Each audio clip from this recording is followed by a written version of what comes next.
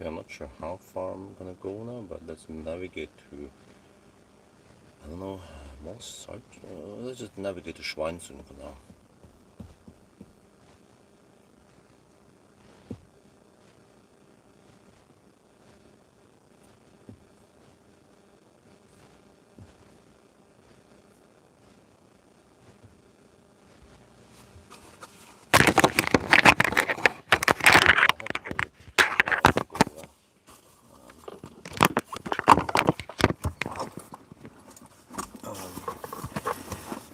Take a thumbnail shot. Also, where's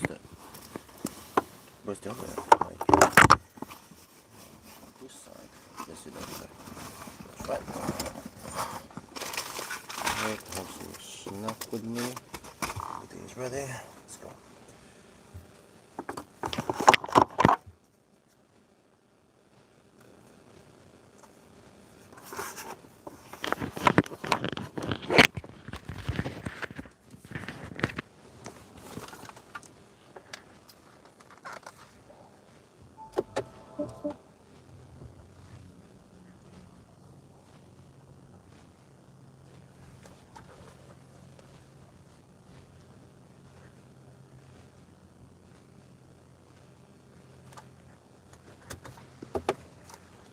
This thing will shut down if I exit.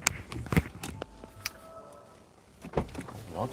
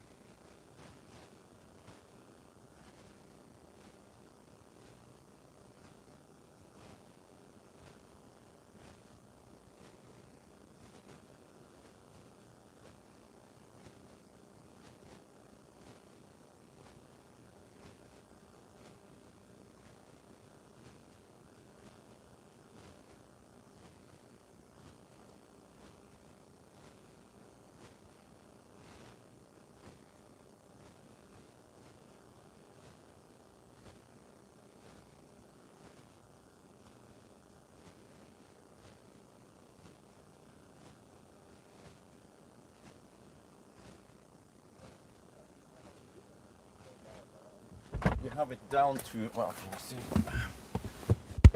34%. But even at 34%, it claims 271. Actually, no, we're gonna try something. Okay, so if we buckle up and then choose. Oh, it is already in max range. Okay. It is on max range. You remember that? Yeah, I didn't leave the car long enough, but look at this. We can still go 270 kilometers supposedly. Okay, we need to start driving, and then we'll see once we are low enough. Yes, I have protection with me. 2 times EcoFlow. It is now 9 in the evening and we're gonna resume. So if you look here, we have it in max range again. Yes, okay.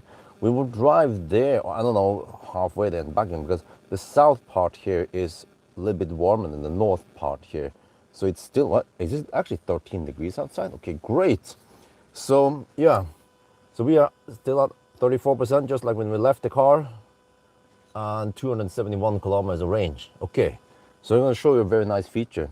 Before we start driving, you can either use this button here, they call it the EU button, okay, or it only disables the sound, the speed limit warning, but you can also do this reduce warning. Click once, done, D-U-N. We click here, you can see what it will disable. A bunch of annoying stuff. Yeah, okay. Anyway, let's go.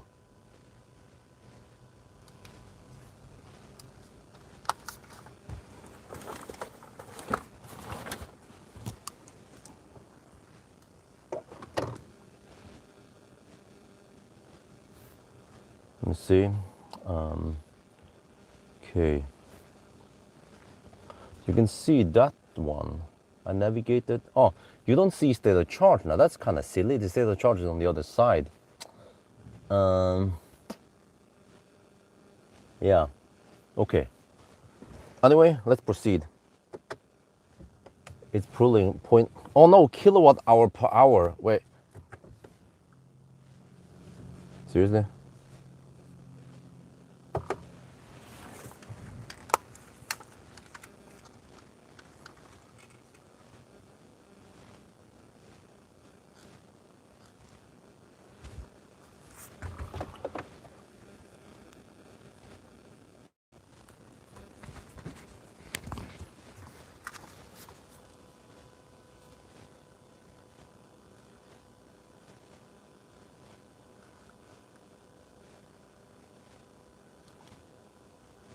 Wait a minute, I just noticed something.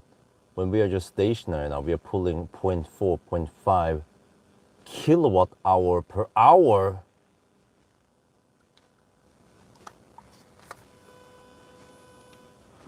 Man, the German cars. The same shit in Mercedes and Volkswagen also. Man.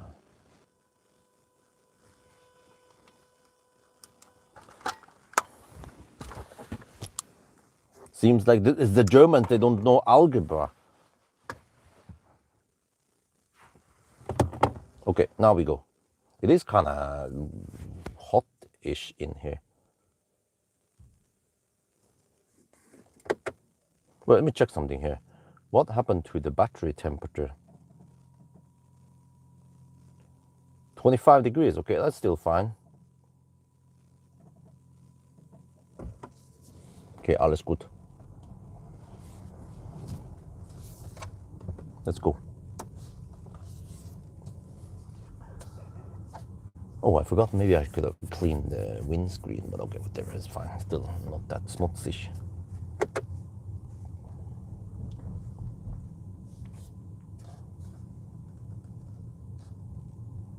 Okay, so as usual, we need to rush over to the WinXP area first, make a thumbnail, and then we proceed.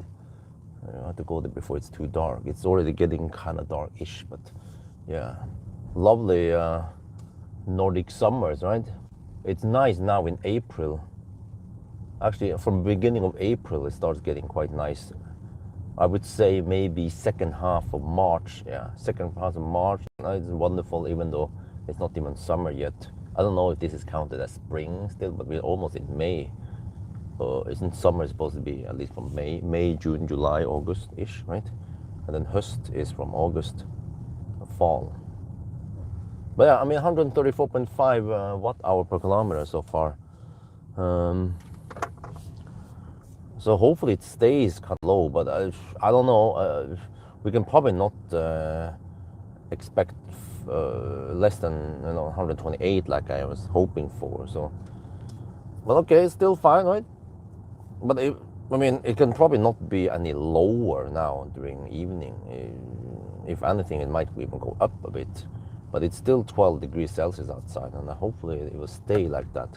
Actually, it should be 12 degrees in Oslo right now. We'll see if we can get there fast enough, right? Well, that means hovering on the 80 zones. I've actually been going lots on 80 zones today, not too much 60, 70 zones. So relatively quick loop. If I went, for example, Kongsvinger, that is a quite slow route with lots of 60, 70 zones. Huh? 1,000 kilometer challenge, what are you talking about?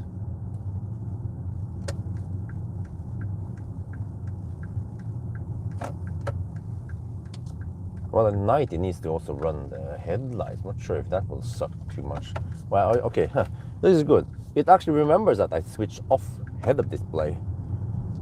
I'm really not missing the head-up display because the panoramic screen is already quite good and quite close to the infotainment. So in a way, you can say that you don't really need the head-up display, but I don't know if the head-up display is bundled with some other stuff. But if you look at Elbilforeningen's test of the iX3, suddenly now tests starts popping up everywhere, iX3.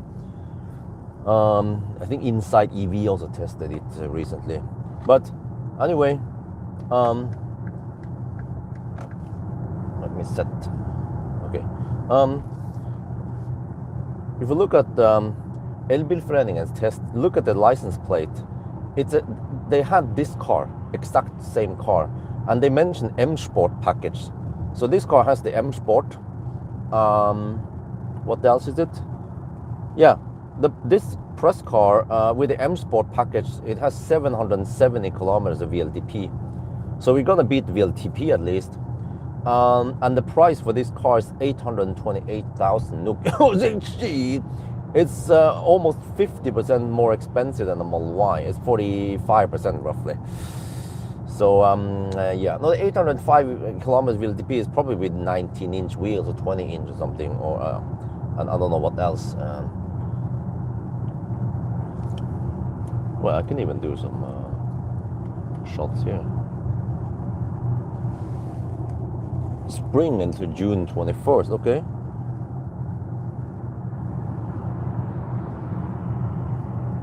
Oh, isn't that the longest day of the year? Yeah, now we can see the dashboard. When it gets kind of dim, then you can see the dashboard.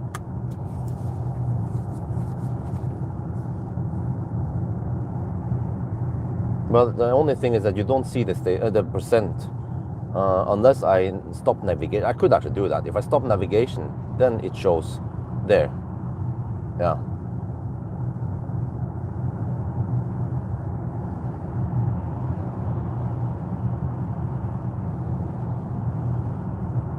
Well, really? Spring until, What?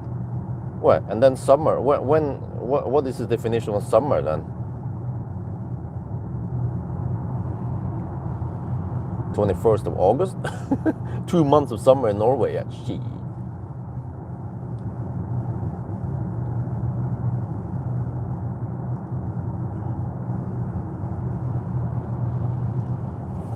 Okay, but now we have headwind. No, we have tailwind and downhill. Okay, eventually we have to face the headwind. But wait. Let me check something here. Usually the wind will calm down in the night. Yep. We will ride on the stronger tailwind and then not face too strong headwind on the way back. Well, that's good. ABC always BMW cheating. Now the battery is 108.6 that I actually measured. Now it's at 25 degrees now, so I don't know what it was when we left, but it was roughly 20. I think it was 27. So the temperature and the battery hasn't dropped much. You can check now if you guys want to see. I forgot that you can also see it. They're 25 degrees now. So that's good for charging later tonight. So fortunately, the kids, Isabel was getting quite sleepy around 20:30, so she passed out. And then I quickly set up. No, I think was it 29 really? It started dropping. I think it was at 27 when I stopped. It kept dropping and dropping a little bit towards the end, but we had 31 at the highest. But it wasn't really that warm, so that was strange. Like when it became colder, it became warmer outside. Then the temperature dropped slightly. Not sure why. Maybe lower consumption, if that makes sense. Yeah. Trip. Okay, so now just gonna take a little detour. Cost me a little bit of time, but it's worth it because I will shoot the thumbnail shot for the 0 mile test before it gets too dark. So I'll have some feel in the background, and I'm doing this something with the hazard lights on and front open. Because if by the time we come back here, it's going to be pitch dark.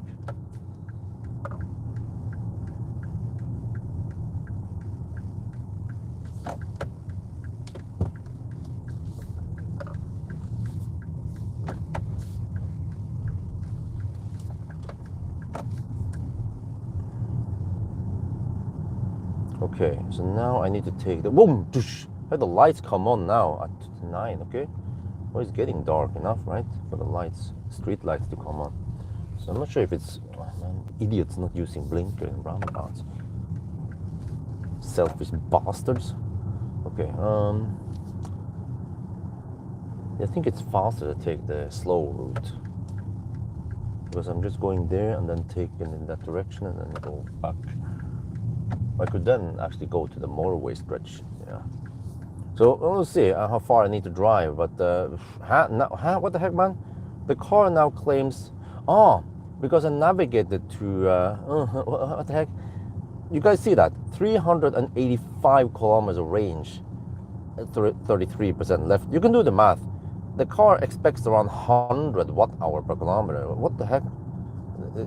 Seriously? It's way too optimistic. There's no way we're gonna spend that low it will more likely be, well, like now 134 maybe, right? So we can do the math based on that. Actually, you can take 33%, 1/3 of 108 kilowatt hour, which should be 36, around 36 kilowatt hour divided by 134 is 300, yeah, a little bit over 300 kilometers. 320 maybe. Wait, really? Dude, that's gonna take 4 hours to drive. Holy macaroni. Dude, I'm gonna be at 0% one at night. Oh, jeez. Okay. So I have an idea. What I'm gonna do? Okay, do the 0 mile test. We kind of need to do that, and then we will charge up just enough so I can arrive at Ayonti with 10%. Or I don't. A little bit below it's fine, but not more than 10%. 8 to 10%, right, at Dal. And then I want to do the 350 kilowatt charging test. I think that's more convenient now, but then I have to find a time to do the 10% with 400 kilowatt charger. But it's useful because if it turns out that I can use 350 kilowatt chargers with okay speed, then I will consider. I have that as an option during 1,000 kilometer challenge. But also, oh, dude, I have solar panel over there at the farm. Man, I want solar panel now. It's like a child seeing candies everywhere. And like, oh, shit, I want it. South-facing wall. Yeah, that's quite smart. Okay, so now if I take it on that side, it will be too much. Let me see. I need to stop here. It will be too much noise, whatever. I'm gonna take it on this direction. Let me see. No, wait. I need to do the hazard light. Okay, I'll be back. This should take it on. Okay, I need to open the front also. The hood for the.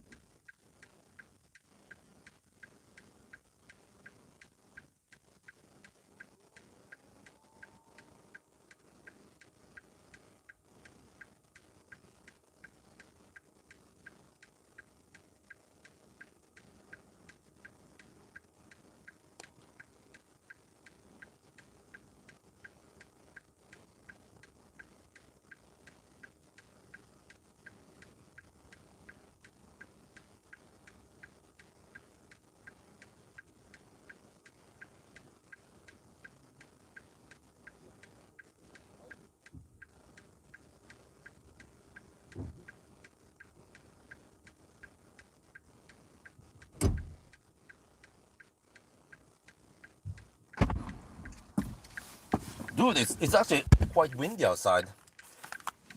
Oh man, now I have to start everything again.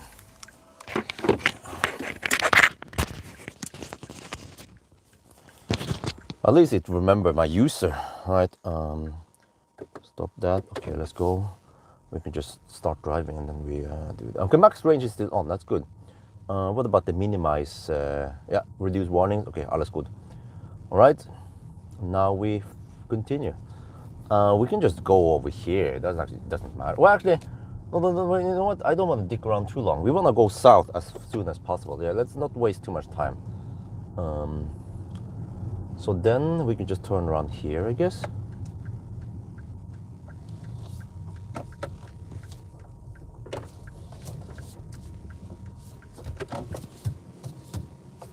Because I actually want to head south and ride on the tailwind as long as possible before the wind settles. Yeah, that's basically it. We want to ride on the strong tailwind as long as possible.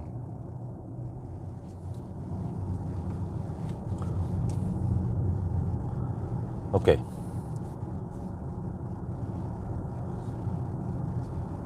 I wonder if I can customize it. Let's see if I go to the display and then. Dude, can you guys tell me?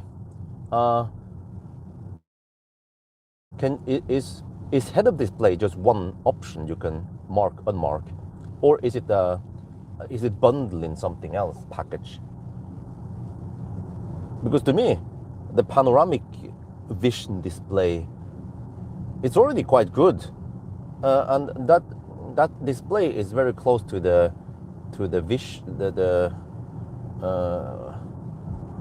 whatever you see in front anyway.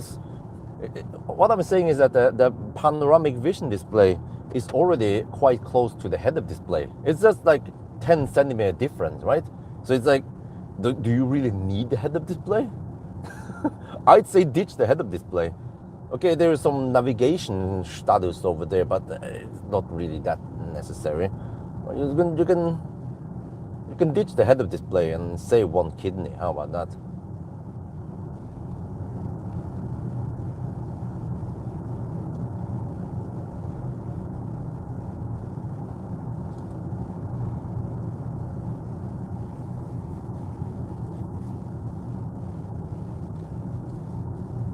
Okay, we don't really have 380 kilometers. It's way too optimistic.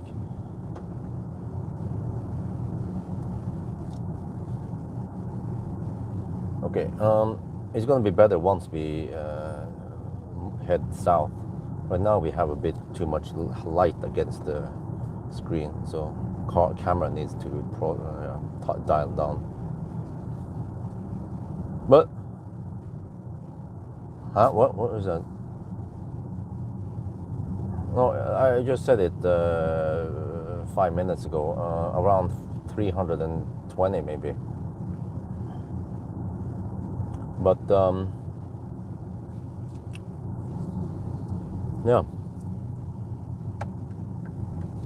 So actually, many people they like this car. I read some of the reviews.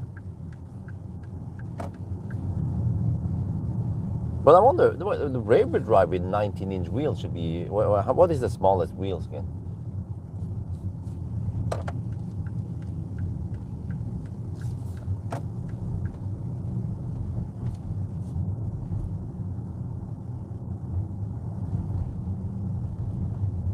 There's a rear drive, but I wonder if then suddenly you get a smaller battery. It's called the drive, the 40, the rear eDrive 40, I think it's called, yeah, or 40. It's kind of, is this actually called 50 xDrive? I thought it was called xDrive 50. Like in the old, I mean the older, the iX is called xDrive, and I think all the other cars, they are called number and then eDrive or xDrive, right? eDrive for rear-wheel drive and xDrive for all-wheel drive.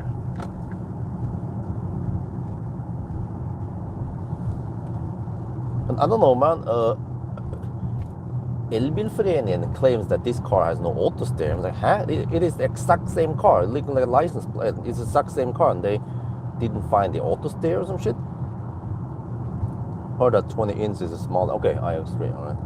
But I mean, do you guys know? Can we? I could do a Google search maybe. Can you? Is the head-up display only one option? I'll try to switch it on now. There.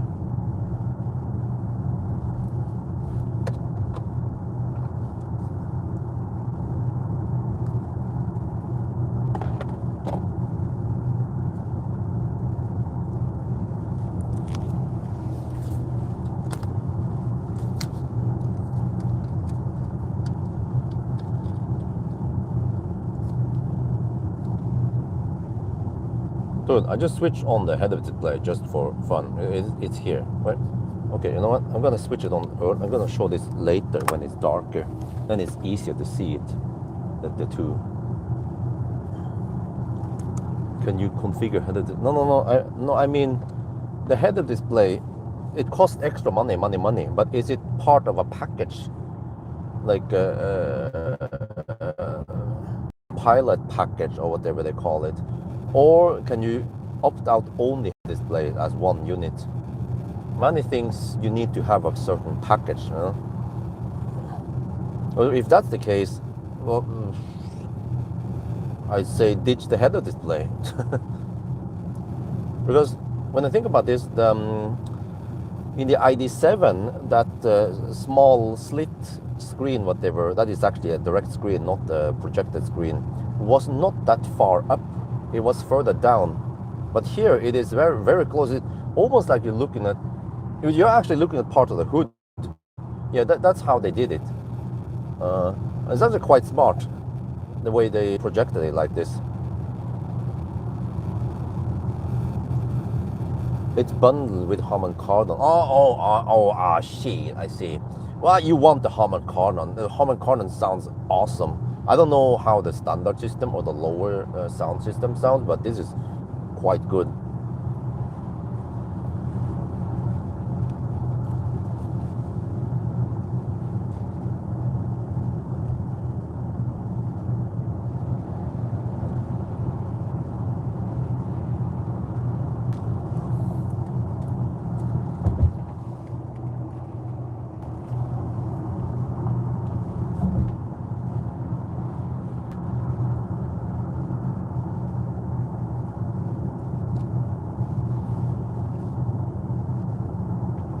Well, the consumption should drop now, right? 134, okay.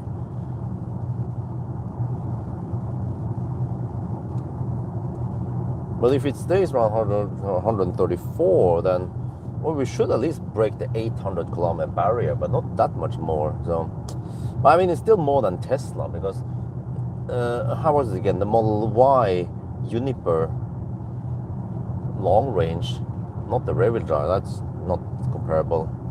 But the Juniper, yeah, that was with the bigger battery. Didn't go that far, right? 600 something. How was it?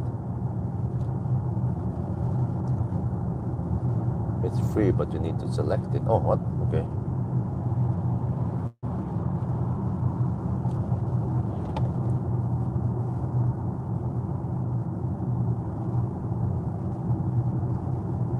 Yeah, well, I think a Juniper went around 650, 660 kilometers. And it was even colder. And here we can go 800. But it's like the 21-inch wheels. So if you had 20-inch, it would probably be a little bit better. I'm not sure how much. If you can shave off 10 watt-hour per kilometer, that would be quite huge, actually.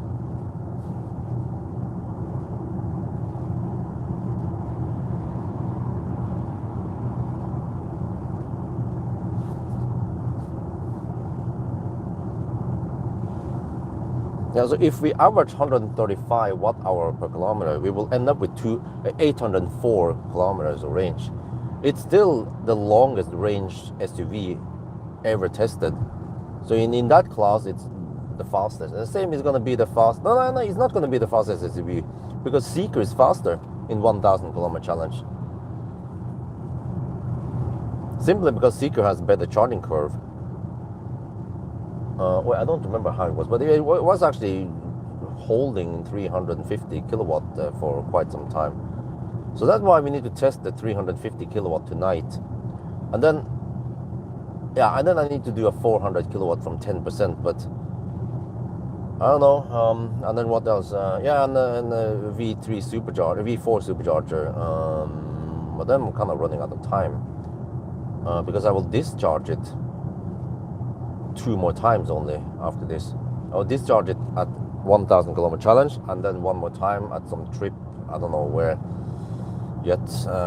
Yale or somewhere. I don't know. I guess Yale because it's a German car, right? People, yeah, Yale, yeah. So, what the heck, man? That's Blue Harry. The kind of it's a 1 series Tesla, BMW. According to BMW, 21-inch Aero consumes 8 watt-hour per kilometer higher than 20. Okay. So 20-inch would have been better then. But, you know, I can't pick the rims. And, well, I mean, I still wonder why the car importers go with the big wheels. Because smaller wheels, better for consumption, better for range, better for comfort, better for noise, you know. Especially with this car, which is kind of blunt on the it's quite direct and like Tesla-like suspension setup. and it has no CDC dampers, so the 20-inch would be slightly better for comfort. Head-up display was listed as €0 when you select it. You need to get a few add-ons like Harman Kardon. Okay, it's actually kind of silly why you need to, like, what does the Harman Kardon sound system have anything to do with the head-up display? Are they connected anyway? I can understand if, for example, in order to get a certain type of, I mean, like, in order to get massage seat or ventilation, you need a certain type of seat. Okay, that makes sense, right? But two completely unrelated things like head-up display and Harman Kardon sound system shouldn't have to be connected together. That's just one silly. It is so common for car manufacturers to do that shit in configurator, and it makes it complicated when you're trying to spec up a car and you be like, you click on something. Oh, I want this, and then it's like a big pop-up. In order to get that, you need to add this, and then remove that. I'm like, wait, what am I keeping up now suddenly? You know, so it means that whatever you chose earlier, no, you cannot get that.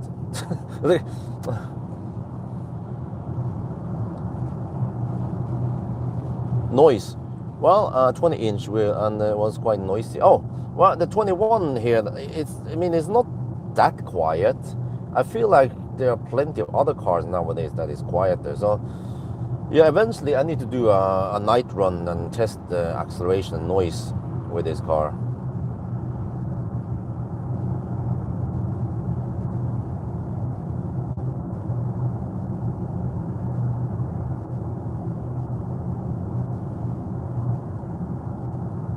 Yeah, similar to the unit. Eventually I'm gonna measure it.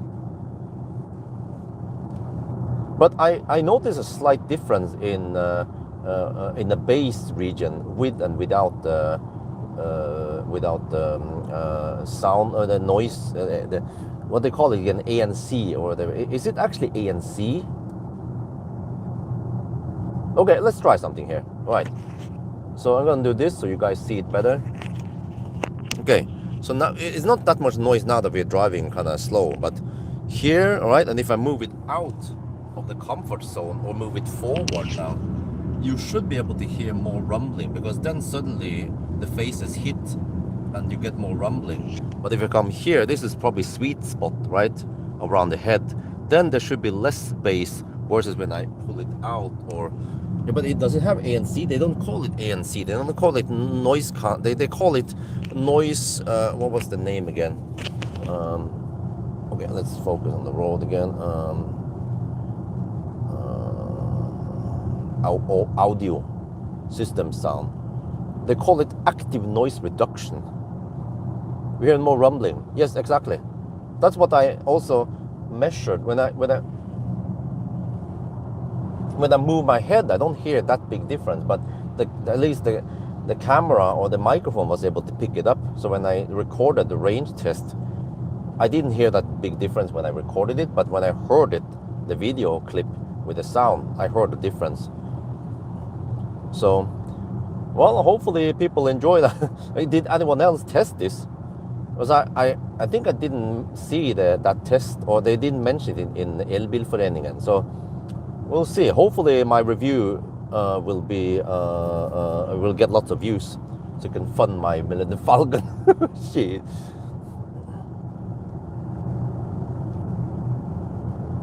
Autogefühl. Okay, 2020. Okay. Well, he probably had access to more cars in Deutschland, but here is like I'm lucky to just get this car fairly early, right? I don't know when did the other guys test the car. I feel like I'm late to the game with this.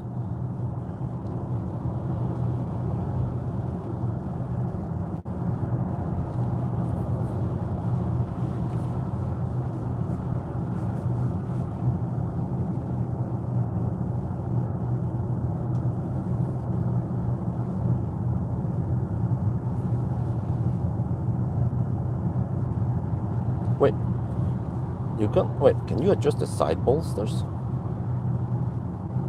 Press reviews were in general. What kind of review is that? It's just a press drive, right? Not the thorough review. Not like 1 week test drive yet.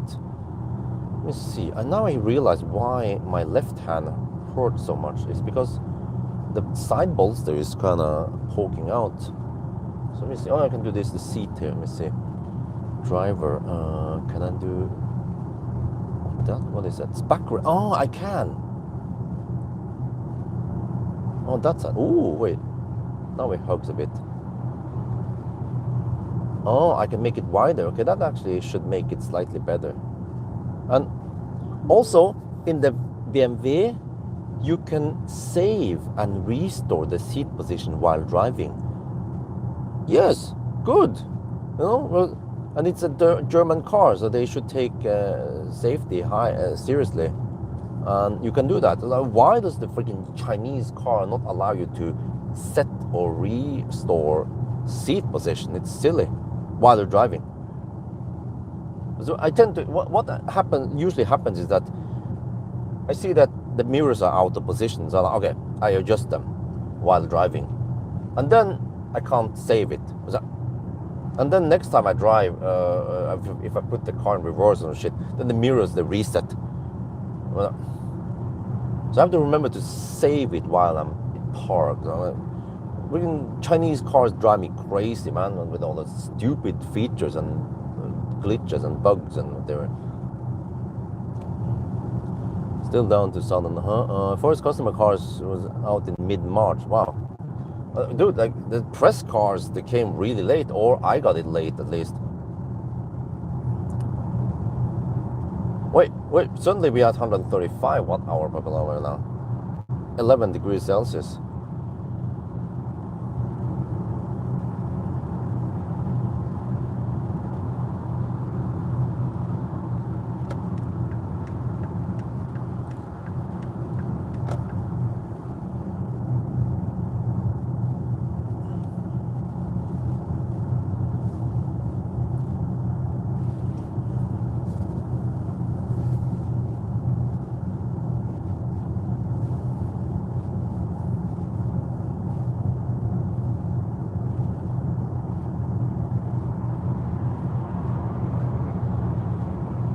Yeah, well, the press events, BE32981, that was the Mercedes, BE32981. Wow, that is not common Mercedes. Wonder what that is. Is that McLaren? Or what is called again? No, wait, it's not SLS, is it? Man, I'm so bad at exotic fossil cars.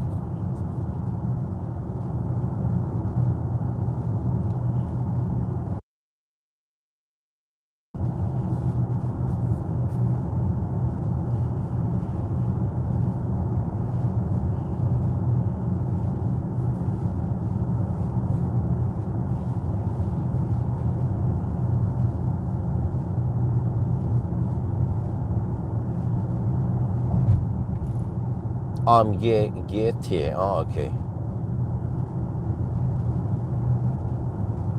It's called AMG, right? Not AMG. And in German here, how do you pronounce it?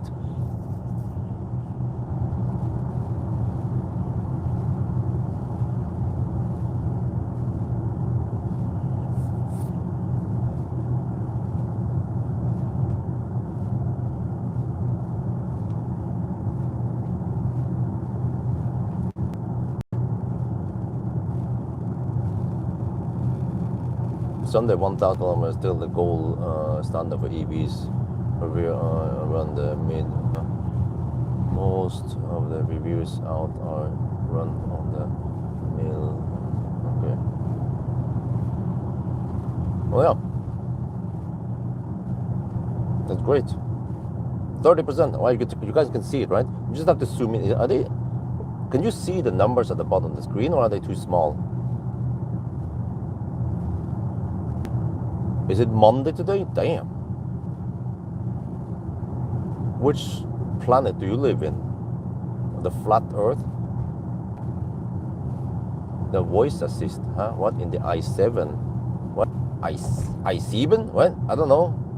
I never use voice assist in any car, man.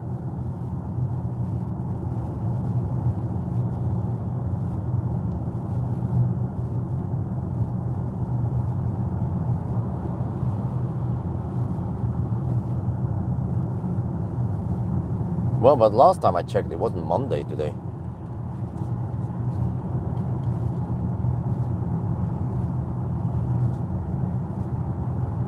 This is for 1,000 kilometer challenge. Wow, thank you very much.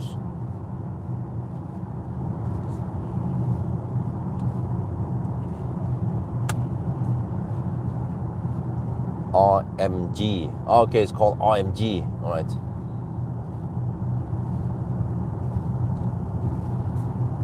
Okay, you can see the numbers. Okay, well, what the heck, man? Freaking taxi driver. Wait, what is that? Is that well, this guy is a lurker. This Tesla. Well, nice sunset, huh? Carva video of i7.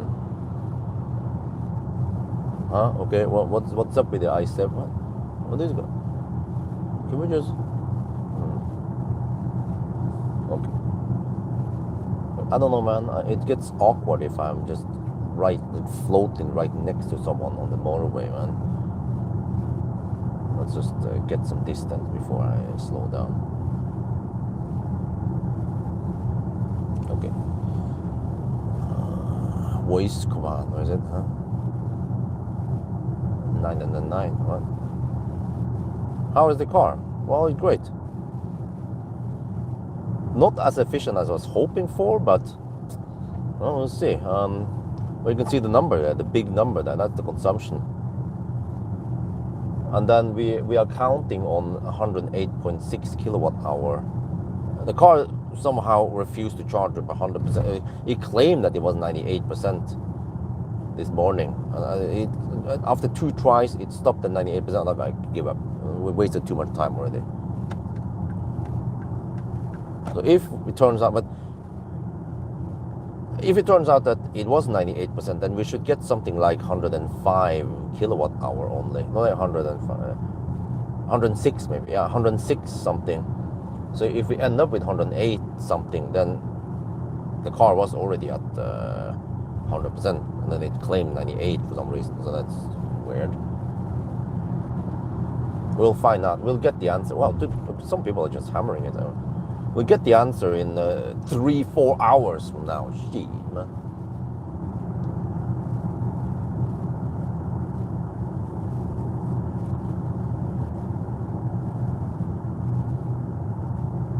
Yeah, nice evening. It's almost 10 now, dude. It's 8:40.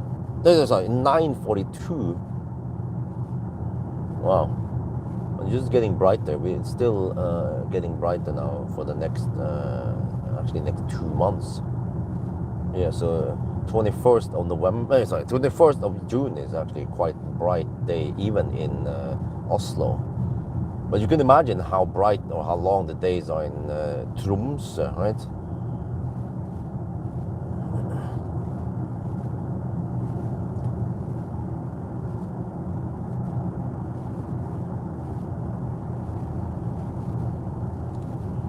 Is it called Kufstein? Or Kufstein? It's Kufstein, right?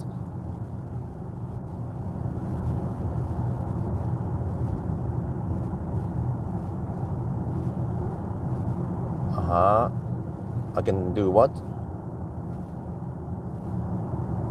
How many days is the longest day? Well, it's only 1 day.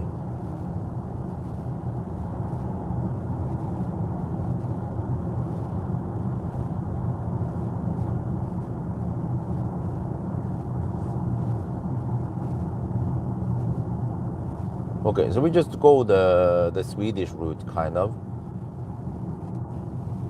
No, you cannot turn off the panel.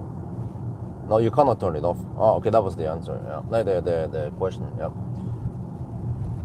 because it needs it for the driver thing. But unfortunately, you cannot turn.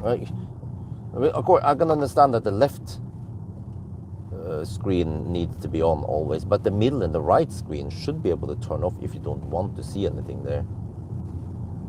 But no, it needs to always be on, showing something there. Oh, there's no Baustelle here, is it?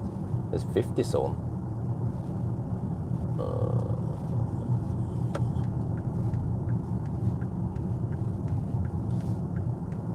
Oh wait, it's 60. Okay, no, it's 60. It's fine.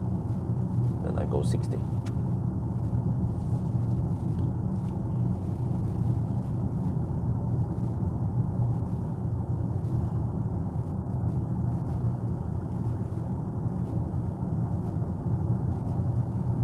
Tromsø. Okay. Above the Arctic Circle, then the sun doesn't set for a while. But during winter, it's also quite depressing because then the sun won't rise at all. Dude, like, what if you have solar in Tromsø? Nobody gets solar in Tromsø, right? Because think about this. During summer, the electricity is dirt cheap, right? But during winter, it might be expensive, or is it in the north? So when you have expensive electricity, then no sun for you. Come back 6 months. Yeah, gee.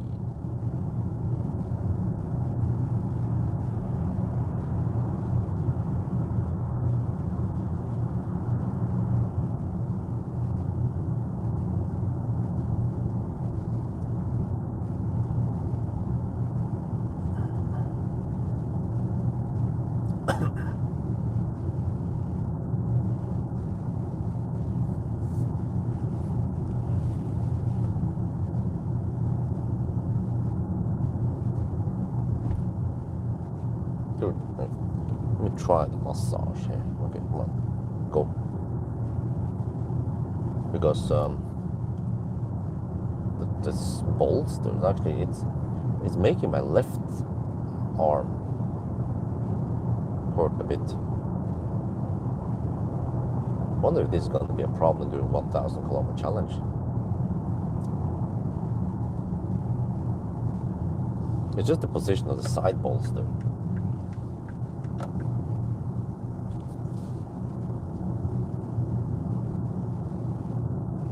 Go. Why the heck is it phantom braking now? What the heck? It's not a Chinese car. Come on, go.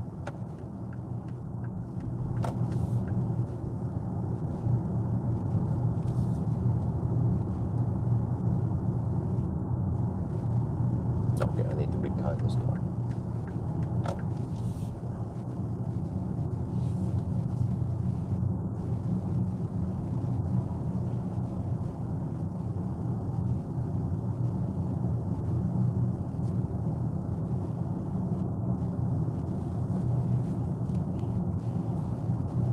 Can't do a Sunday drive on a Thursday.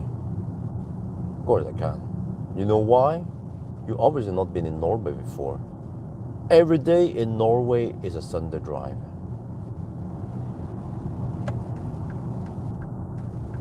Once you start driving here and you observe how people drive, then you understand what I mean.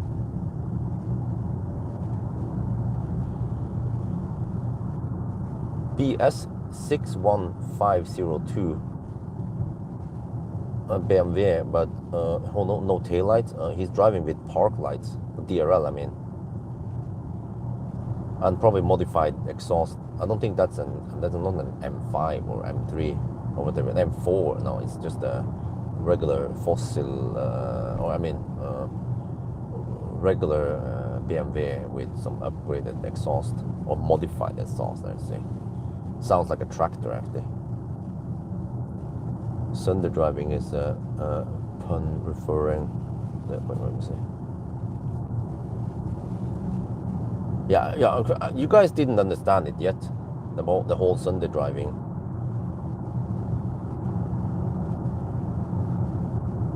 I could call it eco run or some shit, but it's like whatever. It's like 0 mile test. We don't use mile, but mile is shorter than saying 0 kilometer test or run until the car die test. So just make some short names for things. But the 1,000 kilometer challenge though is long.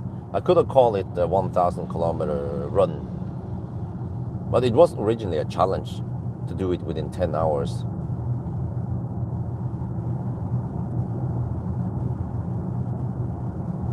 Well, no, it's not 0% test. Well, it depends how you define 0%. Oh, there was an animal there by the road. Holy shit, man! I was trying to find out what the heck it was. It was a deer. What, dude? There are no fences here. They can just roam around. Man, that could be fatal for the deer.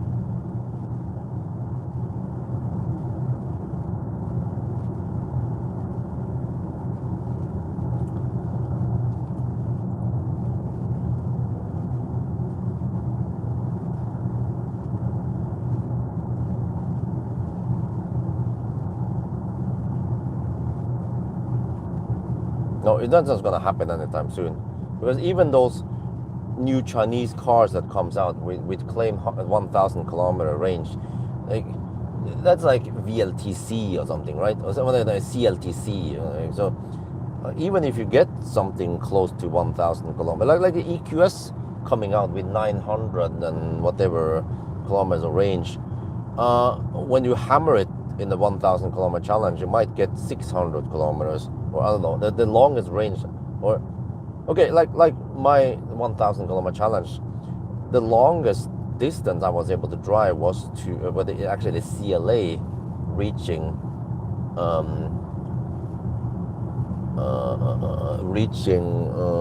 Falkenberg. I think that's roughly 400 kilometers into the challenge.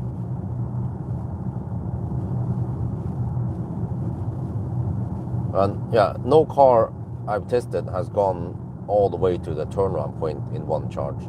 They always need to bail out after around 300, 400 kilometers.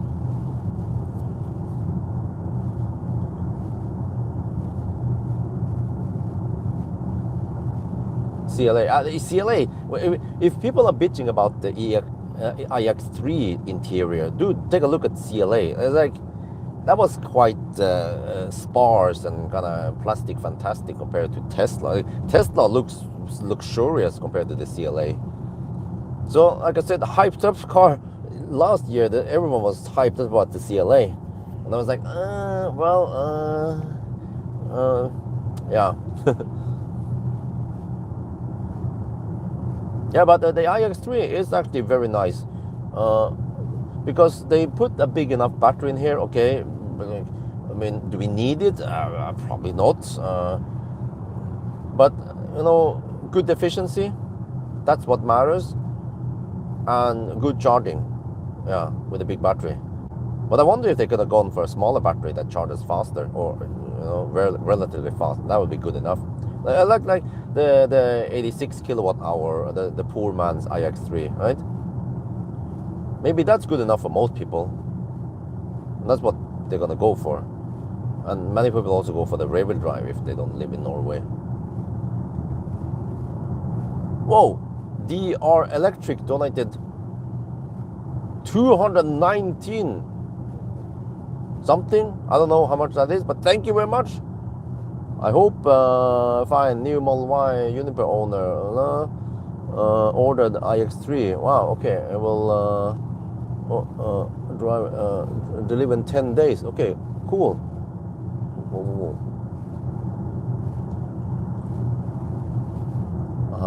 Compare these two cars. Well, they are actually quite similar. I mean, how do I say? I haven't tested the space here yet, but I mean, the Uniper is already a damn good car in many ways. But it kind of lacks some of the stocks. Yeah, a little bit bummer there. And also, equipment. Here you can get head-up display and all that goodies that you can't get that in Tesla. But Tesla then has really good infotainment. You know, and efficiency, it's one notch better than this car. But actually, that was with the smaller wheels, right? So maybe with the 20-inch, then it would be better here. Then it could be on par with Uniper. No, I haven't tested Banana Box yet, but I mean, it's not insanely good space here. The length is okay, but not like wow. I mean, it's roughly the same as the EV4. So I feel like actually the Model Y is more spacious. But I have to compare them directly eventually. I haven't had time to do that. I was just focused on the driving test first.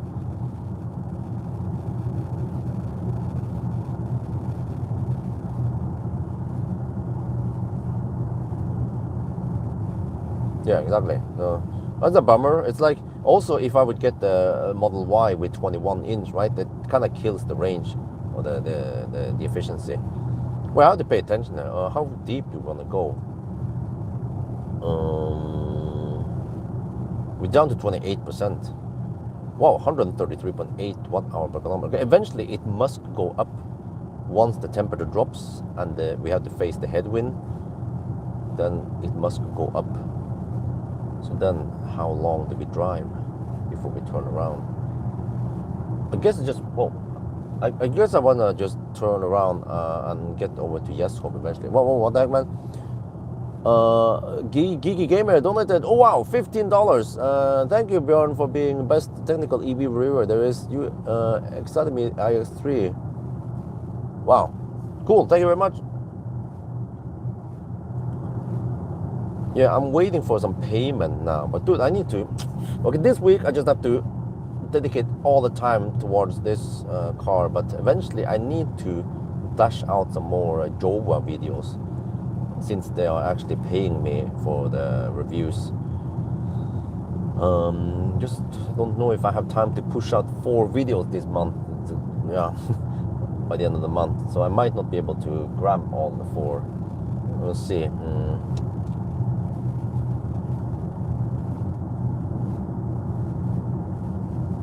I could do a quick one, or 1 or 2 quick ones at least. And of course, also 1st of May, I will be sending out the bills to people for the free supercharging, or the free-ish, the low, what they call it, what the free supercharging they are consuming for low price. Yeah. But you know, I just learned today that even if you have free supercharging on your Tesla, not all the supercharger sites are free. I'm like, huh? Really? Wait a minute. I thought it was free. No, it's not free anymore. Elon, he can change the rules. He always changes the rules as he pleases.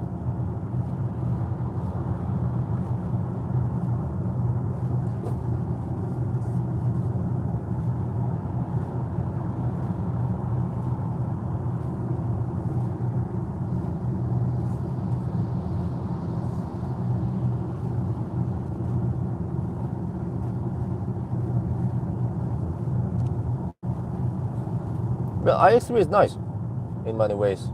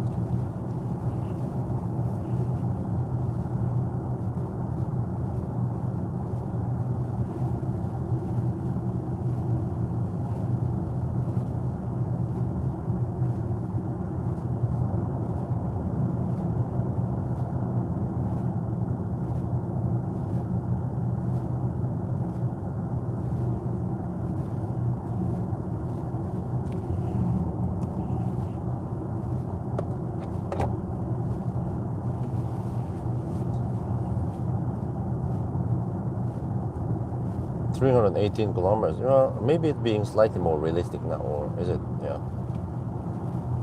I don't like with the iX3. Yes, there are a couple of things. Well, it's but it's more related to that it doesn't link to a key fob. So it's more like an owner thing, or yeah, it's not the big deal once you own the car. It's just for me, but aside from that. Yeah, the haptic buttons on the steering wheel, they're kind of clumsy, but nowhere as bad as the haptic button on the Mercedes. Like, I was struggling to swipe to change to the different trip meters and shit. Like, seriously.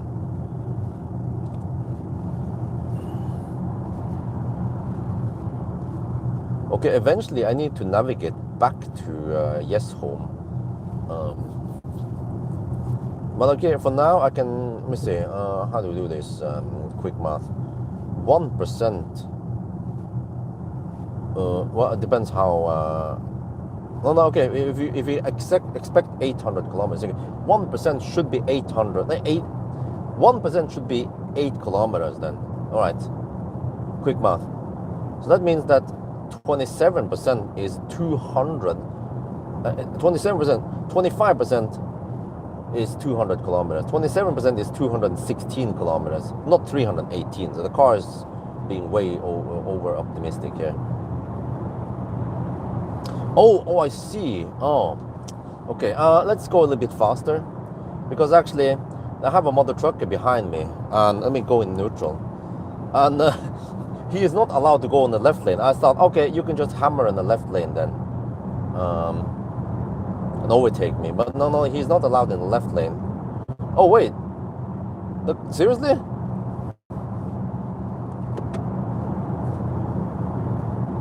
The car limits to 90 kilometers.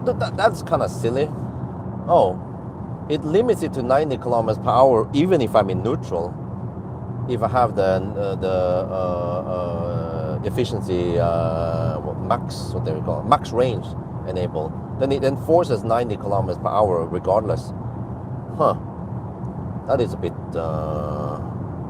Well, you know why? The car knows that it's not super efficient on the aerodynamics, so it doesn't want you to go too far.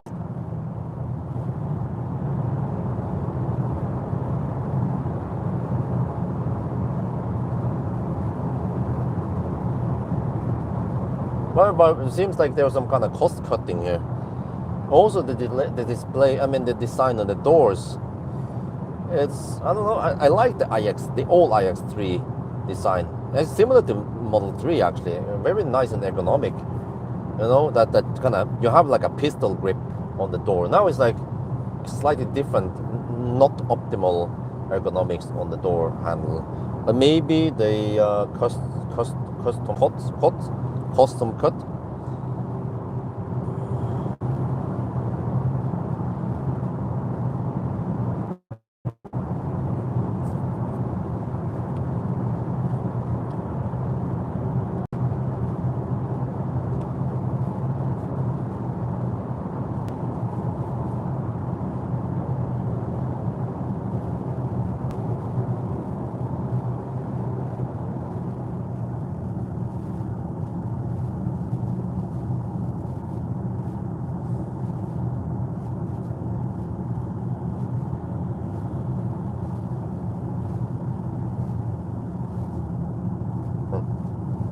Dude, why are you driving so slow, man? Shit, what? Shit, can you go a little bit faster? No? I thought I was the slowest man over here, man.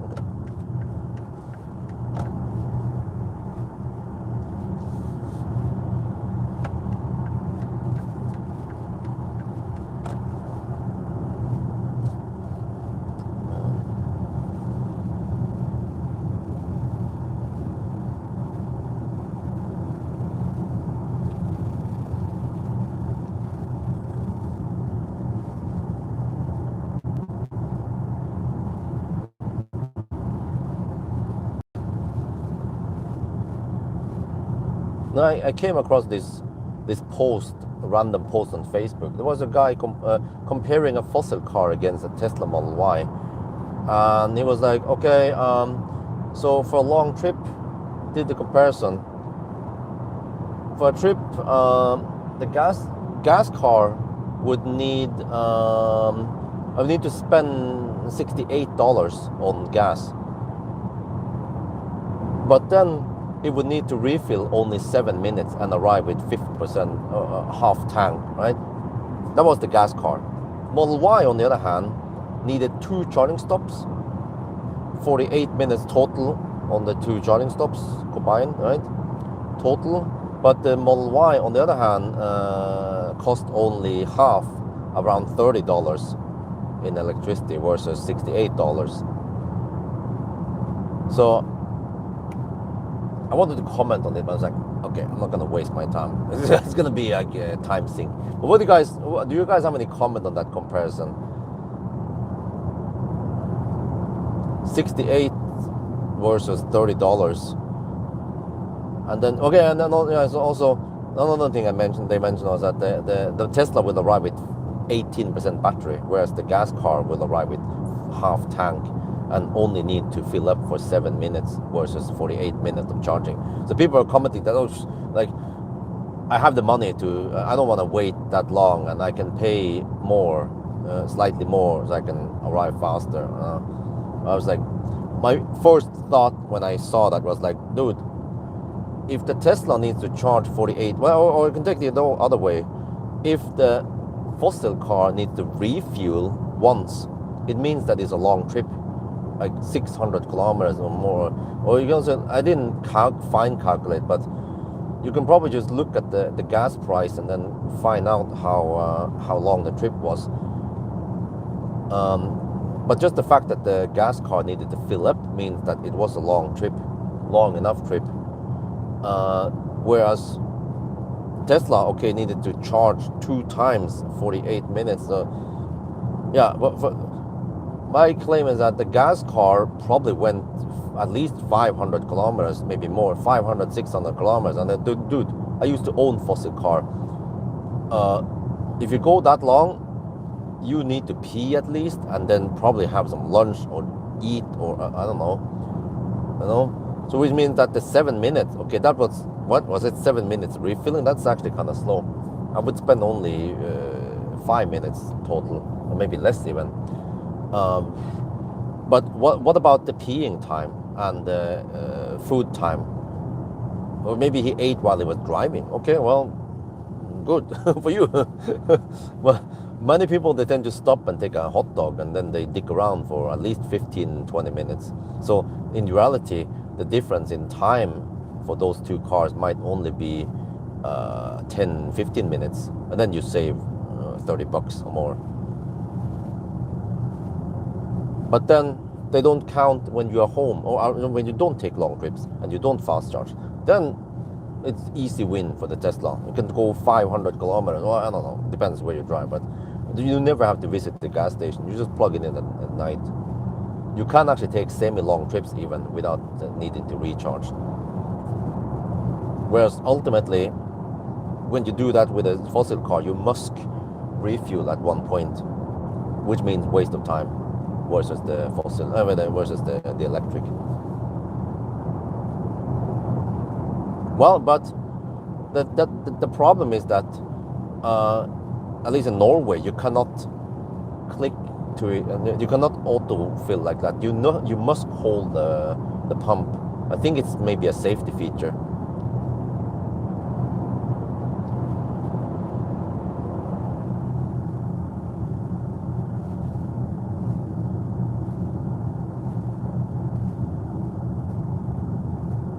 Same in Finland, yeah.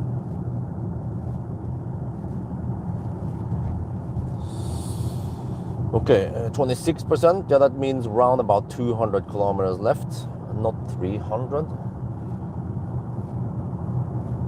So 200 kilometers. Okay, we are roughly 100. Wait, I don't remember right. I think around 100 kilometers away from Jesho. Well, maybe less. So we might have to go all the way to Schweinsson before we turn around. Auto-lock thing on the fuel, okay. Yeah. Probably some safety problems there, or safety, risks.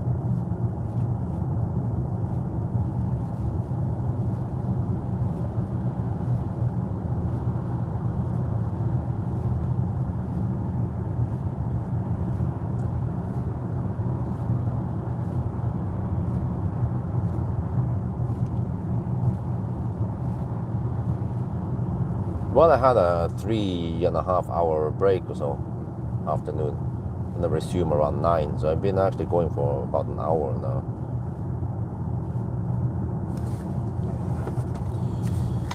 Yeah, long days, but it will hopefully pay off.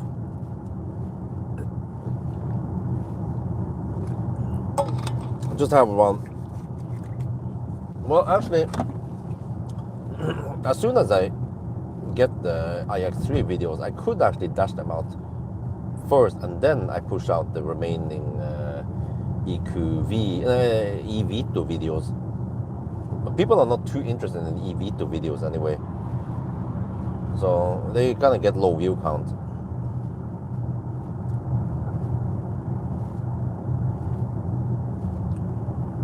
Well, that truck wants to overtake. Let me slow down for him.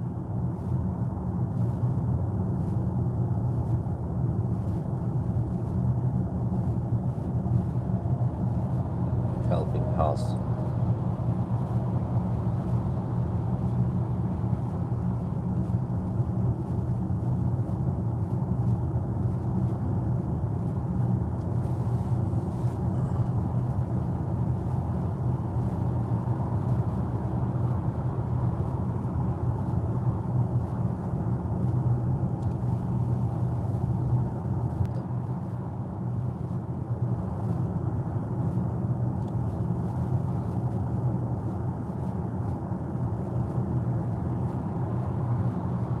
wow, 133 watt-hour per kilometer. We're still riding on the tailwind. I know it's 13 degrees. Yeah, I checked the weather. In the north, like Hamar area, it's colder. But here in the south, it's actually slightly warmer. So the extra few degrees Celsius probably helps. No, it's not going to go 1,000. You can see in the trip meter. You can do the math, right? I don't know. It's getting probably hard to read it. Well, I wonder if I can go lower on the brightness there. But 608 kilometers done so far. And, well, the car claims 300, but it's actually more, 200 is more realistic. So it's gonna hopefully do 800 kilometers, a little bit around there. 800, 810 maybe, 805, we'll see by the end of the challenge or test. 81.2 kilowatt hour now. That means, oh, wait, at 25%?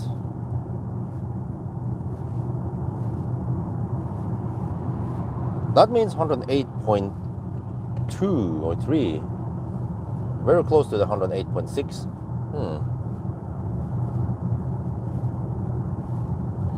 iX3, huh?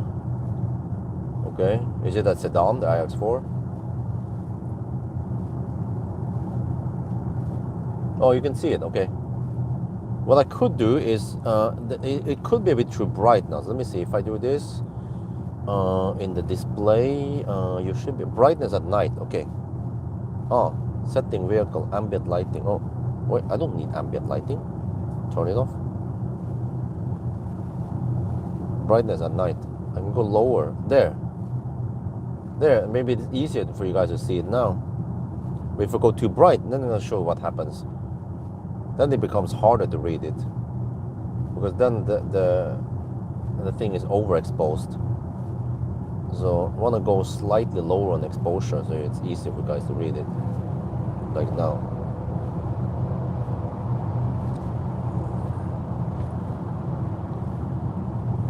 Yeah, headlights are really good here.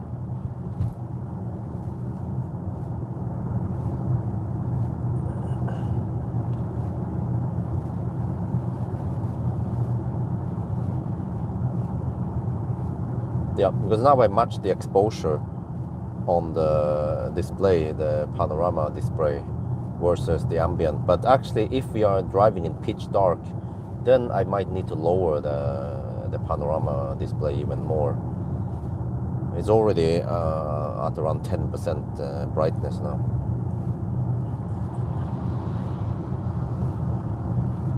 But yeah, 133.1, okay. It's not that cold in here. It's okay temperature. I would say it's maybe around 20 degrees in the cabin. It was heated up slightly during the evening, but the evening sun was quite low or not that strong. So I moved the car in the garage around 7:30 before I took a shower. Due to CD value 0.22 instead of 0.22, will okay.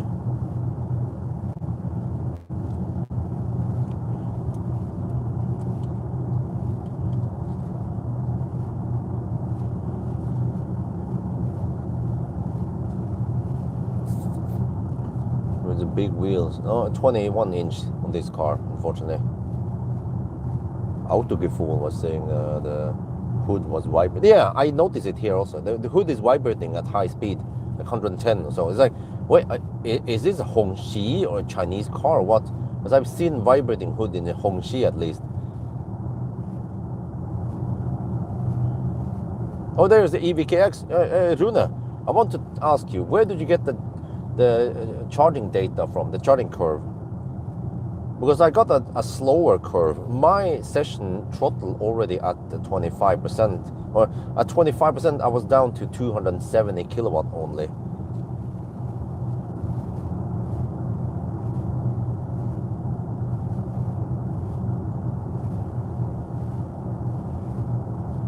German YouTuber. Oh wait, did someone do a test?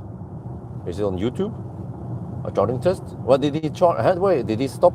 Did he start at 10% or 0%? Because I actually tested from 0%, and I got flat 400 kilowatt or 399 at 0%. But your curve on the AVKX site, it goes from 0 kilowatt and then zoop up to, it's like maybe there's no data, right, from 0%. Hood, they said that they made it thinner to get the highest pedestrian. Oh, want to fix, well, maybe a software update can fix the hood. Here we have Osco again. Man, dude, every time I drive by Osco, I'm like, damn, they have solar on the wall. I like that idea. Solar on the, actually, this is brilliant. Solar on the west wall. In Norway, you have somewhat low angle on the sun in the afternoon, evening. So very good angle then for west and south also. They have wall on the south wall. They also have solar. Good. Like how many kilowatt is this shit? Is it like, do they have 500 kilowatt of solar and some shit? Just massive. But they have a freezer and cooler, chiller in there, and lots of stuff that needs electricity. But I wish they had more info charging, especially over here. Start at 10%. Oh, that makes sense then. It seems like, because mine rapid gated when I started at 0%. And the battery was actually at around 31 degrees. Oh, it's calculated. Okay. But it's actually performing, or it's behaving quite similar to the EQ. No, what's it called again? CLA, because the CLA, if you go deep, then it also rapid gates. But Tesla is probably one of the few cars that, and actually some of the Taycan and what there is called again. I wonder if the e-tron GT didn't rapid gate. But yeah, the CLA and this car of rapid gate, or maybe it works as designed. If you go deep, okay, you get the nice boost from 0% to 10%, but then you take the penalty later. And then by the end of the day, 10 to 80% might take the same time as 0 to 70%, or I don't know, yeah, if that makes any sense.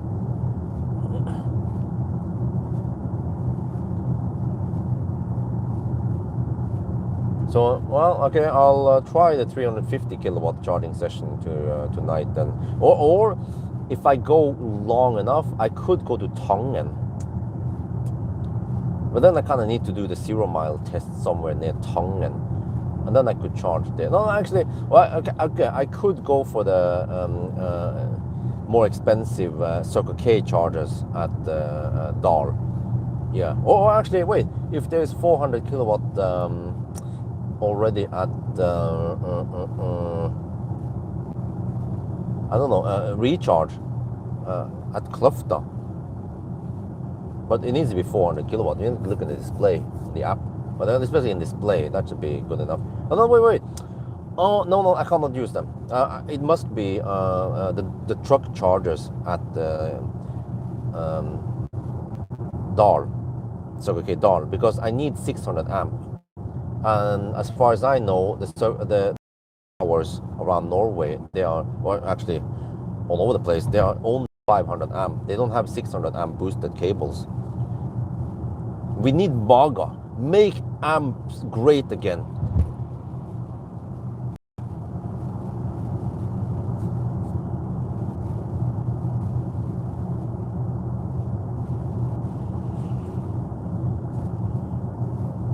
Which manufacturer does the prismatic cells? Oh.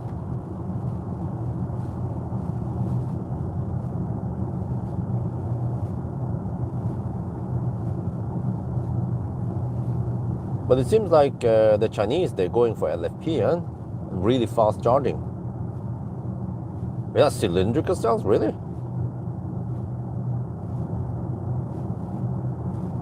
Wait a minute. I just remember something.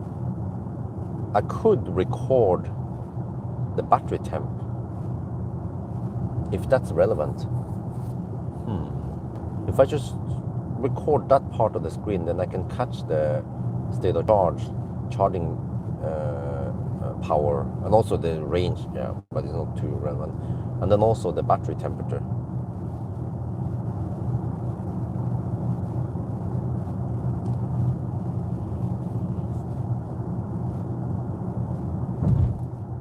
Because I forgot to check, it didn't show it in the screen, it was just showing that fancy animation.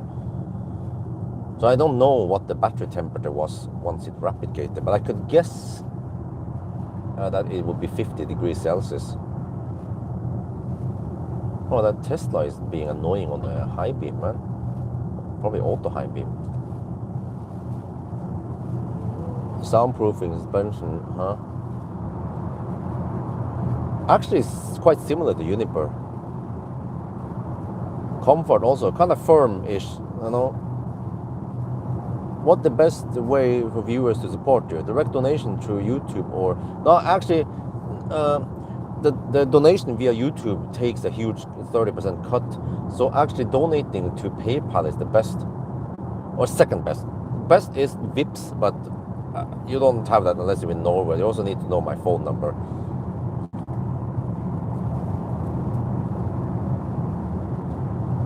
But I mean, yeah, it depends how you donate. Actually, for most cases, I don't take a cut. But it depends how you do it. So PayPal donation is probably the best.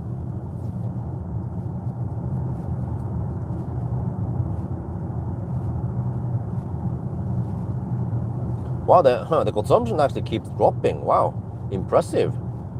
But eventually, it needs to go up once we head back against the headwind. And then it'll be colder also, so then it takes a bigger hit on the way back, right? Or I don't know, we'll see.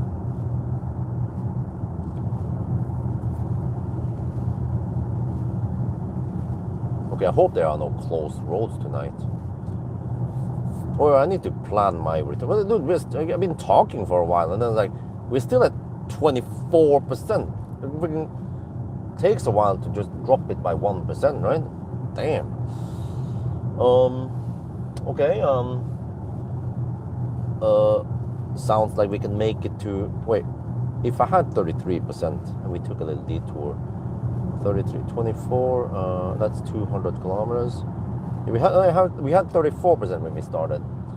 Okay, so 25% plus 9, 8 times 9 is 72. Okay, no, we didn't have 300 kilometers when we started.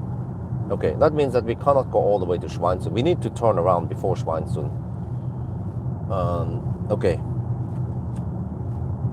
Okay, I need to now navigate to...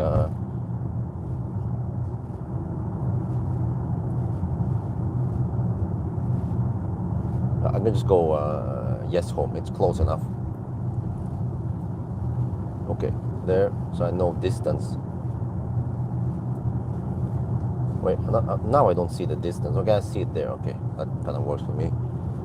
But now you guys don't see the state of charge anymore, so it's kind of silly that it changes. Will you do 0 miles? Yes, that's what I'm going to do after the Sunday drive. So this is going to be a long night, man.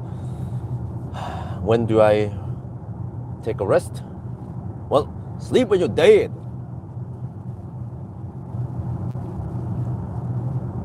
PayPal. Well, you have to go to the main, or you can PayPal to teslabjorn@gmail.com.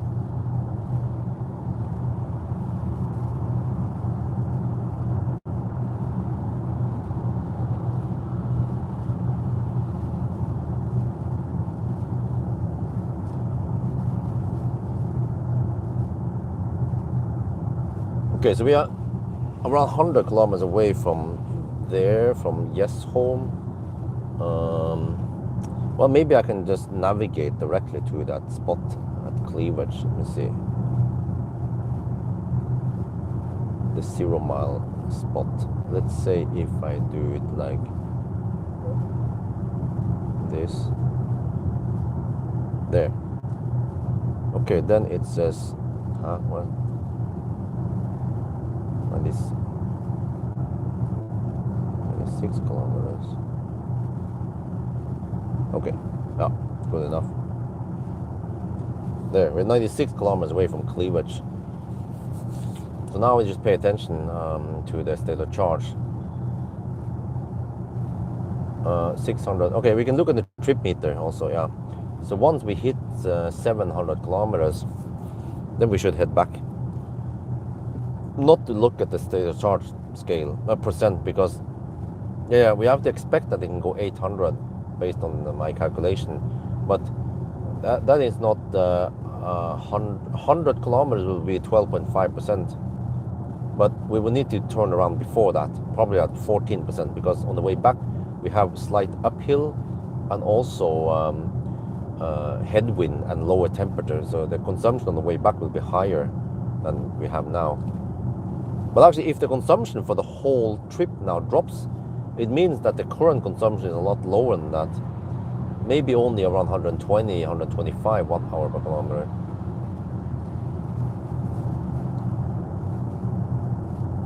Yeah, in the main channel it listed there. I haven't updated this. Maybe I should do that eventually, because the donation, the Streamlabs donation link doesn't work anymore. So I'm like, okay, why do we even care about Streamlabs?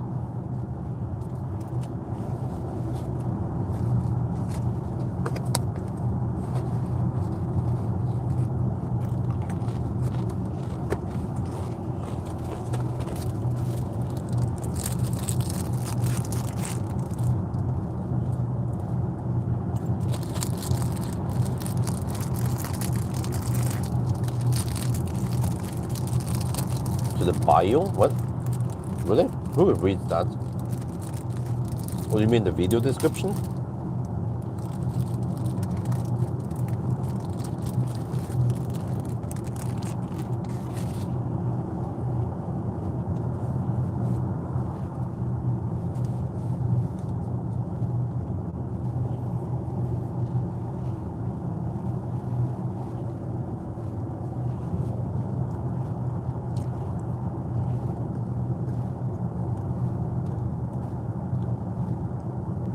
But it's good that he's able to maintain okay consumption even at night now. But it's 8 degrees Celsius here. Oh, it's going to drop, right?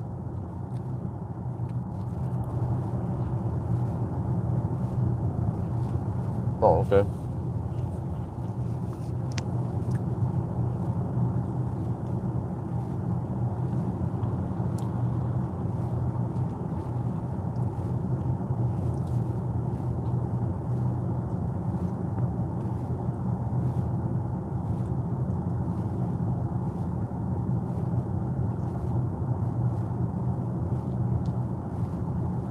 Yeah, that's true. I have the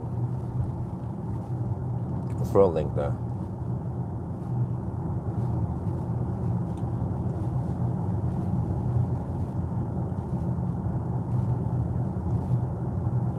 Hans Zimmer? I don't know. I haven't checked.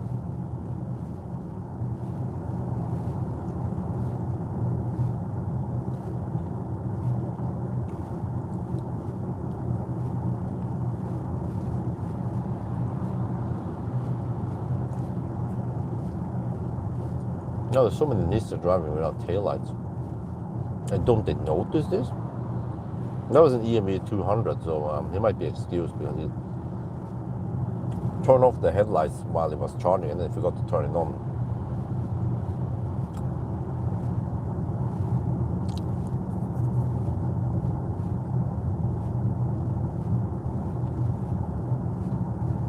Cabin visibility. A-pillars to be extremely massive. Not many cars nowadays, they have quite massive A-pillar, but I think I know what you mean. A-pillars are actually quite massive. They look like a freaking A letter. Yeah, the speaker grill and stuff also blocks extra vision, and plus the A-pillar tends to be a bit thicker at the bottom. Yeah, somewhat limited view there, to be honest.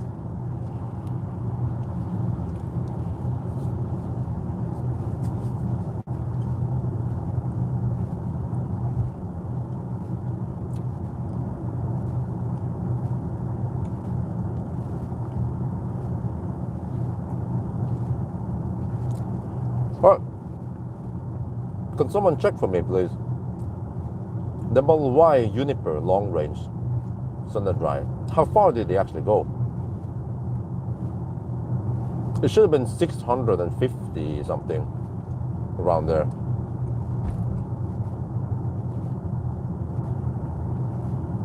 Because you had 634 now, so you're gonna beat the Juniper. Yeah.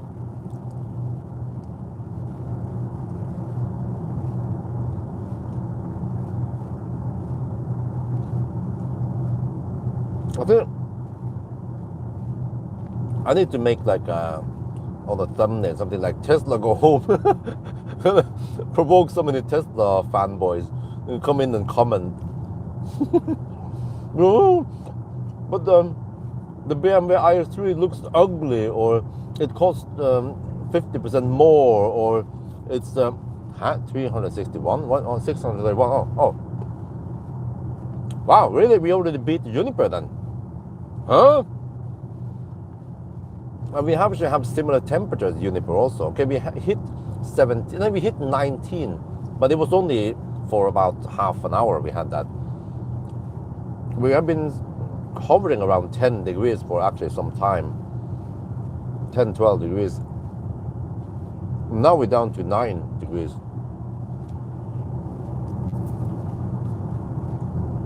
Yeah, 631, I think.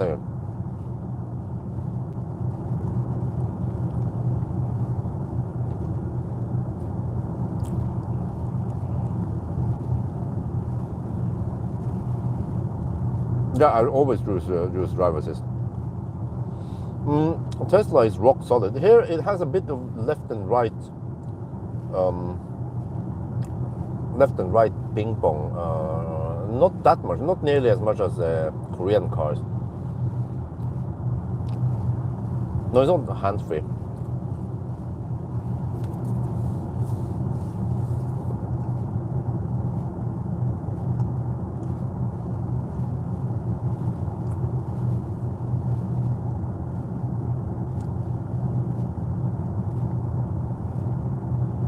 I don't think so. Yeah. Well, I heard about this. You can go completely hands-free at maximum 130 kilometers per hour, but that's not available in Norway.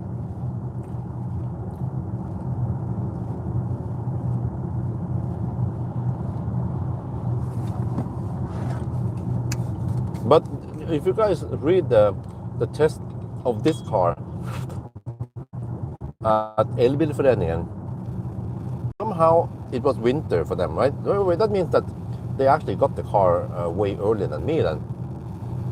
But they didn't hit 400 kilowatts. So, yeah. I don't know. Wait. Oh, maybe it didn't have the 600 amp boost. They hit 320 kilowatt.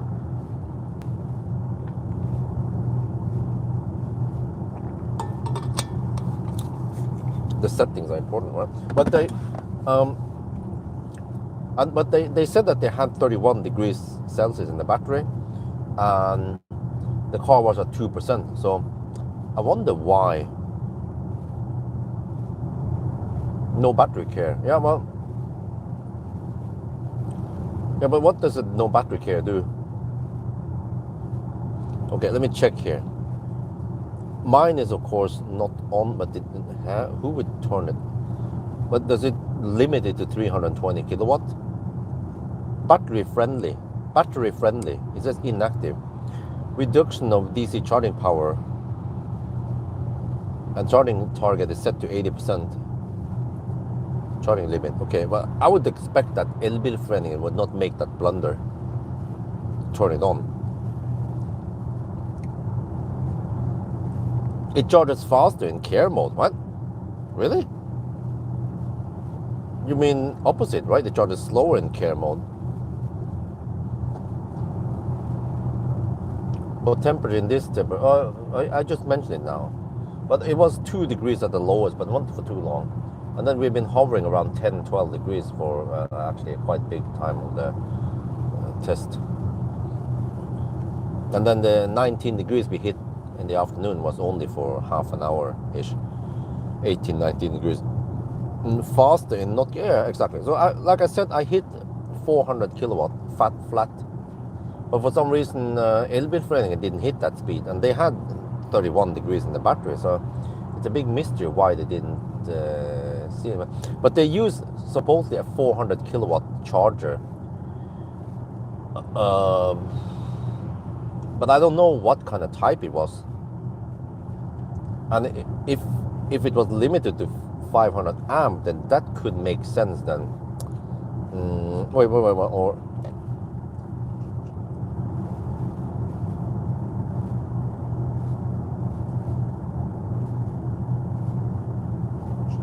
yeah, well then instead of 400 kilowatt, you will be limited to around 320, 30 kilowatt. That's what they got during that test.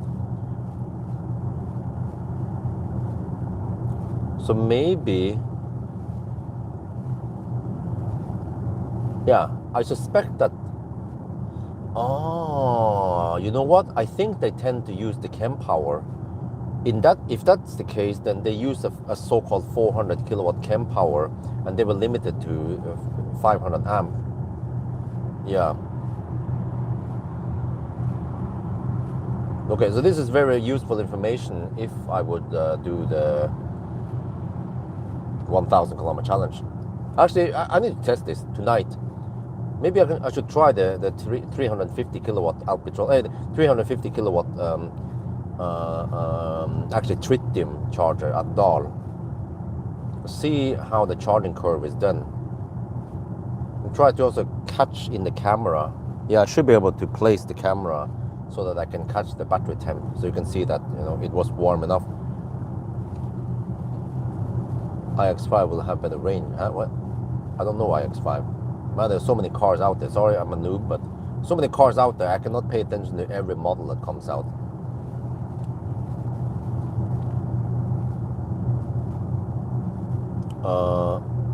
CLA was 732. Wow, very impressive. But that was that the rear wheel drive? Don't remember the CLA.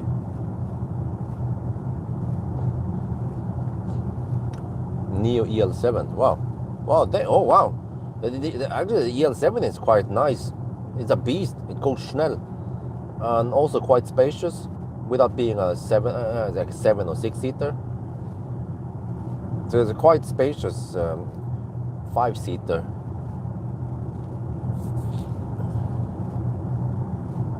Oh, it was all-wheel drive. Okay. Yeah, very impressive with the CLA.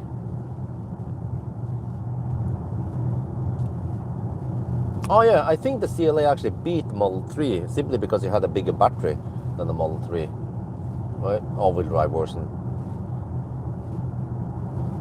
21% now. So you can look at the distance, the trip. We had 644. Once we hit 700, then we should head back.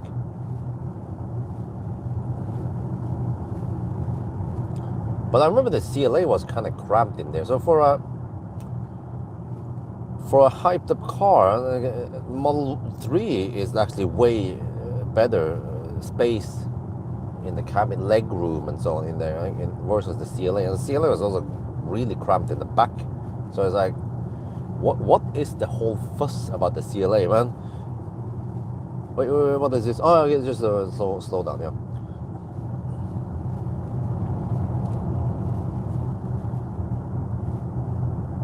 Pocket back seat. Oh, really? Wait, are you talking about CLA or the iX3?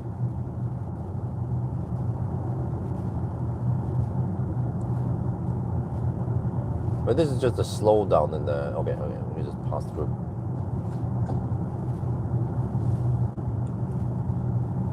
Yeah, it's just a short section with 50 zone. They're working on something there. 9 degrees still. Okay, that's good that it stays kind of high-ish.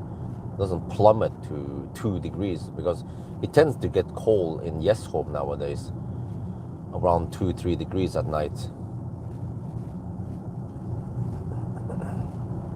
Boy, there's also on the other side. Oh shit, okay. Hopefully it doesn't take. Well, as long as they don't close the main road, then that's fine.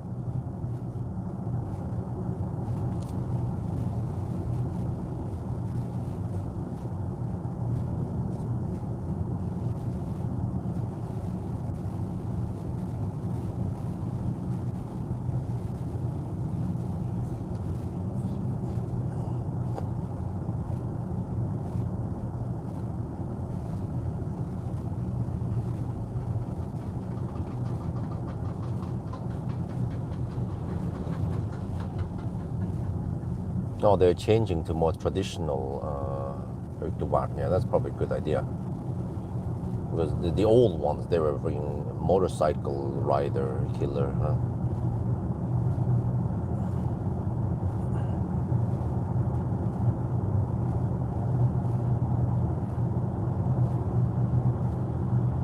MG4.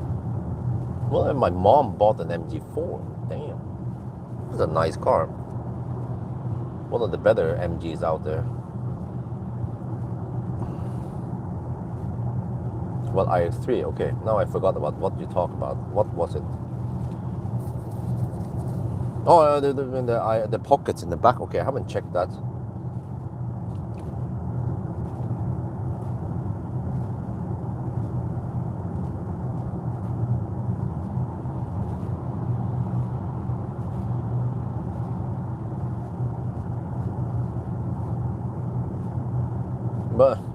But the CLA is cramped. And well, charters faster, yes, but it's just kind of cramped in there. And also the interior is not that nice for a Mercedes. Okay, it has stalks, yeah, but that's pretty much where it ends. I wasn't super impressed with the CLA. I was wondering why the heck people are so obsessed about that car. It's such a big hype.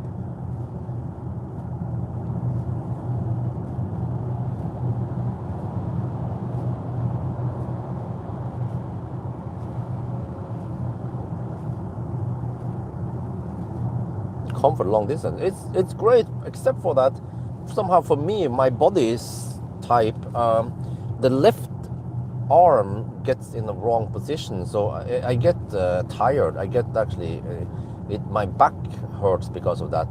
It's actually the side bolts that it's poking at slightly more, because it would be better. I prefer a slightly flatter seat. Yeah, it's just for my body type, I guess. Other people with longer arms, or I don't know, wider body, then no problem.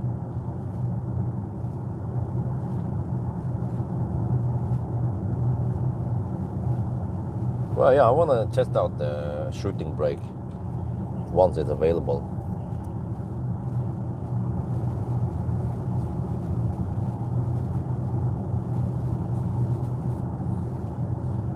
Or is it? So all you're saying it's the poor man Mercedes, but I mean, you can get a better Model Y. I mean, you can get a better Model 3 for the money, right?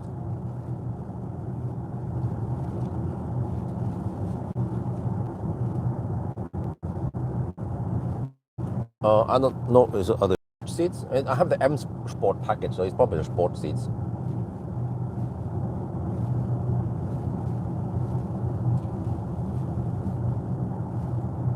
Best in class. Wow.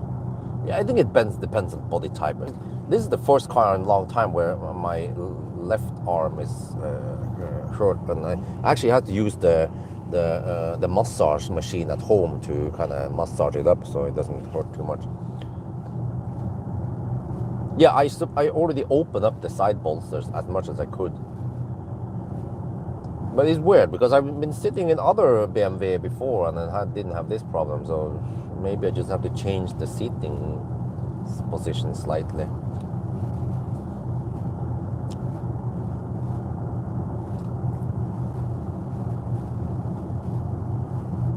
Okay, whatever. But CLA is better than Model 3.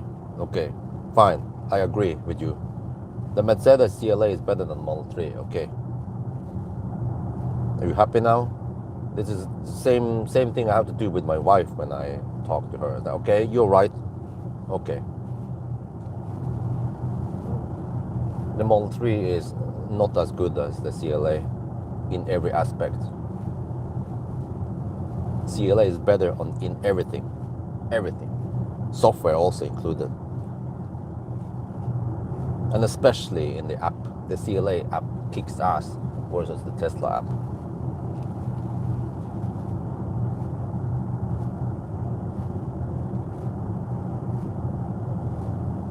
Okay, so now I should turn around in around 50 kilometers with a pillow. That's getting, I don't know, it's probably no big deal. Hopefully I don't get this problem next time I drive it. Because actually when I did the range test, I didn't feel anything. So I don't know what's up with today. Or maybe, you know what, could be that I was just sleeping in a bad position yesterday and then it starts getting worse now. I don't know.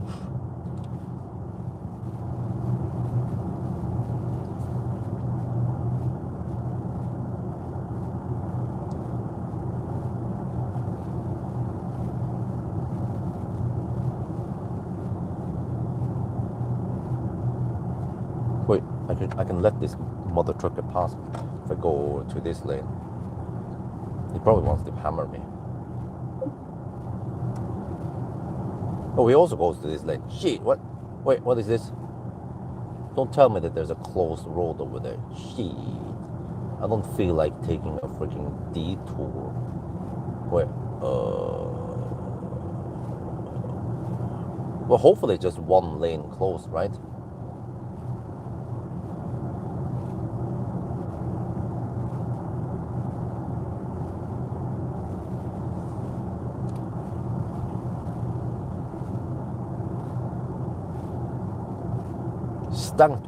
Shit, man. Yeah, oh, okay. They tend to close this. Okay, they do that sometimes. Okay, man, and then I have to take the freaking detour, and then wait, can I turn around here?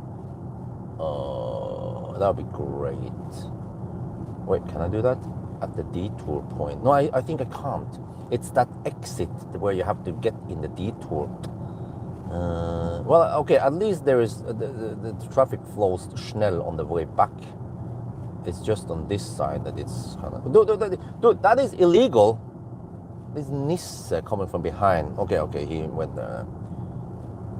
He was gonna hammer in the... You're not allowed to go in the lane where it says there's a red X on it.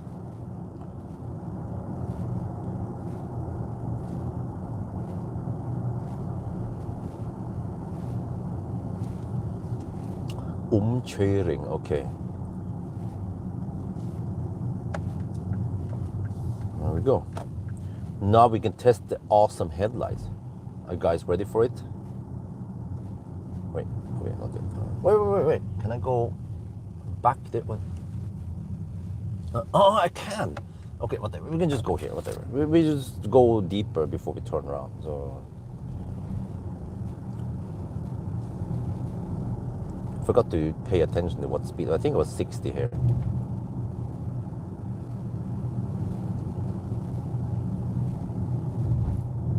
Oh, okay, now it was 80, alright. Look at that shit, man. Do you see that shit? Huh? Do you see this shit? Look at this. Boom, motherfucker! Shit, man. Game over. Holy macaroni, the headlights are good. Okay, now we go.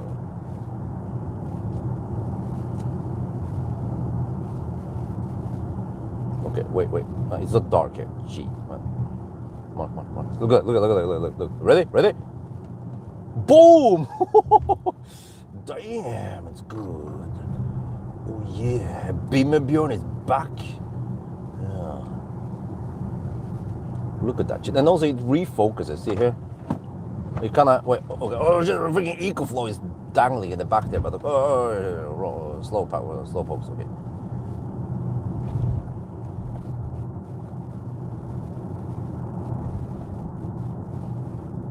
Wait, why are they going so slow, man? It's 80 zone here. Come on, you need to hammer it.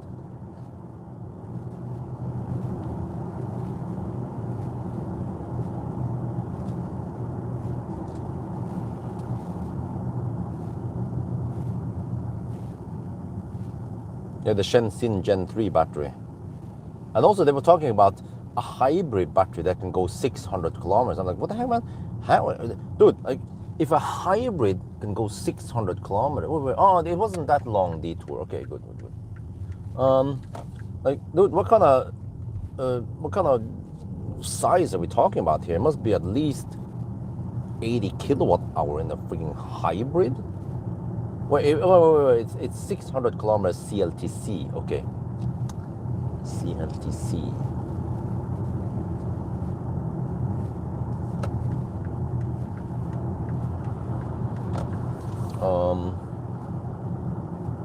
Yeah, maybe 80 kilowatt hour. But I mean, who the heck puts an 80 kilowatt hour battery in a hybrid?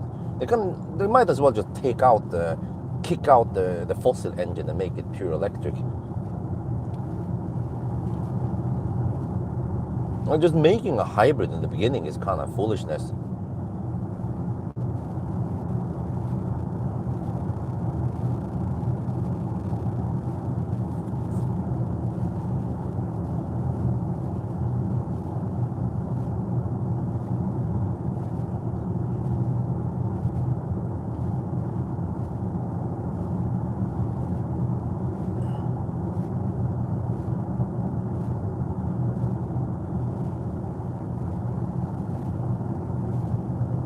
Okay, I'm down to 19% now. Okay, so I should turn around 15%-ish, I think, and trip meter should be around 100 and 700 kilometers.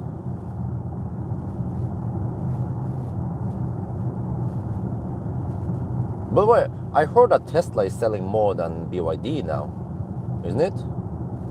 BYD, they lost the leading edge.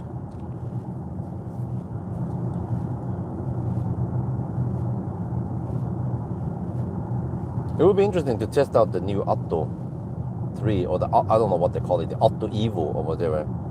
Yeah, on Tuesday I will pick up a car, return this car, and then I actually have to take public transportation from Fornebu.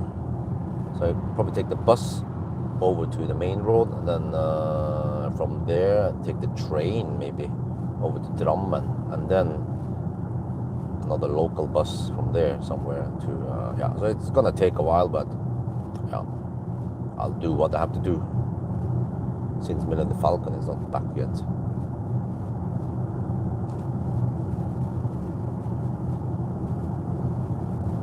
Flash charging, wow, really? But the one I will borrow is 220 kilowatt hour per hour.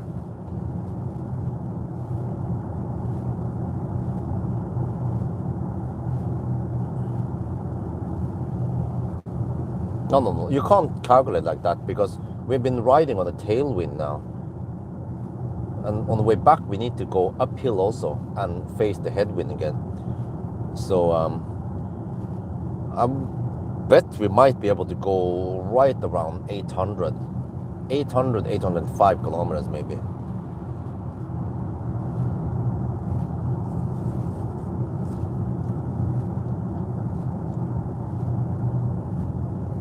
But I calculated, I at least estimated that the car should count distance quite correctly. We did a 200-ish kilometer stretch now to Ringebu today, and it was more or less spot on, just a couple of 100 meters off. But the thing is that I don't know exactly what the Google distance is, yeah, but close enough.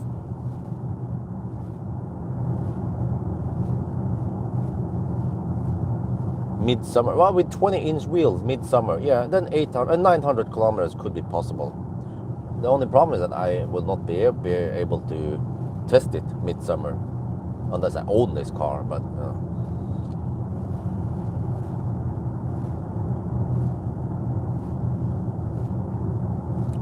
oh, now the car claims 0%. Okay, the range estimation is kind of, well, I guess it expects that I will be driving at the speed limit, which I'm not gonna do, so yeah. Let me see.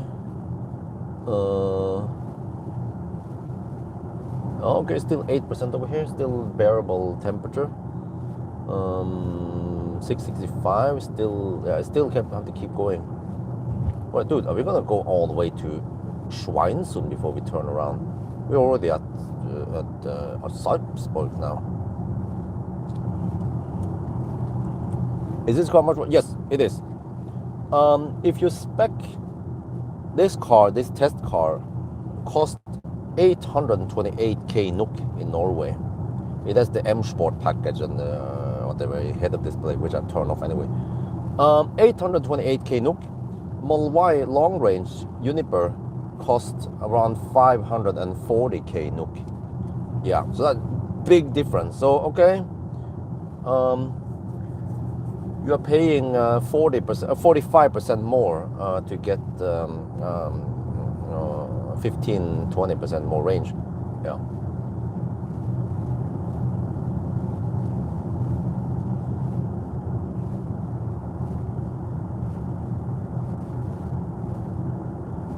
But I mean, this iX3 actually has the longest range ever for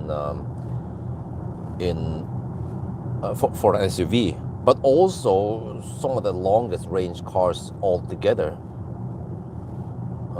Because actually, this iX3 has like the similar consumption as the freaking sedan, you know, not so efficient, like the IM5 or some shit, right? The MG IM5 or the BYD what's it called again? BYD Seal or the Neo ET5, right? Like they should be efficient, those cars I mentioned, but they are not. And like it's kind of embarrassing that this SUV has more range. Well, I mean not more, but has lower consumption than those freaking sedans. Lol.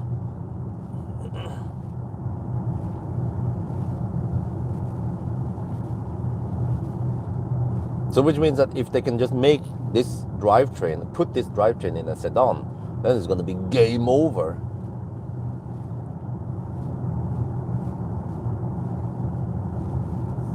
Yeah, you know, the Model YL actually has better drag coefficient than the regular Model Y, simply because it's longer. So I'm like, yeah, longer is better. We need to test that.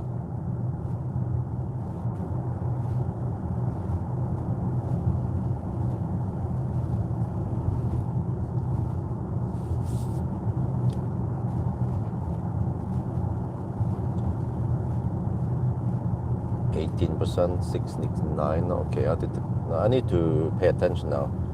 Wait, I need to turn around in 30 kilometers, really? Wait, now suddenly the car claims 116 kilometers. Oh, I forgot. No. I navigated. Yeah, then it expects me to hammer on the autobahn. Yeah, it's crazy, man. The way it jumps the range when you navigate. Because actually, when you don't do that, when you don't navigate, let me cancel that. You see the range, 116 kilometers on the screen. I stop navigation, blinks a bit, thinking, boom, 212. Suddenly you get double the range. Like man, the Germans, they're good at making cars, but they're not good at making software. Even me, I could figure out that that's not going to happen. So. We have around 130 kilometers of range left. So I don't know what the heck they are smoking now, and they've been trying to figure out, because they are obviously not using the last 670 kilometers of driving data to figure out this. They are using some kind of default profile in the what they may call it again, the max range profile. Yeah, tells them that you should average 100.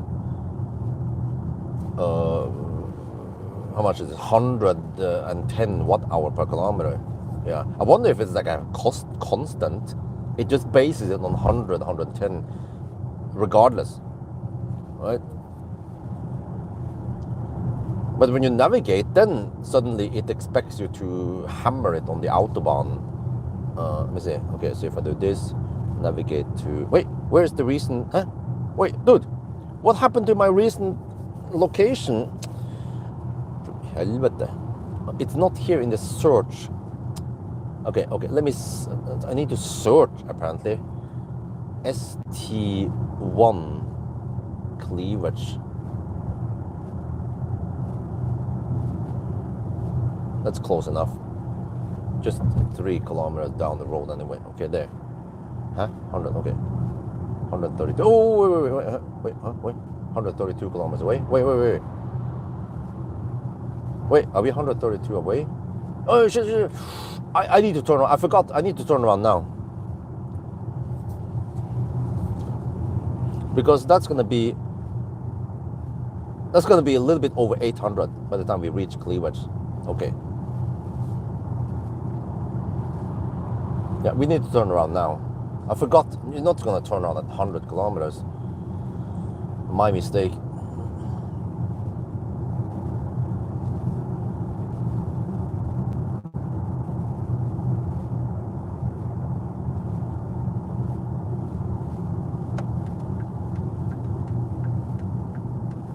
I should have actually turned around a little bit earlier.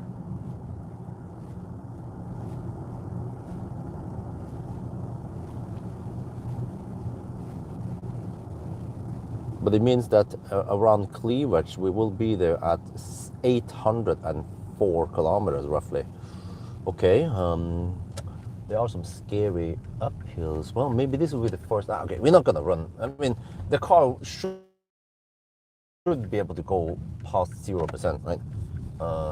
It's not gonna die at 0.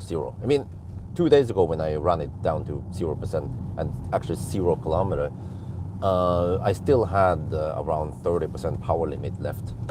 So I'm guessing that we have maybe at least 2.5 kilowatt hour buffer, maybe more even. Who knows? I guess nobody has tested this, right? In the iX3 Know Your Class. The journalists, they just draw the car for around 15-20 minutes and then they wrote an article or shot the video talking about the design. Yeah. Okay, now we need to face the wind.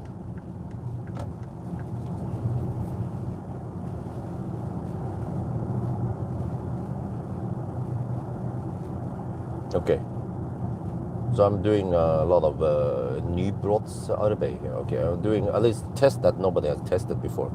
So if I post my remaining eVito videos, it means that the first iX3 videos will come on Monday or something. Yeah, maybe I should post them as early as possible, and I can just mix in. Yeah, so I would say the iX3 videos has higher priority. Now I'm kind of waiting for my dude to finish editing it, so hopefully tomorrow he will be done with the range test, which would give me lots of views.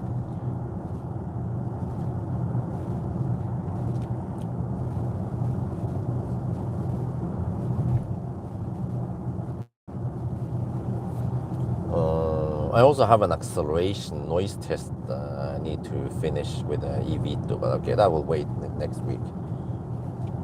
Just push out all the. If there is nothing else to post, then I can push some eVito videos then. I don't know really which day is the best, but I'm guessing maybe Friday night people are gonna, or I don't know, weekend maybe they watch more. I can check on my Insight to see.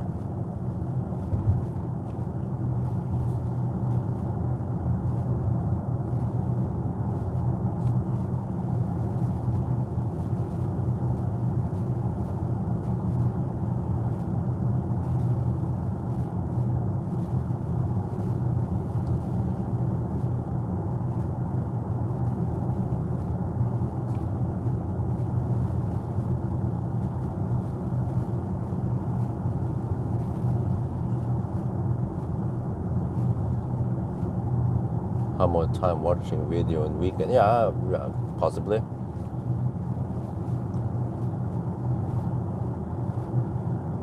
Maybe I need to announce the 1,000 kilometer live stream Saturday night or evening, night. Well, I can shoot a video in the evening and remind people that they can join me tonight or Saturday night for the 1,000 kilometer challenge. I'm not gonna really, but the route planner already revealed that, and also my own test points towards that it will be 9 hours and 20 minutes, and not gonna be a new record. I don't know why some people think that this is gonna be a new record. I mean, it would be if it would have the charging curve as the Xpeng X9 maybe, right? But it's just kind of boxy at high speed. The consumption goes a bit high, so we'll see what kind of expect. I might consume 250 watt-hour per kilometer for the challenge. We'll see. But at least at low speed, the consumption drops. And we have the low sections around Oslo and Göteborg.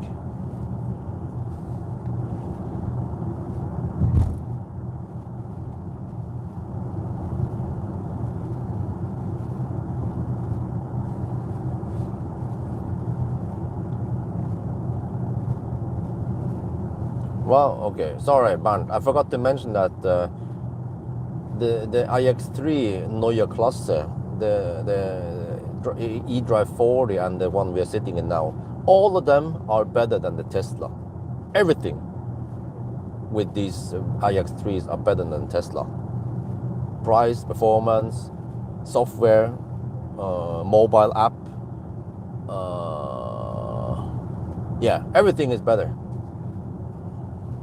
You are right, Bernd.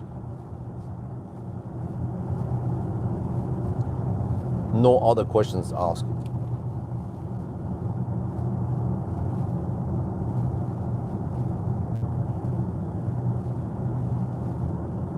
You can customize everything here in the BMW.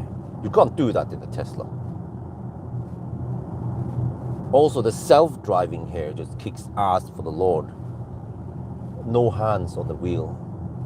Maximum 130 kilometers per hour. That's faster than Tesla.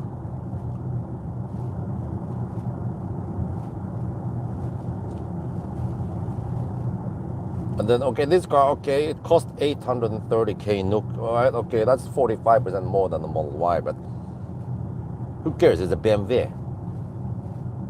And with BMW, you don't need blinkers.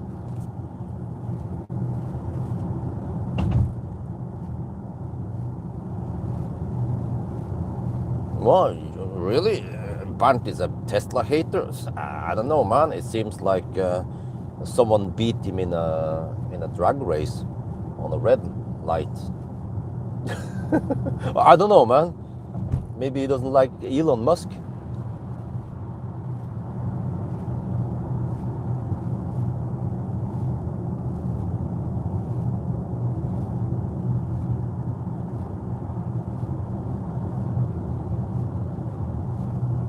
Okay, let me see.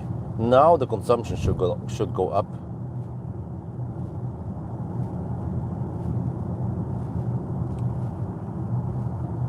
Okay, we navigated. Okay, 17%. All right, let me see.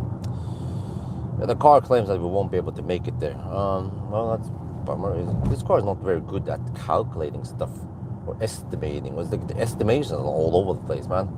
Either it's way too optimistic when we don't navigate to Kløfta, or it's way too pessimistic now because, yeah, it doesn't adapt. It doesn't realize that we are slow poking on the motorway.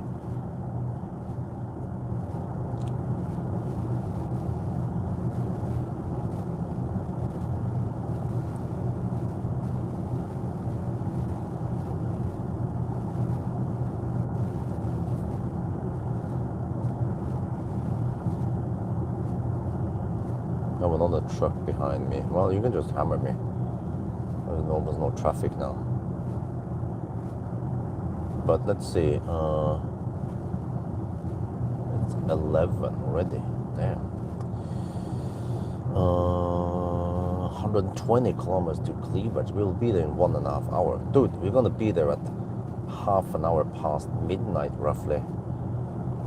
And then we haven't even started the 0 mile part. So when we could, well, I don't know if the contactors will open at 1 at night. And then what? Then I charge it, and then I could be back at cleavage around 2 at night. Or, I don't know. We'll see how long I need to charge.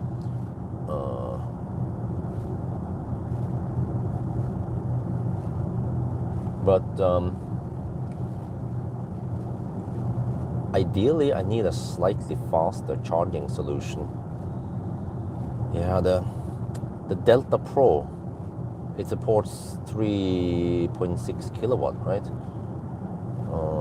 I could pull 3.7 or 3.6 kilowatt, but then the problem is that the Shuko cable doesn't allow it. Well, I don't know if it can allow 13 amp, but yeah, it would be great if I can pull 16 amp or some shit like that. I asked Metron, like, can I take three EcoFlows and connect them together and make 3-phase? So at least 10 amps 3-phase, which will be how much is this?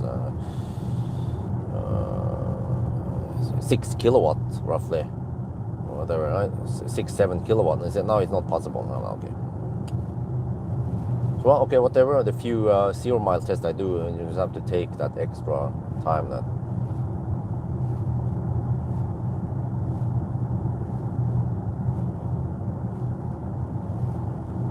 Well, Bernd, I have to ask you: Have you tried FSD? Have you been sitting? Have you sat in a Tesla driving FSD for you yet?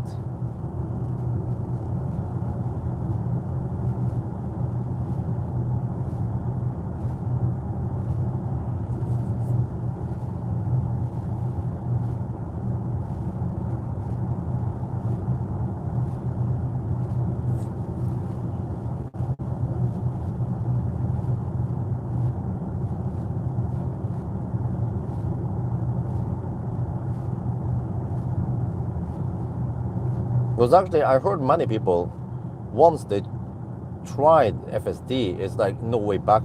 They love it. The guys in US who uses FSD, the actual FSD that works, worse than 14 or beyond.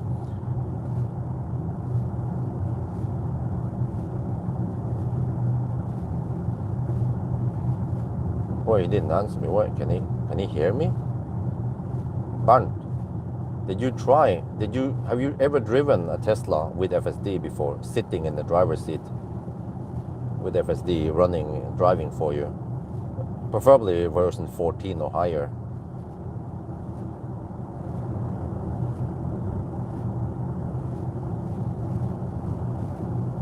I still haven't watched the video from Netherlands. I heard that it can maneuver between the crazy bicyclists in Amsterdam and shit. I was like, damn. I mean, even I'm worried when I drive around in Amsterdam, man. Those bicyclists, they come from nowhere. They just hammer it around the city. They own the city.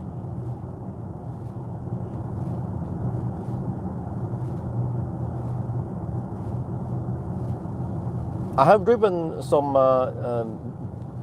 I've driven Neo in China, level 2, right? And it was like, okay. Bernd, can you please answer me? Did you try a Tesla with FSD yet?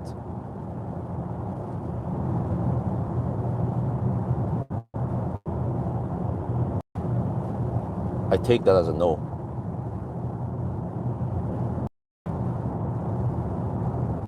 Because even I was blown away. And that was in the Cybertruck with version 13. I was like, damn, freaking snow and shit.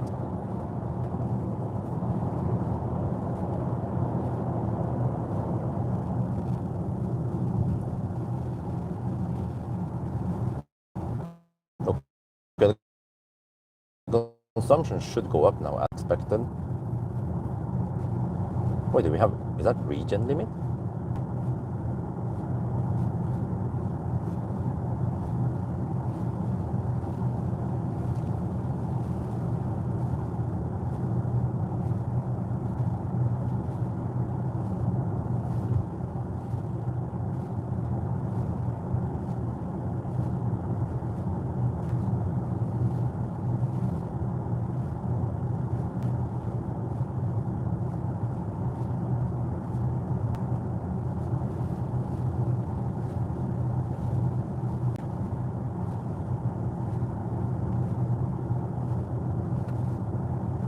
Okay, so it's slowly going up. Also, the temperature is dropping now, 7 degrees Celsius. So it's gonna be worse now for consumption. Let's hope I can make it to. Oh, you haven't? No. Okay, finally got an answer from Bernd. Okay, you haven't tried it, dude. Like, how can you claim anything about Tesla FSD if you haven't tried it before?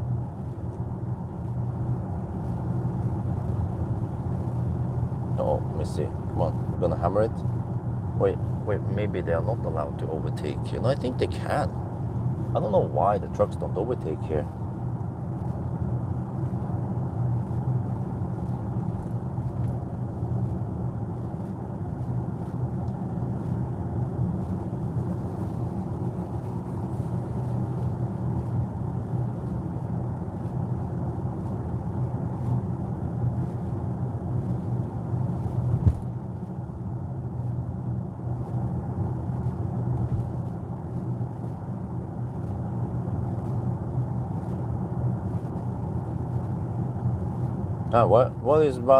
What's wrong now with the iX3?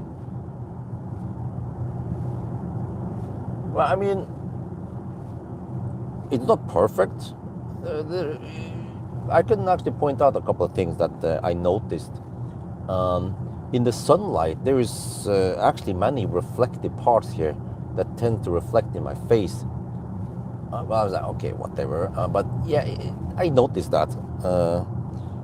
And they have different angles, so there is always one part that will reflect in my face. But at least it's not glossy. It's this matte thing. But it's still kind of reflective. So I was like, haven't they tested this car in sunlight? Or low sun, especially, that we have sometimes in Norway, morning and afternoon hours.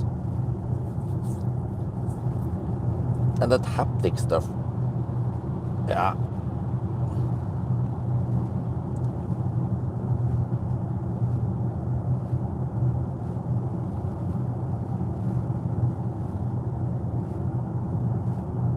And also, well, I was wondering, because there is one wireless charging pad. On the other side, you can put the phone there, but there's no wireless charging pad there. I mean, why not? They already made the space for putting a phone there, but it cannot charge there. And the USB port is kind of weird, in a weird position. So when you plug in the USB-C on that other side, if you have a little bit too big phone, then it won't fit there unless you... weird placement of the USB-C, right? Okay. And it has the bridge design. But also another thing that bothers me a bit is that in the center console thing, you open the thing in the middle. That's where the 12-volt outlet is. But when you put something there, that room is so small anyway, so you can't really put any devices there. So what you could do is you can put the device under, in that space under, right, in the bridge design. But the problem is that that lid that I'm opening, closing now, there is no gap there. So when you plug something in the 12 volt, you try to run the cable, around there, and then you try to close the lid, it won't close. And I've tested this on many other cars. I believe that it was on actually some BMW. You know, the one BMW with the split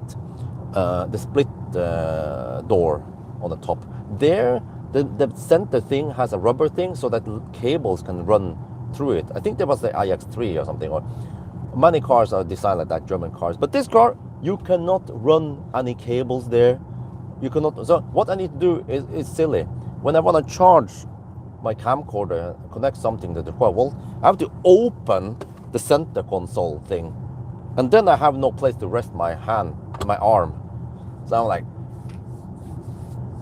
yeah, that's kind of weird. Like they should have put the 12 volt outlet in that bigger area under there, not in the middle. Because what were they thinking when they did that whole design?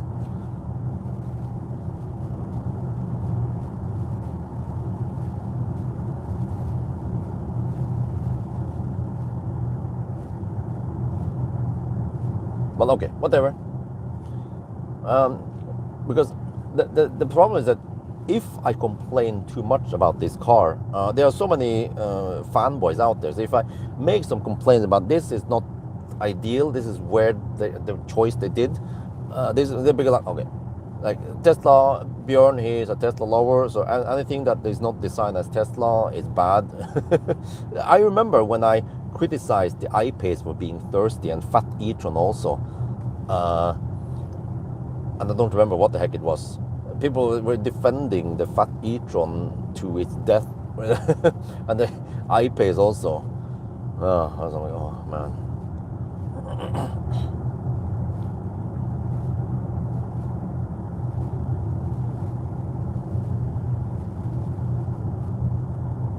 Okay, now the consumption goes up, but will this be enough? Okay, I have 15% left. That should be 16 kilowatt hour. Oh, 699 now, okay. Yeah, hopefully we have enough. Otherwise, yeah, okay, we'll see, we'll see.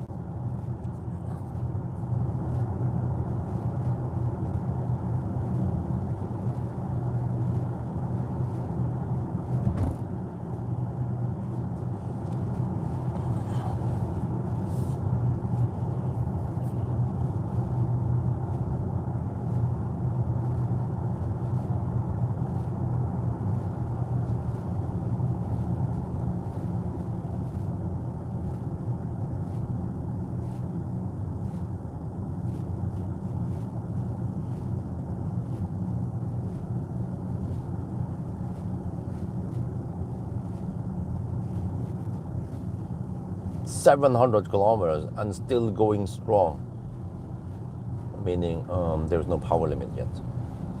Well, at least there's power limit in the Eco Plus mode, or whatever they call it again. But it's getting colder now, 6 degrees Celsius.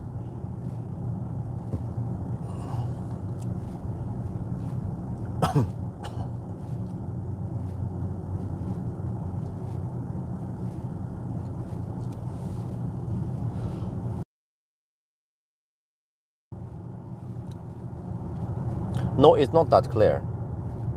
Why? Because now on the way back, we will have headwind, and we have uphill, and the temperature will drop. So when we left Yes home, we have downhill, tailwind, and 12 degrees Celsius. Now it's 6 degrees, and it's going to be even colder by the time we get close to Yes home. Or I don't know, past Olavsgård. So that's why it's not guaranteed that we'll make it to cleavage yet. And it's kind of hard to estimate things, and the car is being way off anyway. It claims that we won't be able to make it there. We will run out of juice around Olavsgård, so that's not helping us much.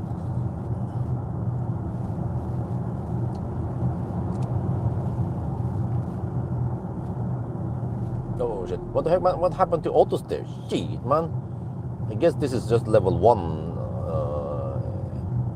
ADAS. Shit, okay, there it's back. It just disappeared. Like, why would the auto steer disappear there suddenly? The lines are clear.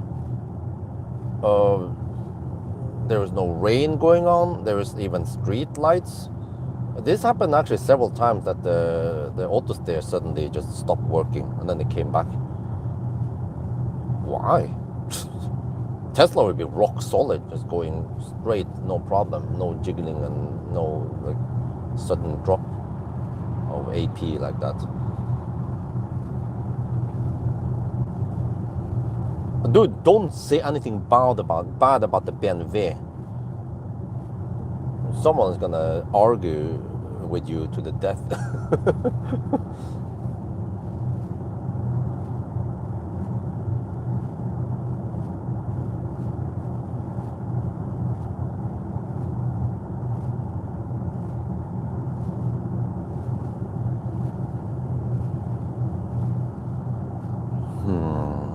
Okay, let me munch on some here.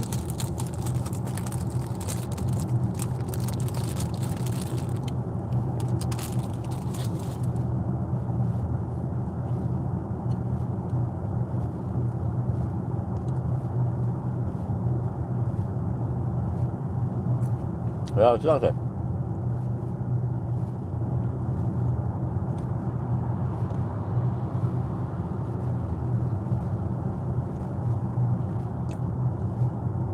But it makes me wonder what was so special about the iX, because the iX had this weird design. It was just a big car, but it didn't have that much space. Uh, so it's like, okay, my neighbor has one, white iX.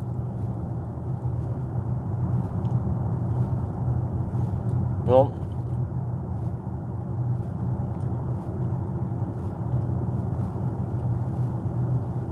yeah, how is this again? The freaking iX has a big ass hood, man. Um, no front, right? I don't remember. I haven't tested the iX in a while. So you buy a 5-meter car, and you get the space of Ioniq 5, or a bit. Don't remember exactly. Well, actually, that's the thing. You get more space in the Xpeng G6 or Model Y. Or, yeah. Well,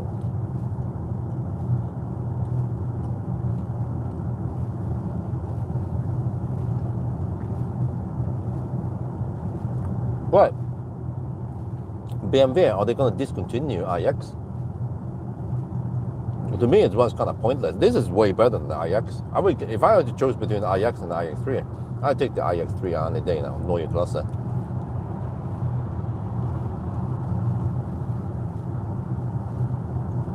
Wait, but the BMW is born electric, right? Just like the i3, it was born electric.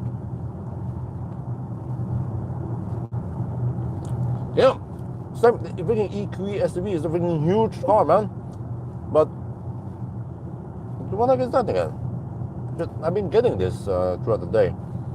No, auto steer is gone again. What? It's gone. It's gone. See? Auto steer is gone.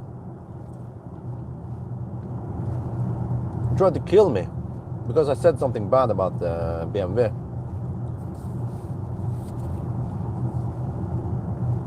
Oh yeah. iX has air suspension. Yeah, this car doesn't even have a CDC or air suspension, but I mean they tune it fairly well anyway. It rides nicely. It doesn't bounce, but it was a bit harsh on the rough asphalt before Atna earlier today. Oh, okay, GLC has air suspension. Yeah, but Mercedes is all about comfort, whereas BMW is the driver's car. No blinkers needed.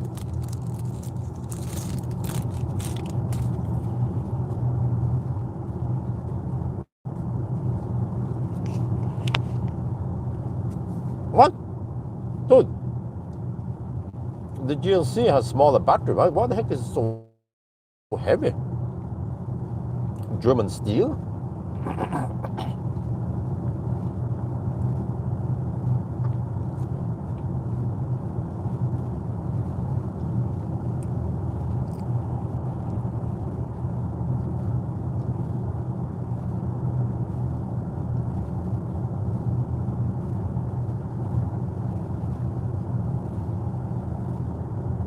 Oh, consumption goes up now.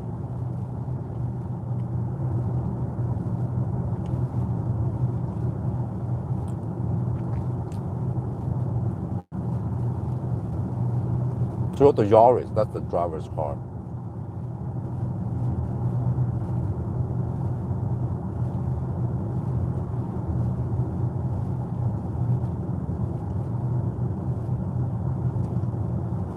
Came down to 13%. What? Let's check something here. Let's check the battery status. 29 degrees Celsius, okay.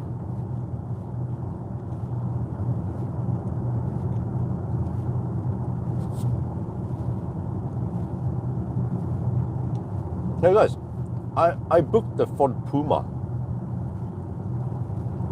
What kind of platform is that? Is that Ford or is it MEB?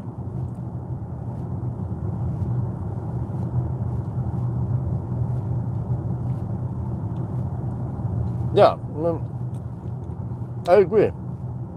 I also don't understand the freaking EV with gearbox. It weighs extra. But I mean, shared platform, okay. But well, they claim that the gearbox makes the highway efficiency better. But just look at Tesla. They managed to make the cars efficient even at high speed. It seems like they're just Germans are just over-engineering things.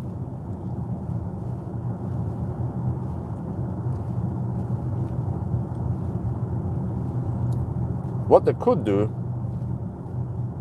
is like Tesla did in the old days. They can have different gearing in front and rear motor. You know what? You guys know how it was, right? P85D. Past 200 and how much was it again?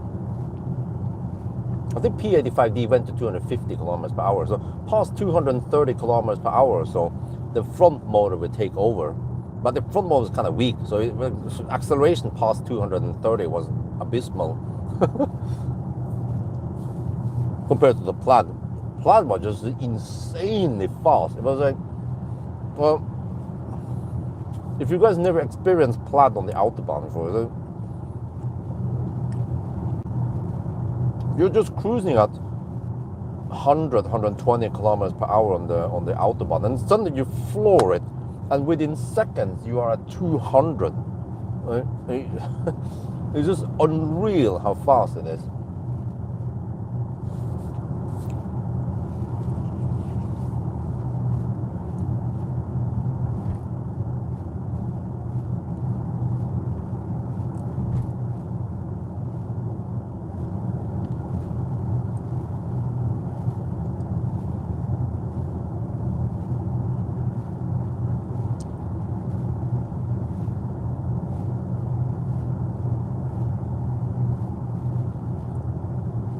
Yeah, of course.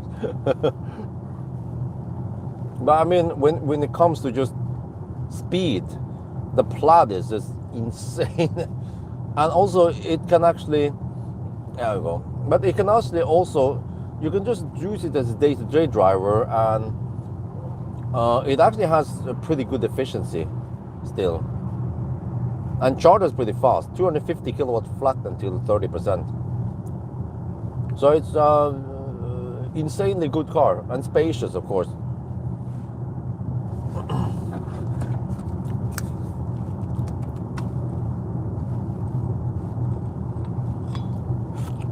Oh, there we go.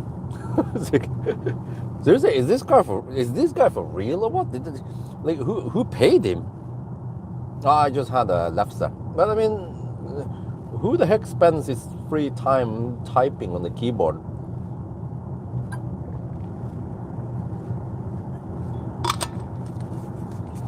But you know, the Plaid is better. Why? It's on the road. Because it's on the road. It has been delivered to customers. It's not just on concept, some, what you call it, thin air, vaporware.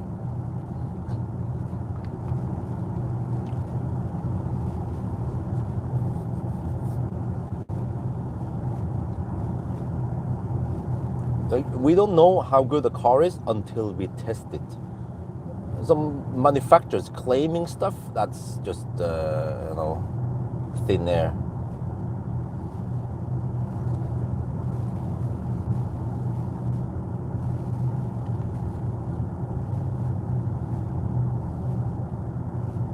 I'll do it Saturday night, the 1,000 kilometer challenge.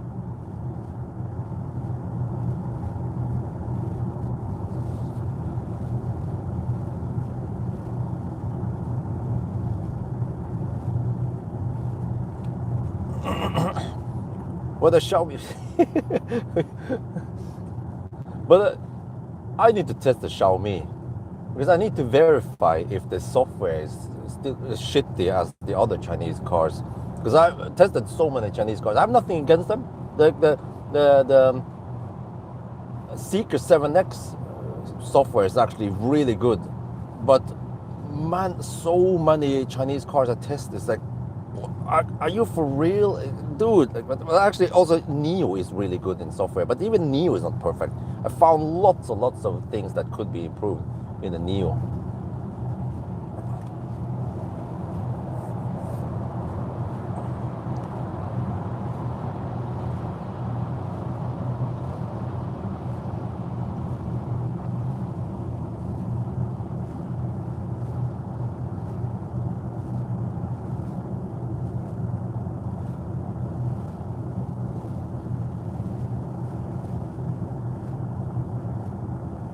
Okay, we see 12% left.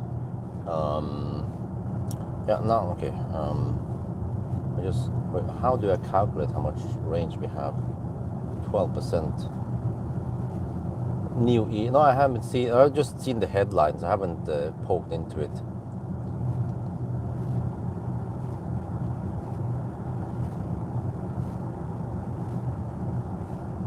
Yeah. Okay. Let's slow down. Okay.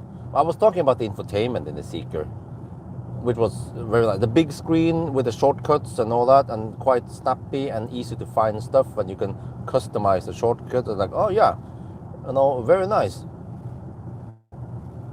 Oh, correct observation, Mr. EV Acer boy. Welcome to my channel.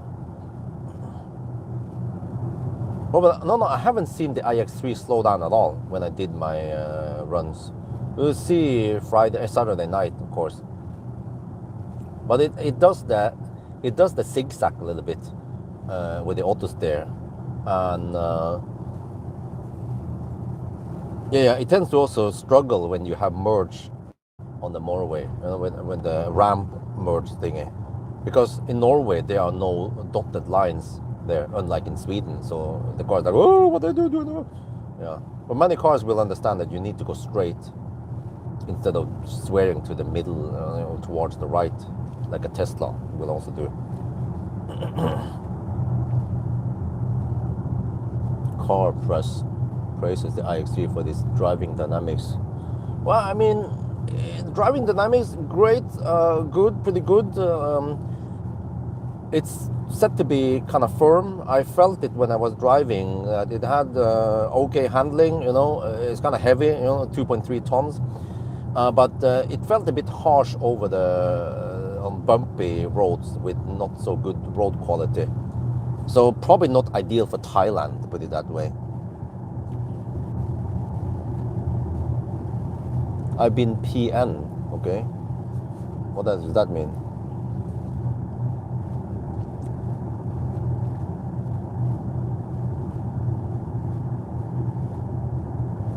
Oh, but the connection, nope, it doesn't work.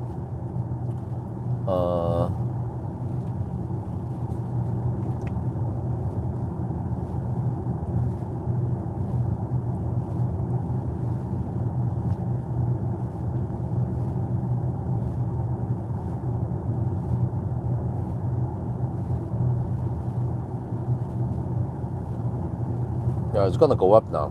We might end up with 135 or 136 by the time we're back in cleavage.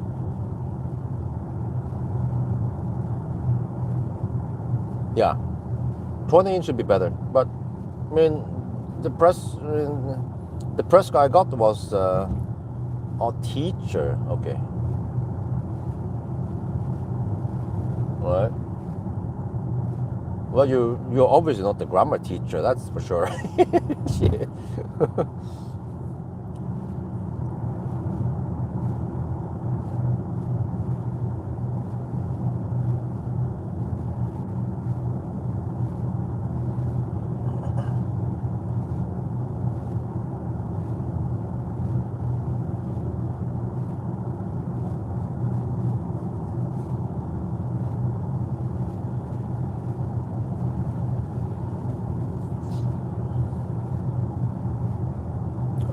Like design. Well, I mean, it's different, yeah. But I mean, I think it looks okay. It's not like, fugly, anything like that. But on the other hand, I don't think it like looked that sexy, you know. For example, SUV. I mean, there are not many SUVs that look sexy.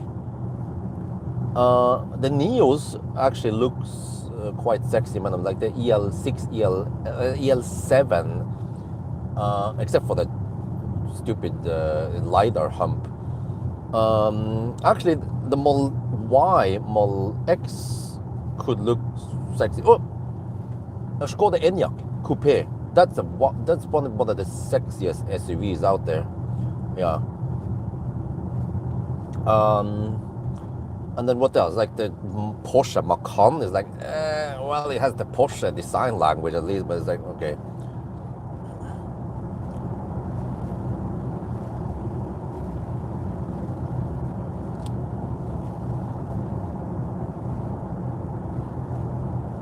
Yeah, true. Not many SUVs look good.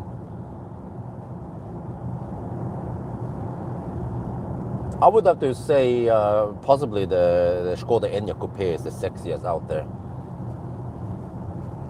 for an SUV. Unless there is something else I don't remember right now. But actually, some of the newer Chinese cars actually look pretty good also. But I don't remember right now, on top of my head.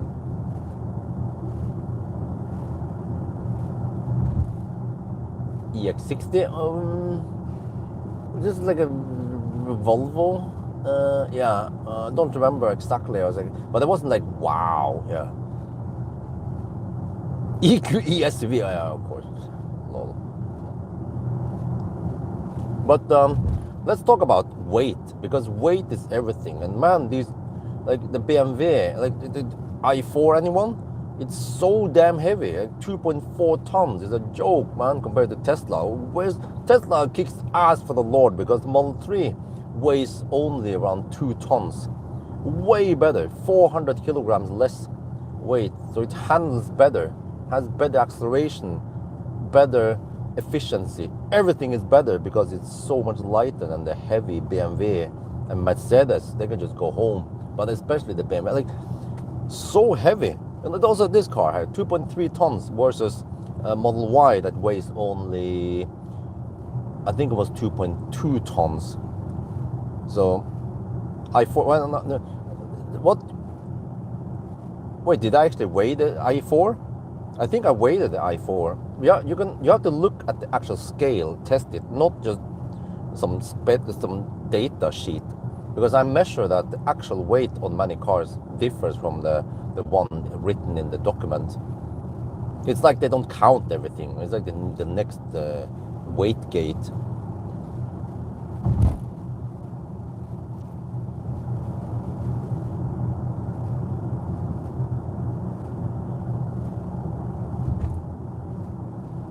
So that,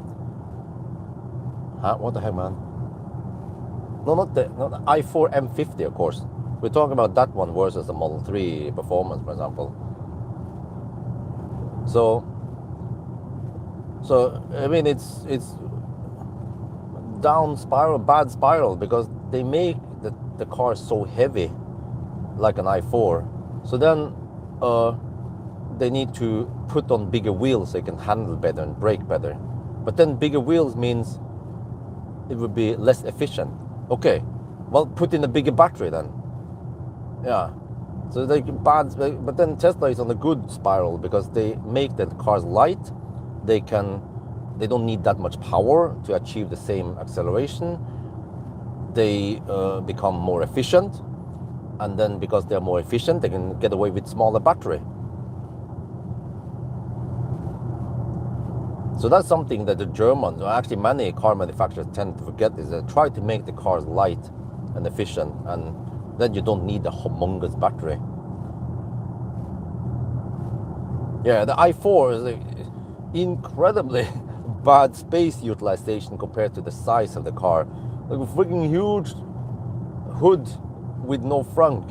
Wait, did they have a small frunk? Like you can put a man purse in there, right? I don't remember. Or maybe that was another car. But the Neue Klasse, okay, finally they're on the right path. but it's still heavy, big beast.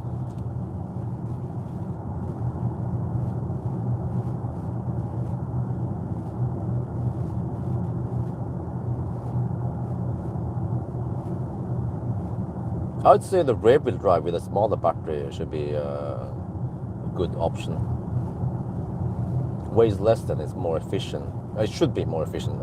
All the all-wheel drive types I tested on Tesla or the MEB platform or various other cars, the all-wheel drives always consumes significantly more, even though there are some kind of disconnection or whatever they have, right?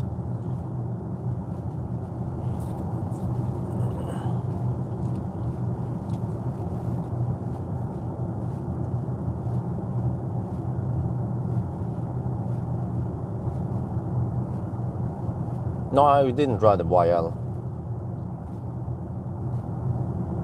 Adaptive suspension. Oh, they get that in the regular non-performance also. Okay.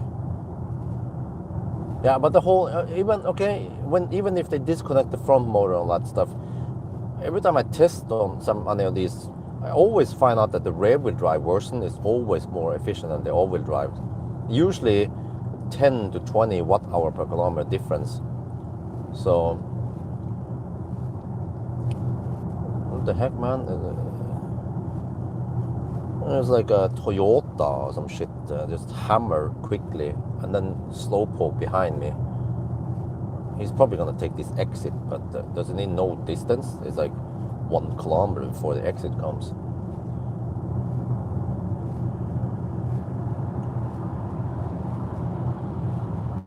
There's a Model X, the best SUV ever made. There you go, he takes the exit.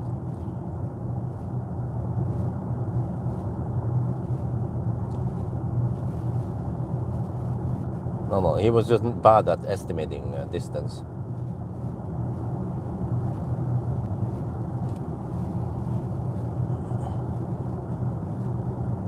Well, he or she, could be a she, I forgot about that. Okay, we're down to 10%. Oh, 10%, that means roughly 108 kilowatt, 10.8 kilowatt hour left to go 70, what distance? Remain 71 kilometers, okay. How cold was this run? It was 2 degrees Celsius, but not for too long. Now it's 9 degrees.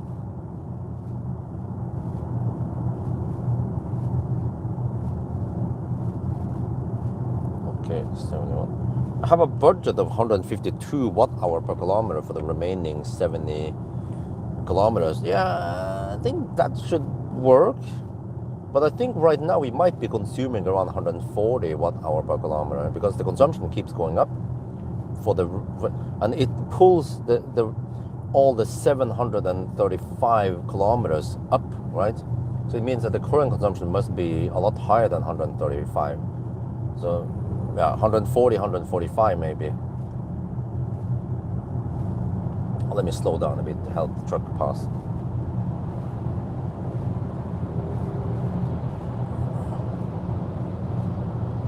It probably doesn't give a shit because now at night there's no traffic anyway. It's from Lithuania, LT. Labas! Or I don't know what they say, huh? Maybe it's Valdemar's brother from the mother, the trucker brother, the trucker cousin from Lithuania.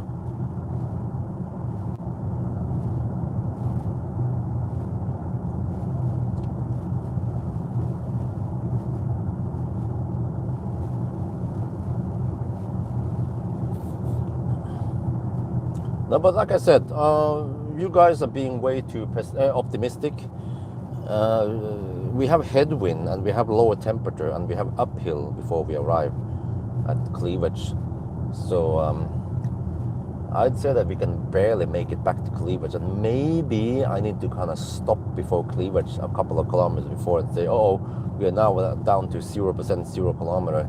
But at least what this car will do is it will show me kilometers range down to 0 kilometers. It doesn't just go dash dash dash like the fucking Korean and Japanese cars, man. That's super annoying.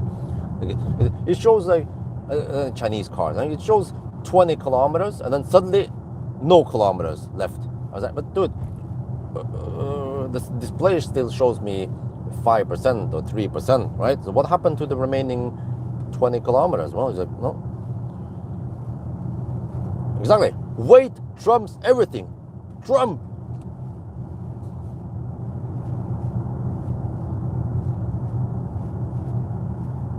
Yeah, that's the thing. You know, the other fast charging Chinese cars we have is the IM6, but the IM6 is actually quite cramped for SUV. I think IM6 might have the same space here, maybe a little bit worse actually than the iX3.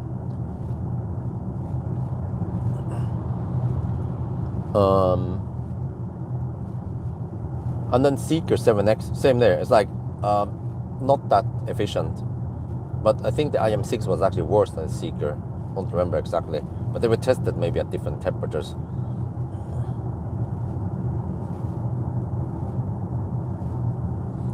But at least when I tested that, what's it called again?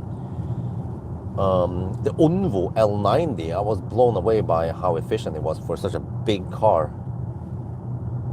But again, I need to test it on equal terms in Norway. But most of the Neos I tested, even the sedans, like ET5, was like, I don't know, but even when we have similar temperatures, right, or whatever, the ET5 simply cannot match Model 3. So I bet they just don't have the range. Okay, bugs me about the range. I bet they have less efficient drivetrain, or not so low friction in the motor or something, or I don't know. In practical use, maybe they don't have any good heat scavenging like the Tesla Octaval has.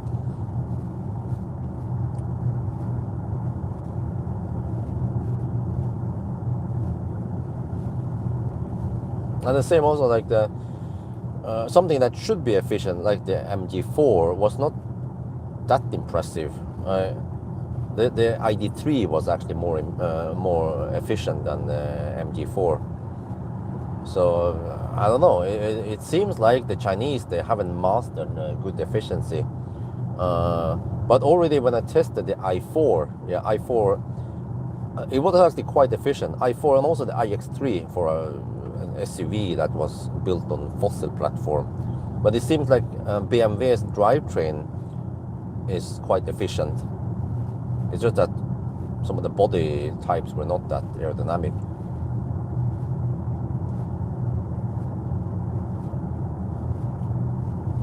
Is that a question?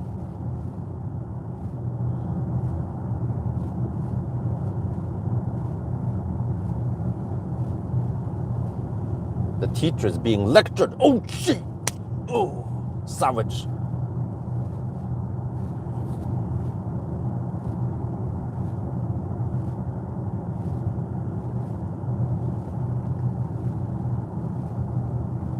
Okay, 9% now.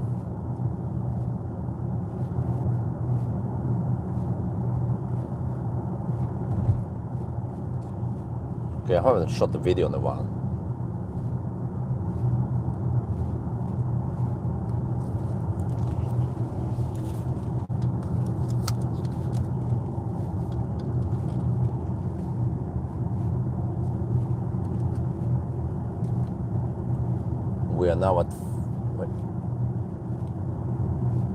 We are now at 742 kilometers and still going strong. Well, strong meaning that we don't have any power limit yet. Well, the power limit here is the driving mode, but we're down to 9%. And we can still go, well, this is not very accurate, 58 kilometers. No, it's more like 60. Well, actually, no, now it's getting more accurate. Okay, good. But we're gonna go for it. Cleavage. It seems that the car estimates that we'll run out of juice before cleavage. So, okay, we'll see. But it's getting colder now. Well, no, it was colder. Oh, great. It was 8 degrees earlier. Now it's 10 degrees. But we have the headwind now. And then we have some uphills also on the last part there. So, okay. Let's just see if we can get over to cleavage then.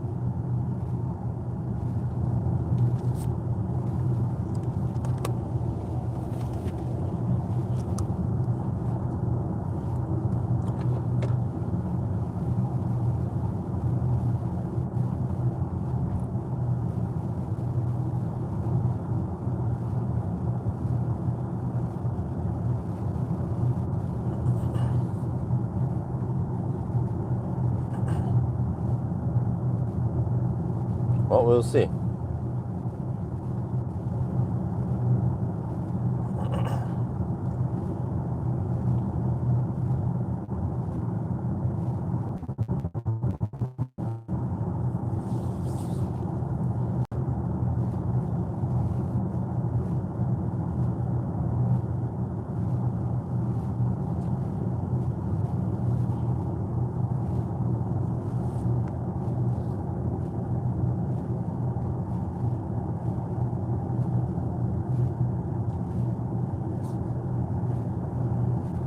The Hans Zimmer. Gee, man. Where is that Baustelle? Right? Are they doing cleaning over there? Okay, 9% still. No, okay, it's just no truck. Okay. 9 degrees outside now. It's getting colder, and then I bet in Yes Home it's gonna be cold when I run out of juice. No, we just have the power limit by the drive mode. I use the whatever it's called again. Efficiency max mode. 80 kilometers per hour. We are doing 78 GPS speed.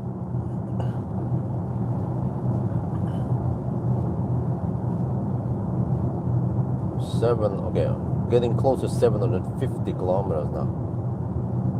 Well, in 1,000 kilometer challenge, I'm gonna have the trip status on the bottom there. That'd be great. No, I'm not in eco. I'm in eco max range. I'm in efficient mode and the max range mode. It says maximizes your range by up to 25%. I wouldn't claim that. Well, I mean, okay, 60 kilometers per hour. What do you keep talking about that? Okay. Well, in a way, it's true if you're hammering at 120 kilometers per hour and then it slows you down. It limits you to maximum 90 kilometers per hour. Yeah, okay. Then you could improve the range by 25%. But actually, that will be bigger. The difference. Then it should be around 40% actually. 90 versus 120. Now we'll find out about the whole 98% whatever. Because once we go down to 0%, we will see how many kilowatt hour we used. I can check now. That doesn't show on that screen, but I have spent 100.4 kilowatt hours so far. So it should be 108.5-ish, right? Don't look so dead slow. Huh? What? I'm just curious, what kind of teacher were you? It's all about language, right? EV Racer Boy. Yeah, that was the question to you. What kind of teacher EV Racer Boy is?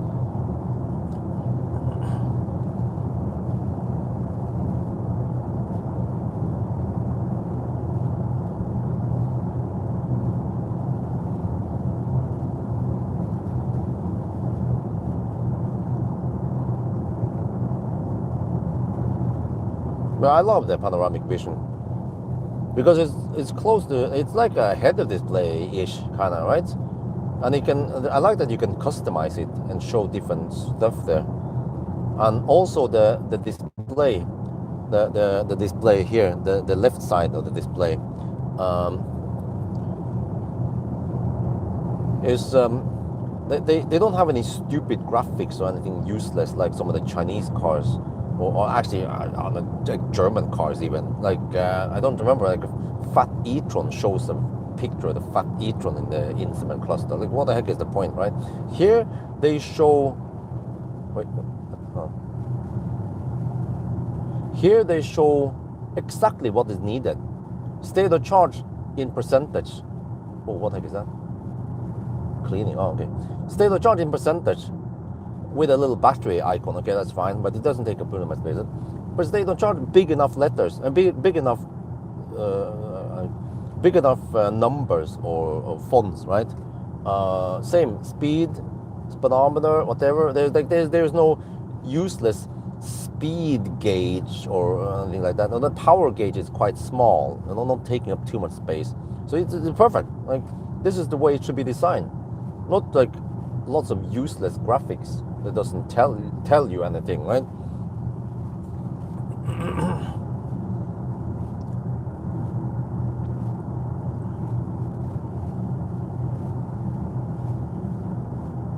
Oh, it's crazy, man, because the fat e-tron is roughly the same size as this iX3, but the fat e-tron consumes the same in 90 kilometers per hour as this car consumes at 120 kilometers per hour.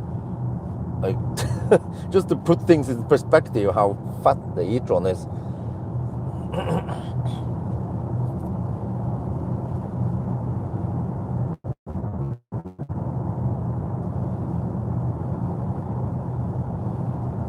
Yeah, you can add that to the display. Yeah, useless stuff.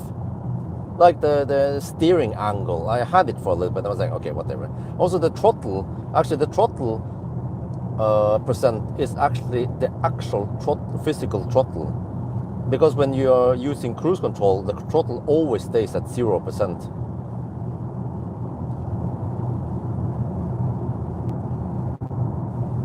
But when I show the throttle in the Mercedes, the throttle percent there is actually throttle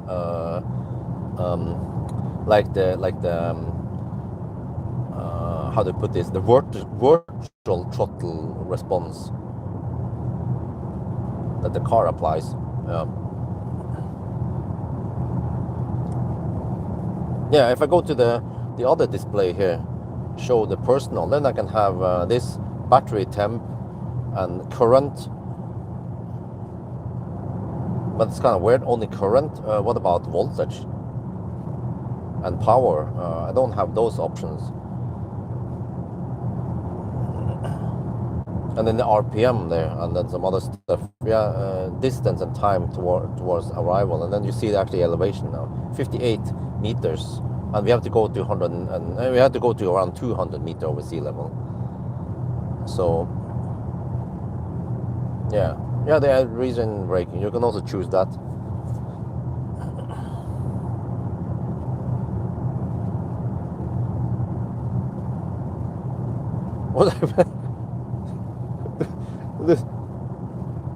No, this is not Sweden. It's Norway. Gee, man. Where did we get all these people from today? Normally they are not here when we are doing a regular boring live stream with like with the EV or some shit. No, just the hardcore people are here. Well, now we get all kind of stuff in here.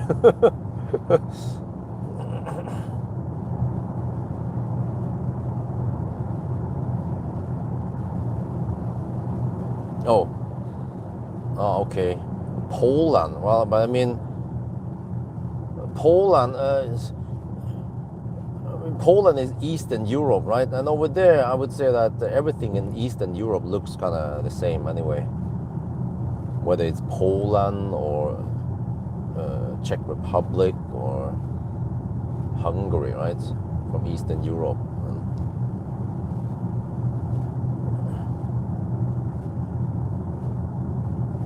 Oh, 102 kilowatt hour consumed now. Yeah, you see, this is the thing. If we had 98%, right, as the display claim, then by the time we finish down to 0%, you guys can do the math. 2%, 1% is 1.08 or almost 1.1 kilowatt hour, right? So that means that 2% is almost 2.2 kilowatt hour. So that means that we should get only around 106 kilowatt hour out of this battery. So we will see. It's 102.3 kilowatt hour now, and we have 7%.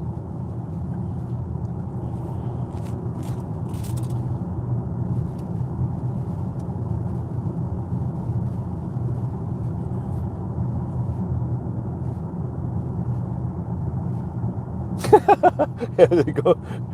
That's how you trigger someone from Central Europe. You call it Eastern Europe. We're like, nein, Poland is nicht Eastern Europe. It's Central Europe. Yeah, I know.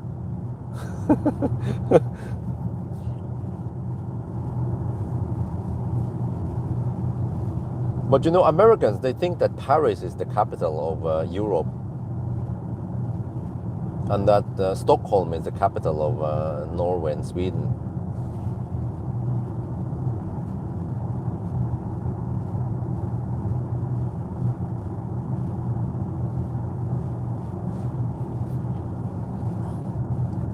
Well, that's a long time. 2017 is 9 years.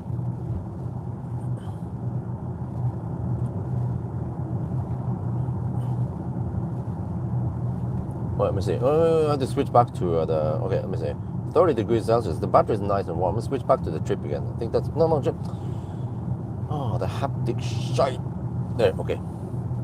Yeah, you see, consumption goes up to 135. We were down to 133 at the lowest, but now we have to face the headwind.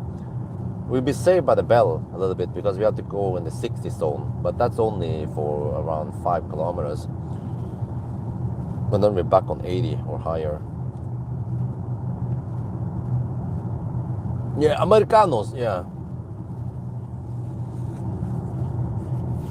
Finland doesn't exist.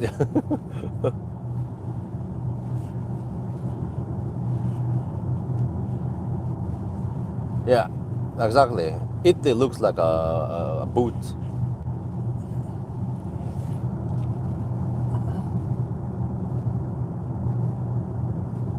Sounds noisy car, huh? What? Okay.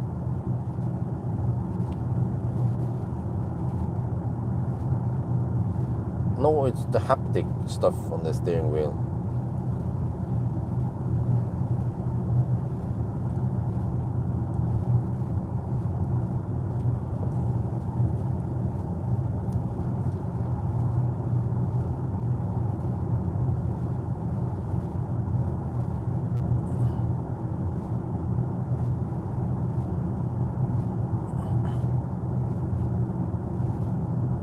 What is my average consumption? You're staring at it right now. The with 135.3, that's the average consumption. 760 kilometers now and still going. We'll be in EQS territory and Tesla territory. Well, the rear-wheel drive Teslas.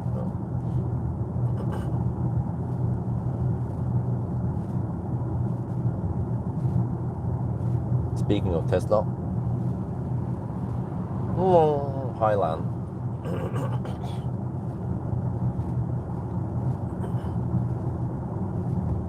No, it's not 13.5. It's no. You can see it there in the display.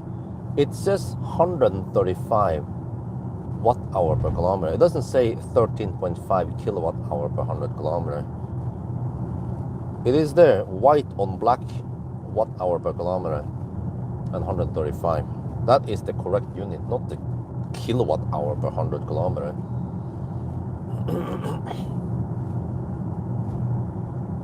Okay, 6% left. 102.9 kilowatt hour used now. To be so efficient. Well, I mean, they finally made the drive chain efficient, or I don't know what happened before, but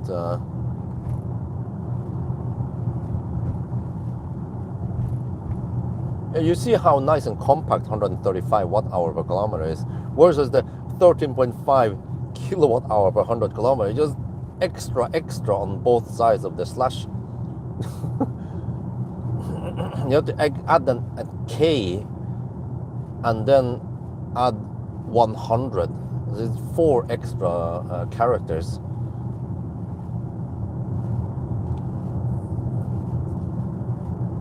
From a UI or a front-end designer, programmer's point of view, they want to go for the watt hour per kilometer, hands down. Less clutter.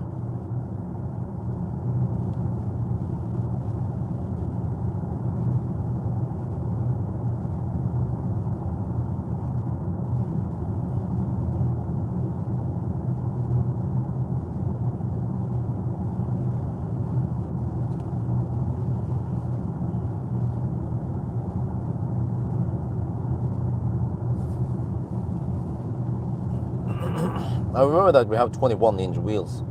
The Goodyear Eagle F1. I bet they are kind of sticky performance tires, but maybe not the best rolling resistance. Range low. Okay, can you stop bugging me? Shit, man. We still have 6%. That's plenty. Well, now the car is being more realistic. It claims 40 kilometers of range left. 103.4 kilowatt hour used now. Yes, I'm pretty sure that by the time we get down to 0 kilometers left, then it is actually 108.5 or 6, just like the range test. So this is weird. The car claimed 98%, but we got the same energy as when I did the range test and charged 100%, right? So I was like, wacky BMS, anyone?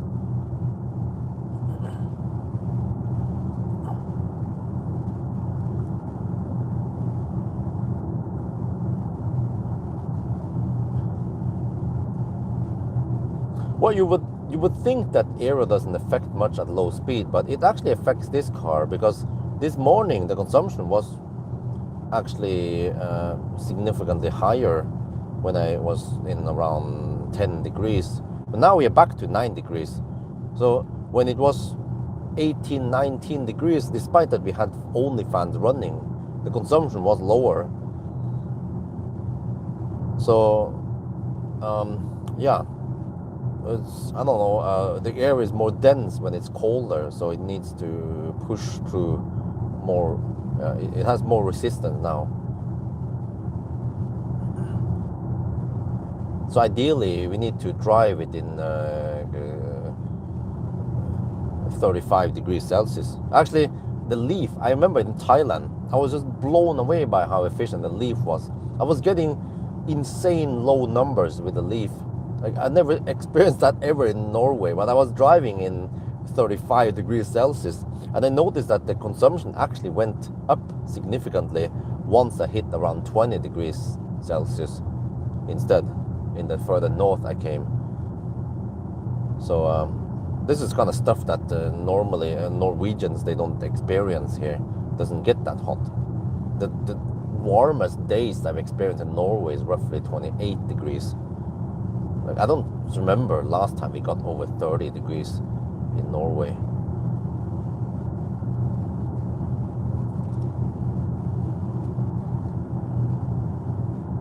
Okay, anyway, 103.6 kilowatt hour now, 6%. I'm just kind of scared about climbing those hills, but I can always bail out, and I have my protection with me.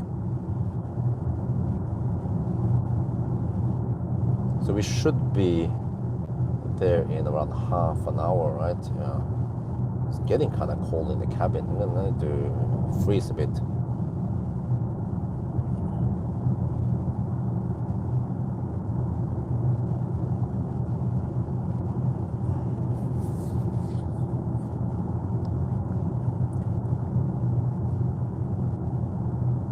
Last summer. Oh yeah, I remember it. It was actually 30 degrees. It was when I was not there. I was in Deutschland. Yeah. Then we had the extreme heat. And I remember, what the heck was it called again? Romerike Blad. Yeah, do they have a newspaper? They tried to contact me, but I was not there. I was on vacation. They wanted to interview me. Like, dude, you're one of the guys who has, one of the few guys who has a pool. How does it work to have a pool when it's extremely hot outside? I was like, I don't know, I'm not home. Like, okay, whatever. Hot. Wait, what else did they close down here? Gee, dude, this is gonna fuck up my whole route here. Gee, man. Now what? The Polizei?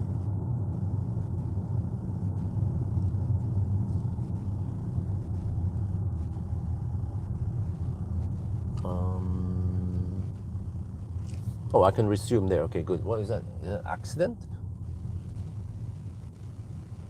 There's police there. There's an i3 with a little light. Oh shit! Let me. Oh! Wait. It wants me to go here. Okay. Shit! We add extra distance suddenly. Hilfe!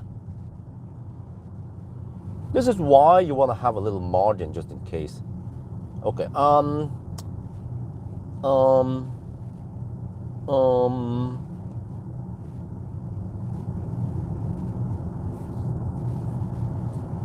what?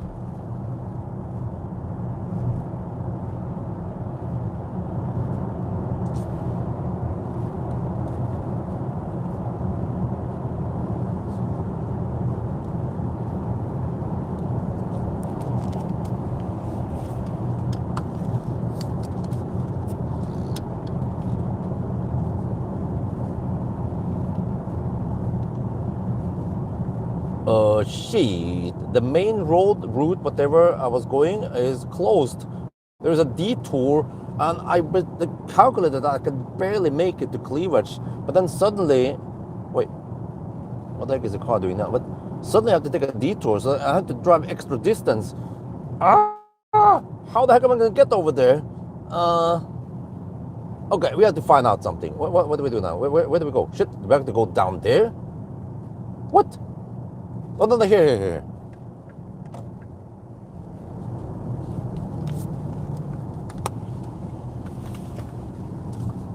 I was looking for, this makes sense. I was looking for this detour route here. It adds a little bit extra distance and then left. Yeah, I know this route. It makes sense. Actually, Millennium Falcon is parked nearby here. Konovs gate.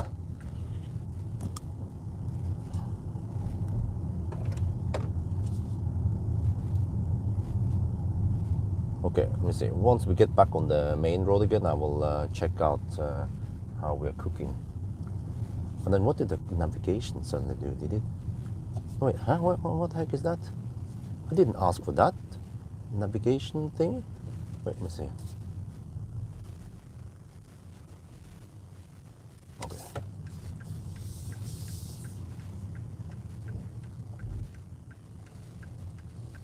There, start guidance. I think I chose the wrong waypoint earlier. Let me check here, there. We are 32 kilometers away from Cleavage, and I have 35 kilometers. Maybe I chose the wrong ST1 Kløfta, whatever. Okay. Well, I have to check then. Okay, once we're back, I'll calculate. We have 6% left, which should be around almost 7 kilowatt hour. I'm not sure.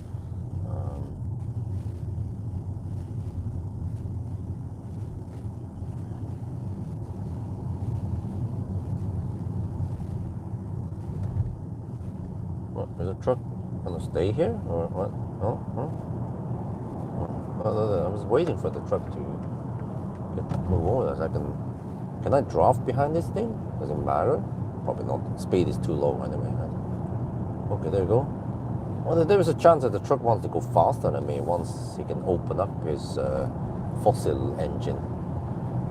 Maybe I'll drive behind his truck for a little bit.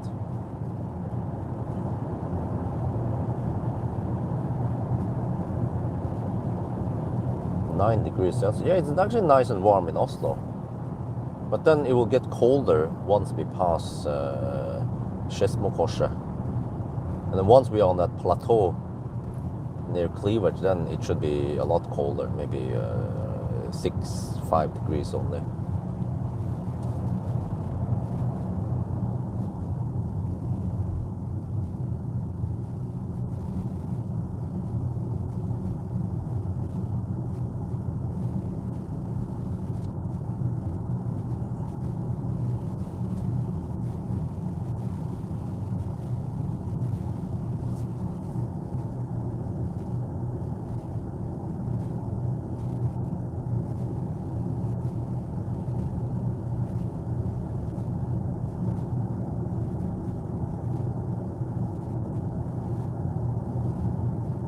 Dude, you have to accelerate. Oh,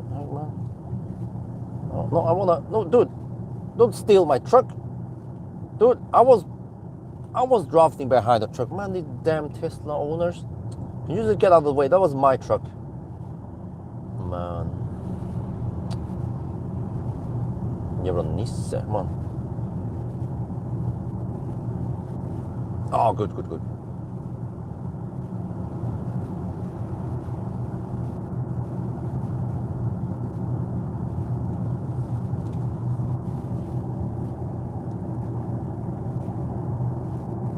No, he's not here. Well, it's kind of nearby, but it's another road towards Ulven.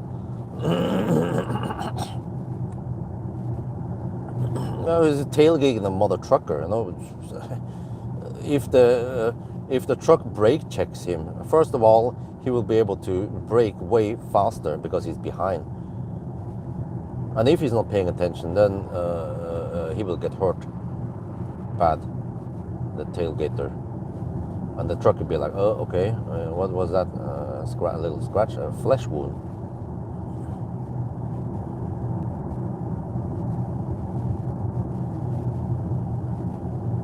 Okay, but I should be able to gain on this PostNord truck on the uphill coming up soon. So yeah, I'll see you soon, Mr. PostNord. Oh shit, 5% now. Oh, 5%. Okay.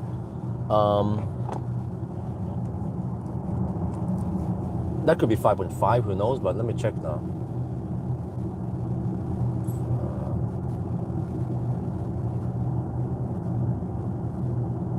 I have 5.4 kilowatt hour left, possibly. And then I have 27 kilometers to go. I have a budget of 201 watt hour per kilometer. Okay, no problemo. But, except for that, we are now at, let me check elevation. Oh shit, 89 meter over sea level. And I have to go to 200. So I have a 110 meter elevation change. 110 times 2. Oh shit, I have the EcoFlow in here. 2.380 times 9.81.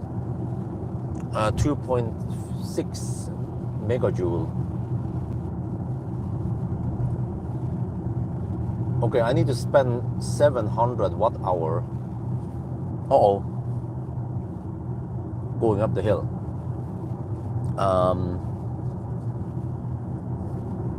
So that changes everything. Now I have 4% left. Okay, now we're already at 110 meter over sea level. Let's say 500 watt hour. Okay, so then I need to actually take 4%, and then okay, and then minus 500. Okay, 3.8 kilowatt hour left, divided by 26 kilometer. Oh, 147 watt hour per kilometer budget. This is gonna be close, man. All right, turn off all this place. Disconnect the USB cable charging the live stream. Turn off the headlights. Draft 2 meters behind the PostNord truck. Slow down to 60 kilometers per hour. I'm just kidding.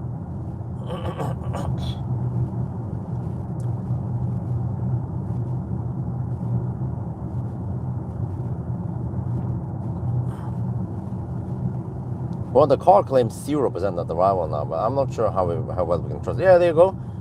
Well, I meet you again. I mean, we meet again, Mr. PostNord truck, huh? You couldn't keep up the speed in the uphill, huh? Wait, what is that?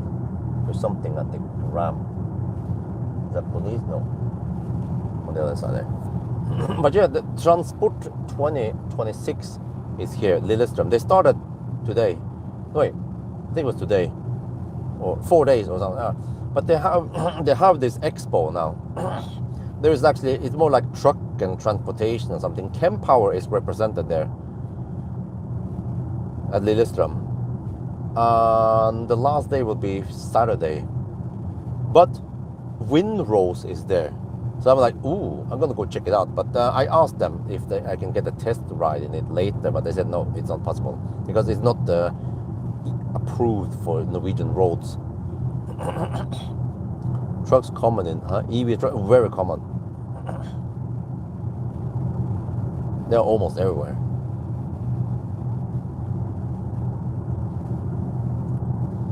Okay, what, 10 degrees Celsius? Dude! What the heck, man? It's so nice and warm here, even 25 minutes past midnight. 3% now. Uh-oh.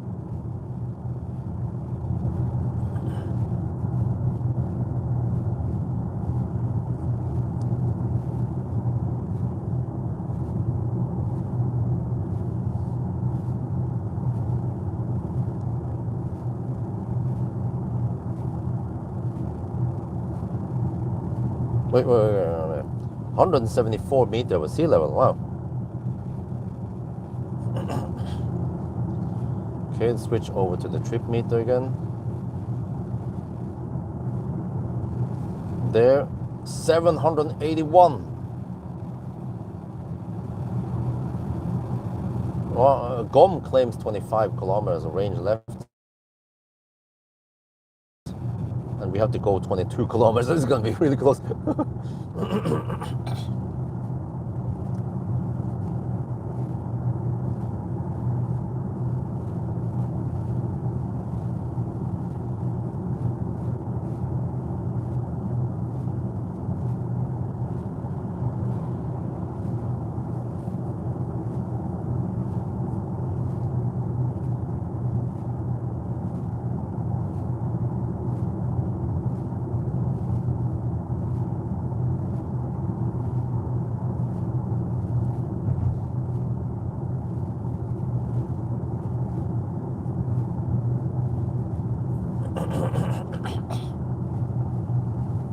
Yeah, there's most likely buffer below zero. 3% now. Yeah, but I know that 3% is around about 8 kilometers. Maybe now when the consumption is a bit higher at night, then let's say at least 7%. So we should have 20 kilometers range left. Okay, we have 20 kilometers to go to Cleavage. Shit. Well, we'll see then.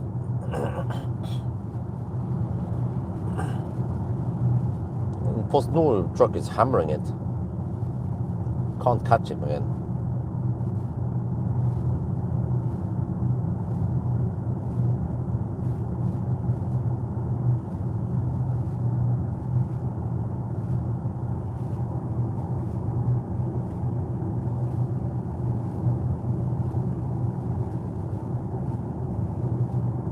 Oh, let me check something here. How much have we spent now? Oh, we have spent 106.4 kilowatt hour. So if we charge to 98%, then like the car, the wacky BMS claims, then we should be at 0% now. So this means that by the time we finish, wait. Oh, that means that I have roughly 2 kilowatt hour left. According to this, it's at 106.6 now. I still have to climb a few hills. I have to go downhill first and then climb a few hills before I'm up at that plateau towards Cleavage.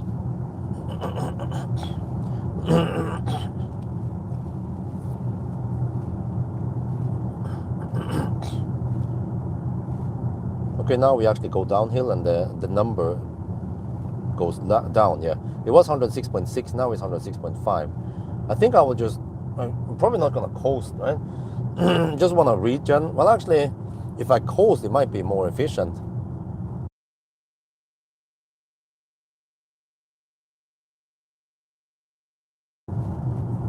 Because then I'm not converting energy back and forth. Because now I need to charge the battery and then discharge it again. But this is 800 volt hyped up architecture, so it should be efficient, right? Alternatively, I can coast, but I might hit 100 kilometers per hour. It might not be that efficient, unlike the classic Ioniq that just overtook us.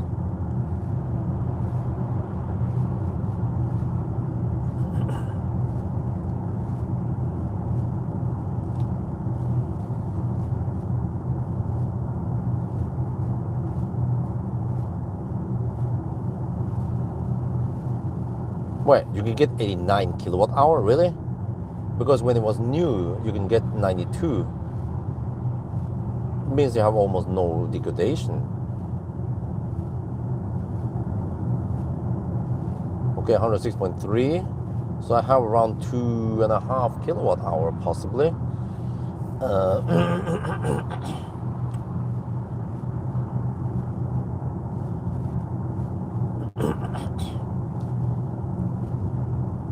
Hmm. 3% left. Okay.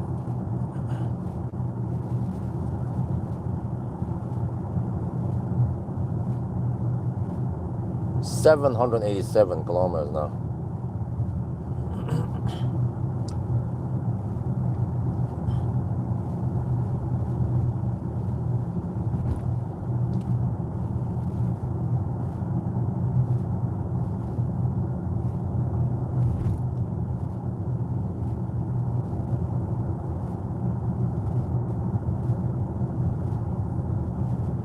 Okay, this is one of the scary uphills. I mean, we still have 3%, that's rock solid.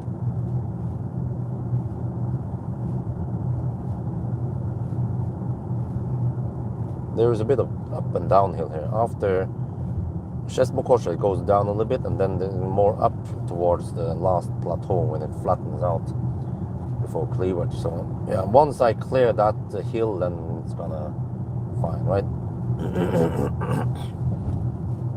I hope I estimated correctly.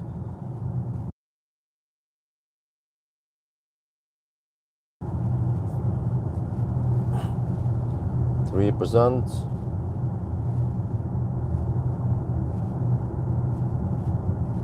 Okay, now I actually want to switch over to the dynamics screen, because dynamic screen will show power limit clear, but I'm using that efficiency, whatever it's called again. 2% now.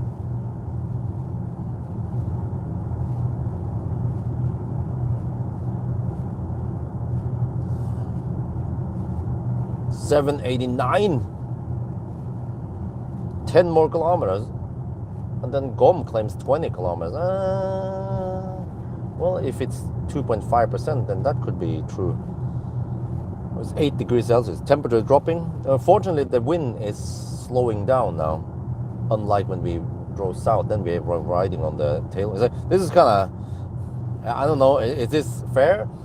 When we drove north this morning, we had not so strong headwind. And then when we turned around and drove south in the afternoon, we had stronger headwinds. And the same when we resumed in the evening, we had strong headwind on the way south. But then when we turned around again, headed north, then the wind was not so strong.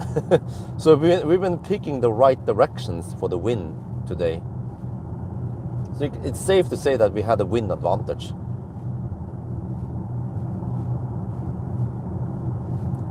Oh, Polizei, Achtung, Achtung, Polizei. No, I think that's a police van. It goes quite schnell.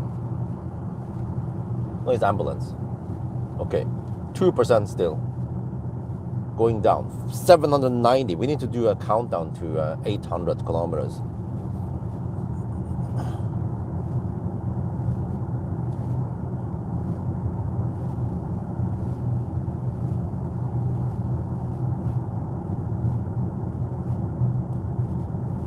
Yeah, now it goes a bit downhill and then down again and then up. Let me see. This is kind of silly. We need to switch between all these things to see.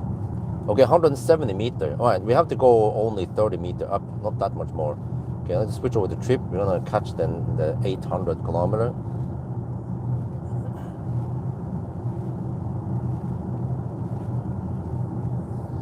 Still 2%. Well, maybe I can switch over here now. I don't need this, or do I? We're still 11 kilometers away, man. Shit.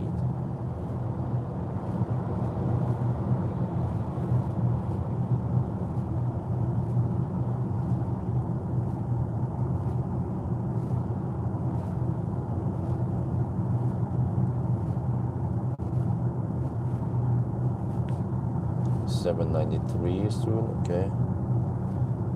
But there's a Kona also driving quite slow. Dude, this Kona is driving slower than me.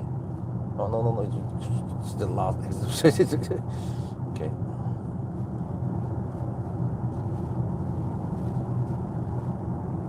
Yeah.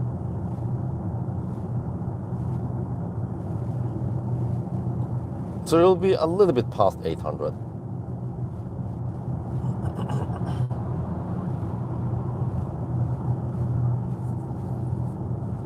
But the question is here, do I coast?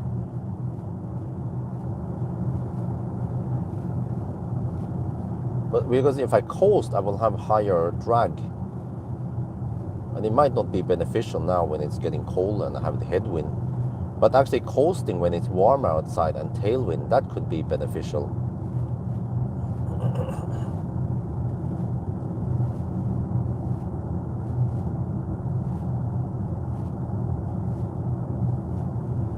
ABC always be coasting.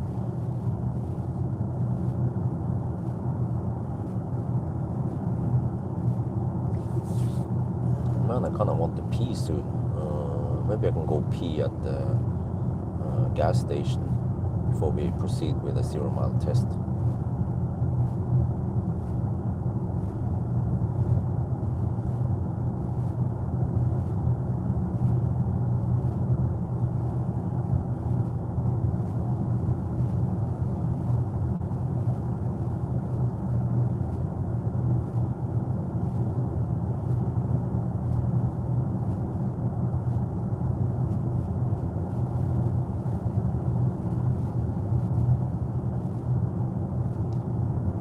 Well, I mean, if this was a sedan, a more slick, a more aerodynamic car, then coasting might actually be better. Then you can hit the higher speed without too much sacrifice, like 100, 110 kilometers per hour. So ideally, you need no friction. Like if it's vacuum, right? No air resistance, then you want to coast, because then you will preserve the energy.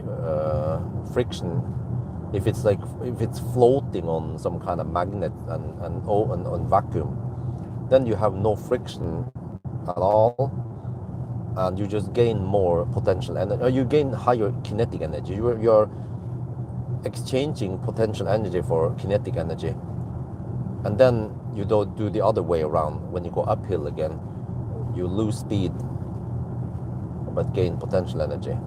Okay, 2%. This is the one of the last hill, but not the second to last hill here.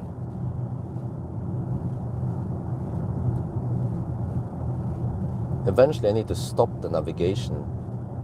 Yeah, I can do it now maybe. I think it's fine. There, now you guys can finally see state of charge. And then the GOM that it claims, right? Okay, getting ready for the countdown. Well, actually it takes a while, but okay. 797, okay, in 3 kilometers. It's still gonna take around 2 minutes to reach it.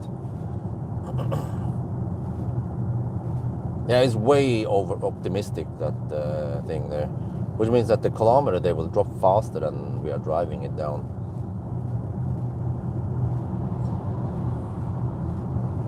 But we are in that efficiency mode, whatever. I can go out of it eventually. Then we get actually more realistic numbers. Maybe I can exit it. What is it? If I go here and then I take out the max range thing, then suddenly 25, blink, blink, calculating. Okay, we now see 24. Okay, I think we go out of it because I want to see the power limit. It's more clear now, the power limit, the real power limit, not the artificial power limit. You see, we have around 70% power left. You can see it on the very left side there, but it's more clear when you go. Oh, I have to. Just almost forgot, man. Was busy talking. 1%. Here we go. We finally reached the plateau where it flattens out. This could possibly be 1.5% left.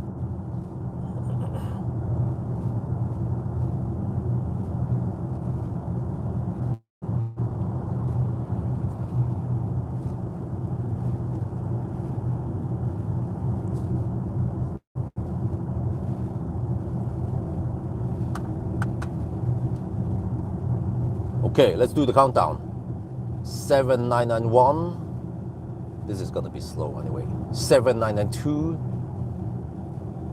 7993. 7994. 7995. 7996. 797. 7998. 7999.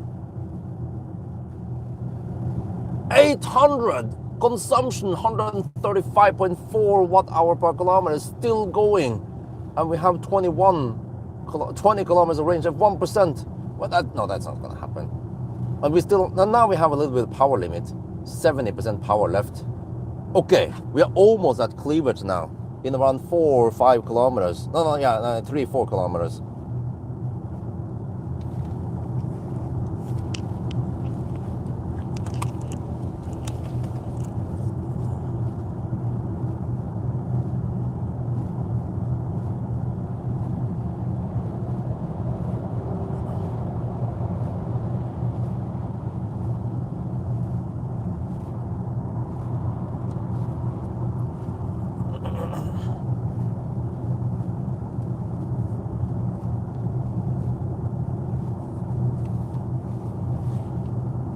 Okay, well, let me check here. The trip status. Yeah, oh, whoa, whoa, whoa, whoa, what the heck, man? We spent 108, whoa, interesting.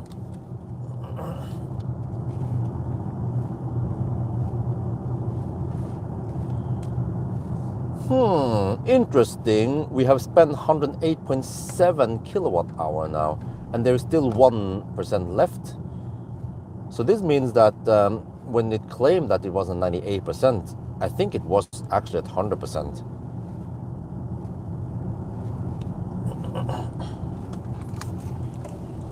Okay, we made it here like a ninja.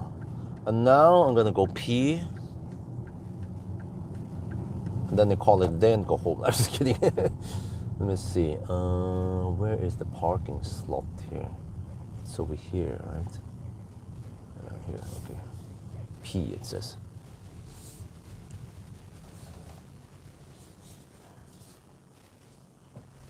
Okay. Stop there.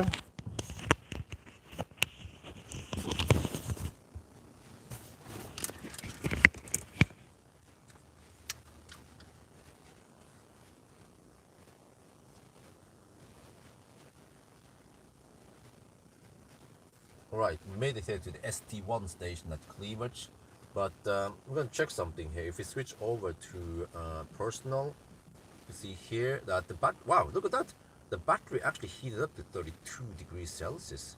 But this makes me wonder, that mode we've been using here, I went out of it because I wanted to see the power limit, but if you go to max range, maybe max range actually unlocks more kilowatt stunden in here. Well, let's find out.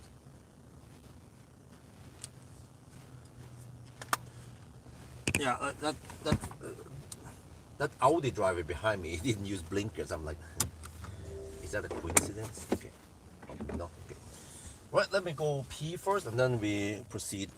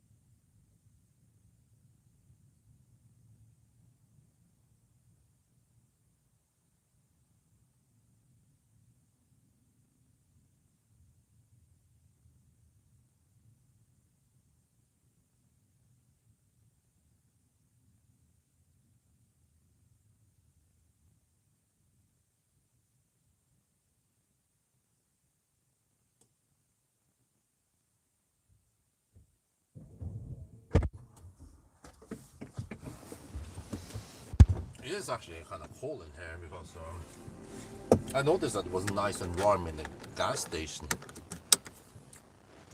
No, okay. Switch juicer again. So it is cold here. Okay, let's just finish this quickly. Switch back to the Bjorn user again. Wait for it to load.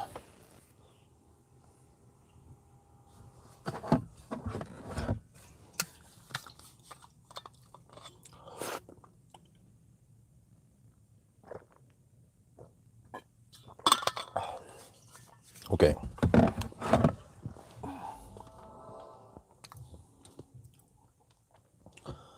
And then it also resets the display. I had to wait for stuff to load, man. Now we, well, I mean, we had 1%. Not sure if I want to go for the autobahn, but let me enable that max range mode again.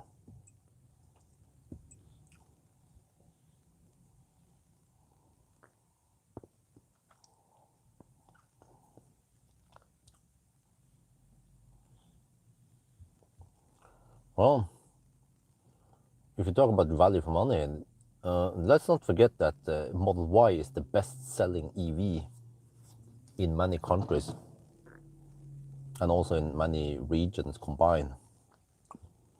Okay, anyway, I'm trying to figure out now where I should go. It is only 4 kilometers to that turnaround point, so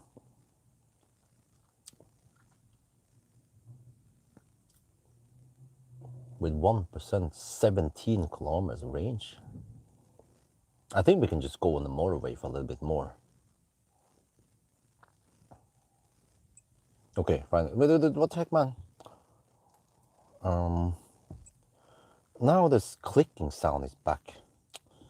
I don't know, there must be some bug here, because when you go to the clicking sound, wait.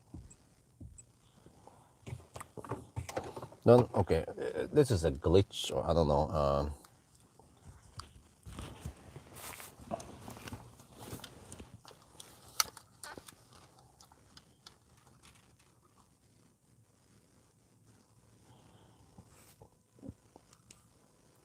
What the heck? It happened again now. It's just not just a one time. Okay, this happened earlier today. I'm gonna show you. Every time I enter the car, because the key is not linked to my user, right? I need to switch. It always starts with a BMW Nord again, and I switch to Bjorn. But now I have the clicking sound. Okay, I wanna reduce warning, but if you go here to audio, system sound, you will see that touchscreen thing here is off, but you still have that. But if you do this, turn it on, turn it off again, now it's gone. It's a bug. It's a bug. Maybe they should fix it.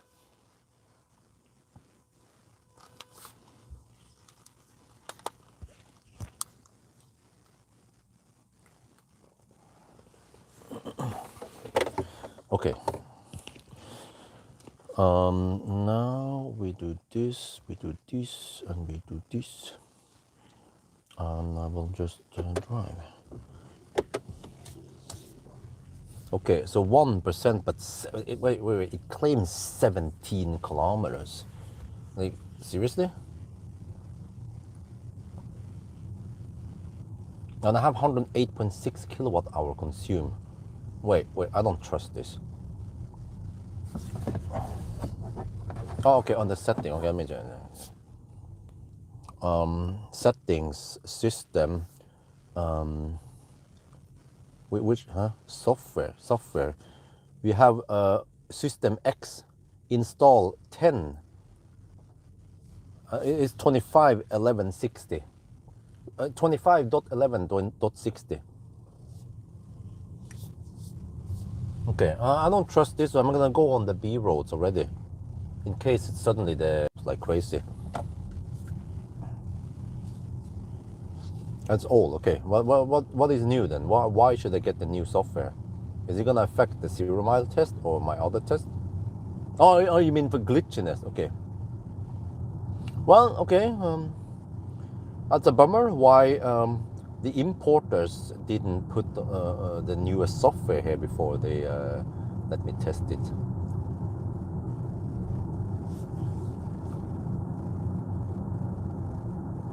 So just keep it on. Gee, man. Once you turn it off.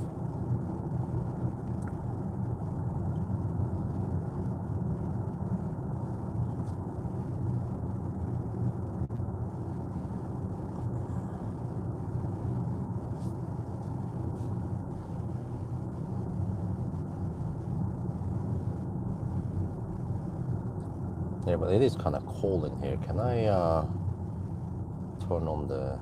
Wait.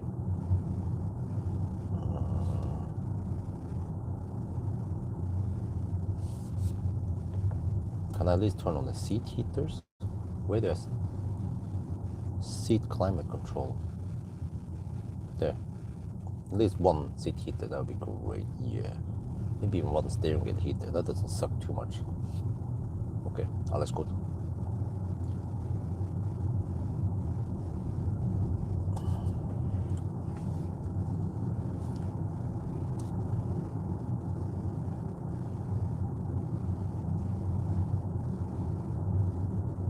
Okay. Now we... Yes. Until it stops or until it gets in some serious limp mode or something. We'll see.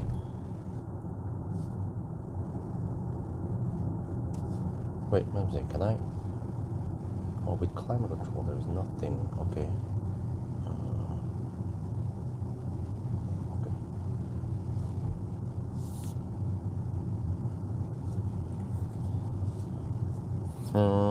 Still 1%, 17 kilometers range, dude. Like, how long do we have to drive? Can we actually go 17 more? 16 now, okay. But we are fairly safe here. Oh, actually, that seat heater and the steering wheel heater have a lot. It's only 6 degrees Celsius now. Yeah, here's the end point. Oh, is that? There was an animal running. There's a bunny. The bunny.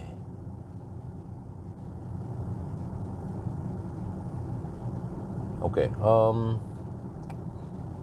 Well, any stretch here is fine to run out of juice because there is ultra low traffic, especially at night. Even in the daytime, it's ultra low. So let's hope that the car doesn't brick, right? Gee, what the heck do I do then?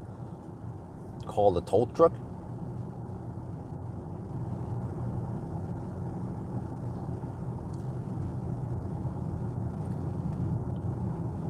$15 kilometers now. Wait, I feel like the kilometers drop faster than we are driving it. 109 kilowatt hour out of the battery. Interesting. Wait, let me see. What is the battery status? 34 degrees. What the heck? I need to document this. Dude, it's heating up. That's how it gets more energy out of the battery. It heats it up. It's doing what Tesla did 10 years ago. Yeah, more than 10 years. With the Model S in range mode. Actually, 13 years ago. Yeah, range mode was already available in Millennium Falcon back then. And we heat up the battery.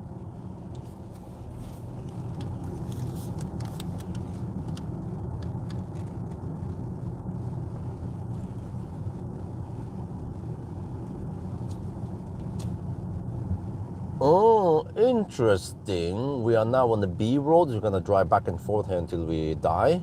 But we have pulled 109.2 kilowatt hour. What the heck is this wizardry? Well, we are in this ultra mode, max range, right? And when I look here, look at this. The car heated up the battery to 34 degrees Celsius. Well, did he use the battery heater? Nope. At least according to this screen, it doesn't. And also, I haven't seen any crazy increase in consumption. This was just due to uphill and lower temperature and headwind. So the only explanation I have is that it has alien technology. It can scavenge heat from the motors and then it puts it into the battery, because the battery should have low internal resistance, so it shouldn't heat up, especially not how slow we were driving. But this is actually something BMW is doing what Tesla did 13 years ago with range mode. Range mode will on purpose scavenge heat from the one motor it had, right? And then put it in the battery, because when you heat up the battery, you get more energy out of it. And actually, basically what it means is that the cell voltage is slightly higher now when it's warmer, so you can then pull more energy out of it. Yeah, quite smart, huh? Because when I did the range test, I got only 108.6 kilowatt hour out on this battery, and according to EV database, the spec, it's supposed to be 108.7 kilowatt hour.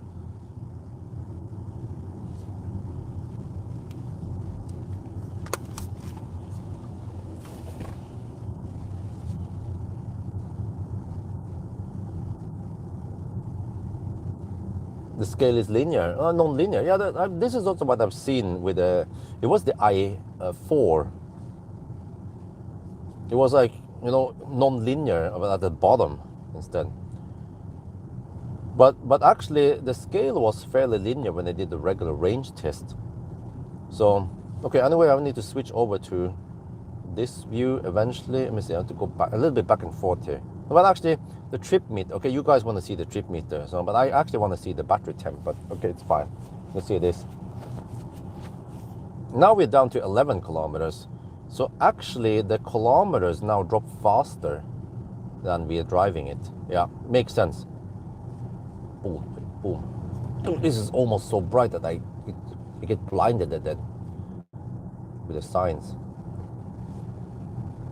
But it's nice and bright, and if you do this, it will focus towards, wait, no, maybe it's not doing it now in the manual mode. Okay, as I force auto, when I force high beam on now.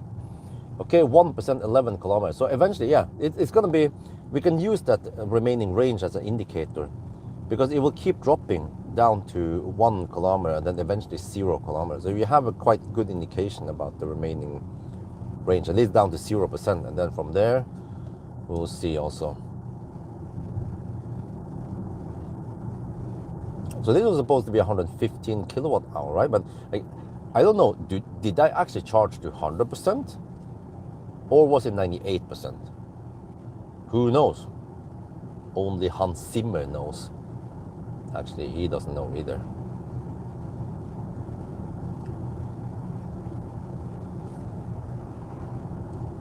But it's good that we actually go down to 0%, because if I extrapolate at 5%, then we don't actually get the actual kilowatt hour. If I assume 108.6, right, that I got measured on the range test, yeah.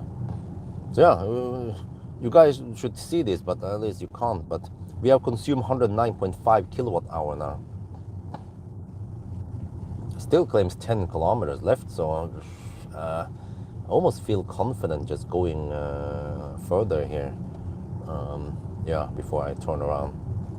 But this is the same behavior I have towards the end as 2 days ago when I did the range test. It doesn't have a sudden drop. The 10 kilometers will slowly drop, but I mean it drops like it might be 2 to 1, right? Every 500 meters we lose 1 kilometer, but at least it's an indication, which means that I might have 5 kilometers left. So I think I can go to the roundabout. And actually, when I run out of juice at night, I could even run out at this bus stop. There's no bus stopping here at night, and it's actually a lot closer to. Hey. I mean, from here it's like 500 meters only. We need to drive. So then I can just charge for 15 minutes and then I go. Right here, you just like from here is a group up there, a little bit around there, and then we're done.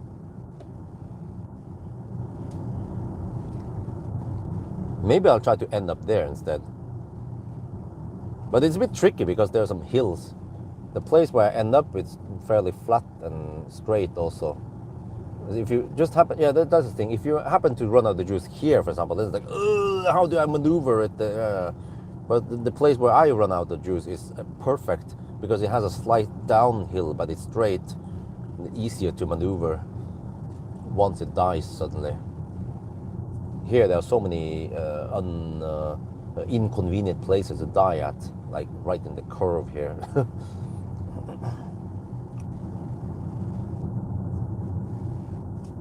But I need to shoot a video for the let's see, I need to switch over to the dynamics now. Well, it doesn't show me the correct power limit though. Yeah, that's the problem. Let me see, I need to switch off the switch out of the max range. Let me see what happens then. I still don't see the power limit. No, then it switches over to that display, dynamics. Wait, huh? Where's the power limit? It's supposed to be a power limit thing, notch on it. Strange. Okay, I want to go back to max range in case it will actually heat up the battery. But then, you know what, the max range might actually cripple the charging speed. It actually, it's going to overheat the battery. If we arrive at 34% degrees. Okay, but anyway, let me go back there. I need to pay attention to some stuff here. Here, 109.7 kilowatt hour. What the heck, man? Okay, oh, now it drops fast. 7 kilometers now. Yeah, you see? So, we should just get in position. At least for the zero, and then we reset, and then we drive.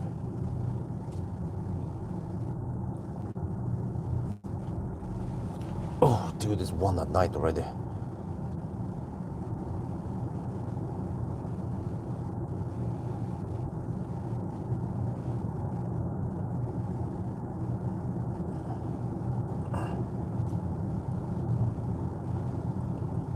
Uh, 812 kilometers now. But I want to stay on this. I want to pay attention to the battery temp. 34. What was it before, huh? Was it still for the 34? Yeah, this has been a freaking long day, man. 7 kilometers now. I have to pay attention to that. Once it's 0, then we will stop and check some stuff. It's getting a bit moist in here now because it's cold outside. 5 degrees. Temperature is dropping. There are almost no clouds, so the heat is escaping quite quickly now, and the temperature will drop. And we have wind from the north. 6 kilometers, 5, okay. Eventually it will show 0%, but still some kilometers left. Okay, this is where I need to document, okay, in the 0 mile test.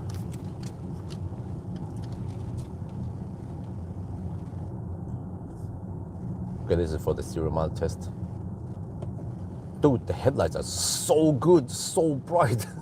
But anyway, okay, we've been driving it low now, but you see, we have still 1% left, 5 kilometers. And I can feel there is power limit. Now I'm using this efficiency mode, so there is also some artificial power limit because of the mode, but yeah, at least it shows range down to actually 0, 0. It doesn't just show dash, dash, dash at one point, so that's good. But then the battery also heats up. This could be the part of the mode we're using now. Okay,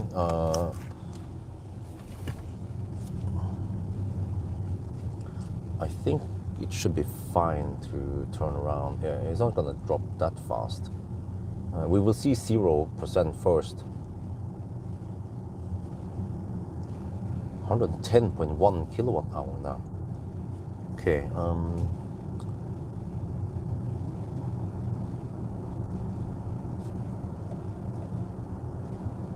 uphill here might steal a bit of range. We'll see.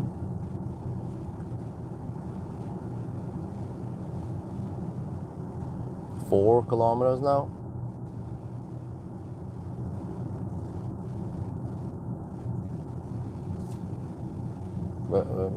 Once if we are at 0, 0, then who knows? Could drive quite far. Or wait, wait. I have another idea. maybe this mode, whatever it's called again, max range, maybe it eats of the buffer, the 0 mile buffer, which means that the car could actually stop at 0%, 0. Oh, 2 kilometers of range now, 1%. Yeah, because now we are actually have consumed almost 2 kilowatt hour extra on the buffer. Plus, I don't know if we started with 98 or, but I mean, if that was true, 98, then that means that the buffer below 0 is, no, 0% is actually 4 kilowatt hour. So it's actually very inconvenient. It's bad that it didn't charge the 100%. Okay, it wants to take care of the battery, but okay. Right now I need to get in position because the 2 kilometers that we have might only be 1 kilometer. Okay, whatever. I'm gonna switch over to the trip now. There.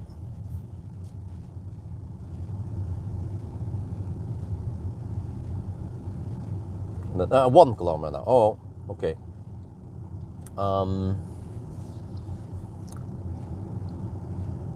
I need to eventually reset one of the trips. But this will be the end of Sunday drive. And then I have the summary later. I can do the summary while I'm charging on the EcoFlow.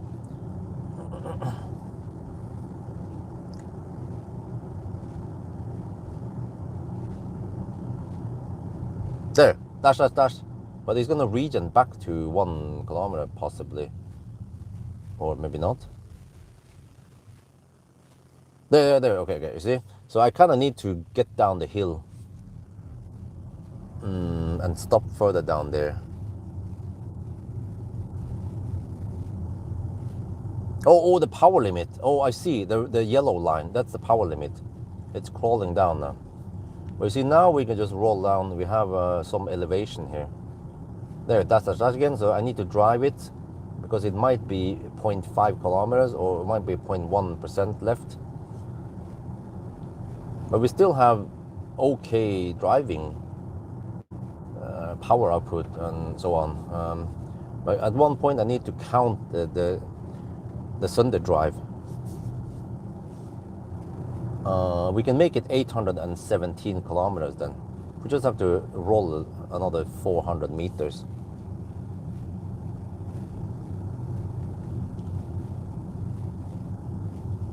So that's going to be the end result for the Sunday drive. 817 kilometers and 135.0 watt hour per kilometer. We can just stop right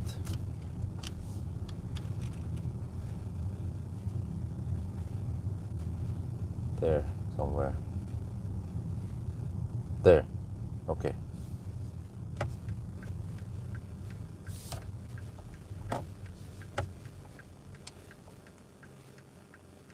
$134.9 actually, but okay. Sunday drive. Okay, that's it. We have done the test, finished the test. 0%, 0 kilometers of range left. So end result 134.9 watt hour per kilometer and 817 kilometers done. Very impressive. And then, but here, this is the strange thing is that we actually pull 110.4 kilowatt hour out of this battery.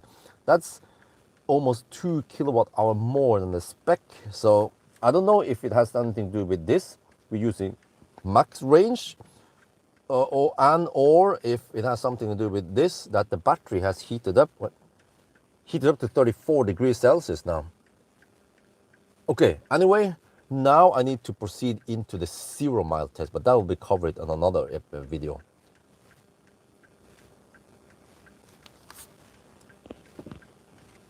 I need now to quickly write down the numbers. I can show you guys here.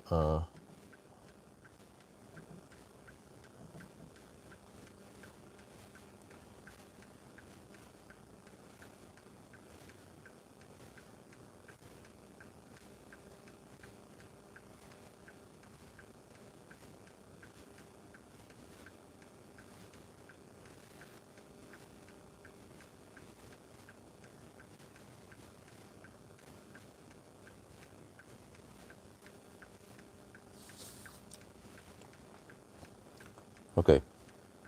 And now I need to reset. Okay, this will be the serial. I forgot this is a serial mile test also.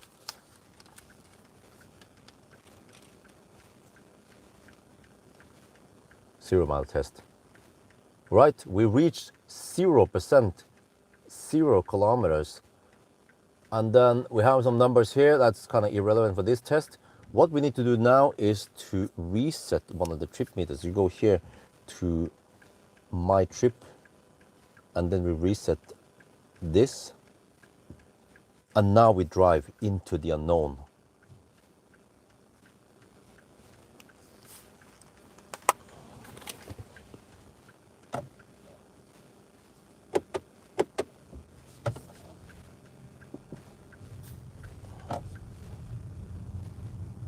Okay, eventually we can check the since last charge and see how many kilowatt hour we got out of this battery.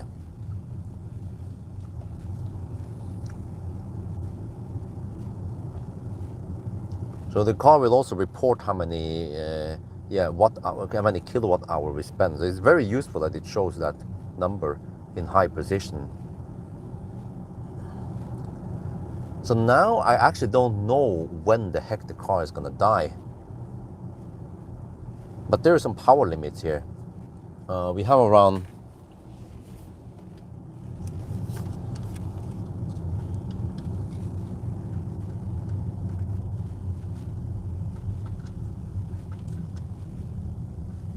So now I actually have no idea when the car is gonna die, but I have some indication that hopefully it's linear.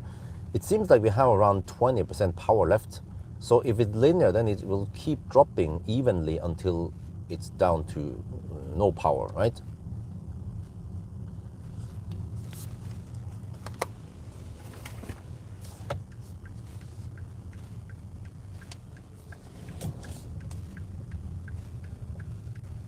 Seems to have okay turning circle.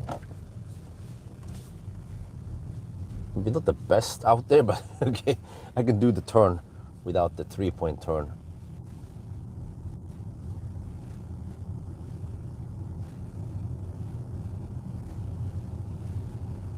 Yeah, it's always a bit tricky. I have to pay attention and when I do this, because I'm doing 2 videos simultaneously. The 0 mile test, or actually the Sunday drive transitions into the 0 mile test.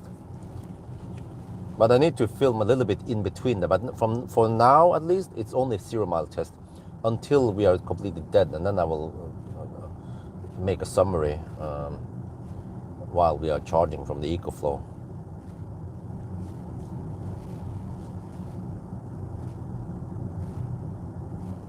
At least i4 with 12.3. Okay. But okay, I forgot to check beforehand. Maybe you guys can check for me. The i4, that was the very first 0 mile test I did. The i4 actually, I think it was 2.7 or 2.3 kilowatt hour below 0, right? What about here? I mean, what can we expect here? It's only 0.3 kilowatt hours spent so far. I feel like I can go further. Wait, or can I? Yeah, okay, I have to pay attention to the power limit. It seems to drop evenly. It doesn't have a sudden drop. It just evenly drops now when we go uphill.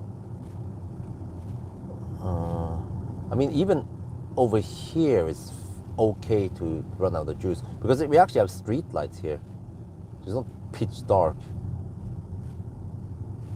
And at night it's not too noisy here. There's not that many cars hammering past here. And actually, since we are on somewhat high elevation, then I don't think we need to charge that much extra. But it's from here it's around 3.5 kilometers to the gas station.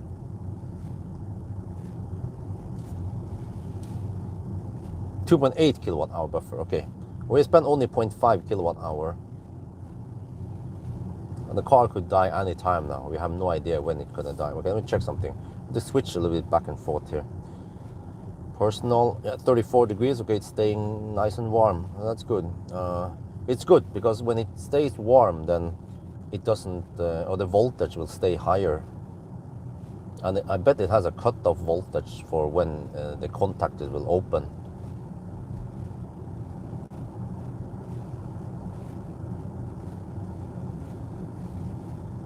So it's an ancient trick to pull extra kilowatt hour out of the battery.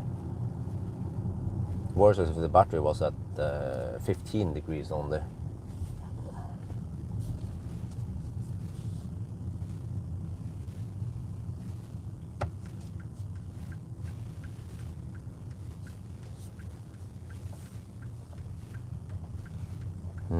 So you must have been charged to 98%. How what? Based on the test data, we must include a US spec 112 usable plus buffer. Okay. Well, let me switch over to since charging. I've spent 111 kilowatt hour now since charging. Okay, switch over to my trip. Wait, what about since factory? Does that show anything? Why? 1,108 kilowatt hour total. Wow. Since factory. Okay, but wait, let me switch over to since individual. Okay, focus on this now. I'm going to pay attention to the power limit.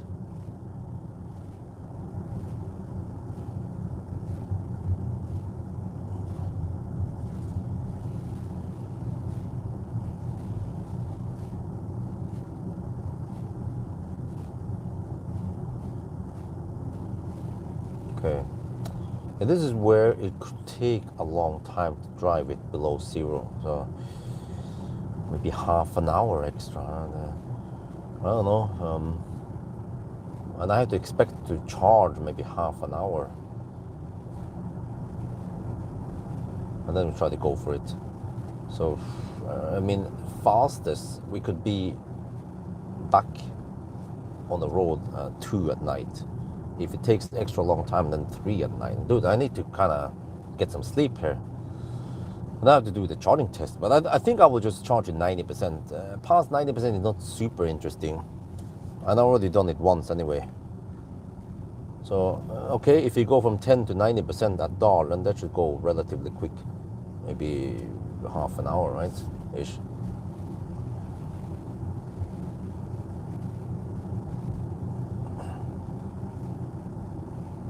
We can check something else here. If I go to the dynamics, I can see here how many kilowatt we have available. If I just try to floor it, 60, that's still plenty of power, man.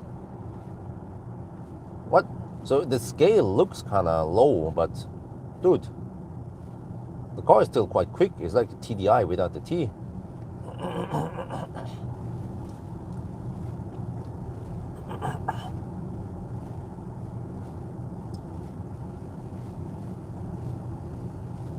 .7 kilowatt hour used now.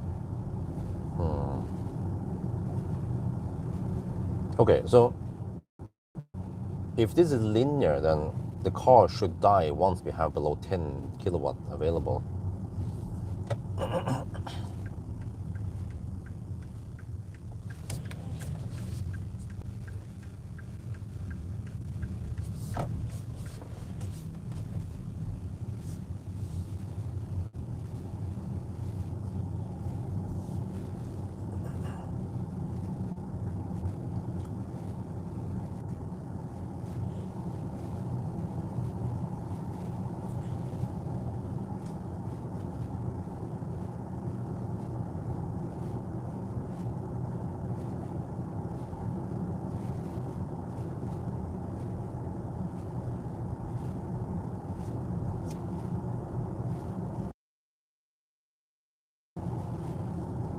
It seems that the car is still quite quick. Okay, 0.9 kilowatt hour now below zero. This might take a while. Okay, so I guess I'll be open for running out of juice on many other spots, because if I narrow it down, then it takes a while to do it. So we're just gonna go the whole loop maybe, but then wait, but I don't wanna. close to the church and all that stuff, that's kind of scary. But at least over here is fine. You can take this loop over to the roundabout, and then loop around.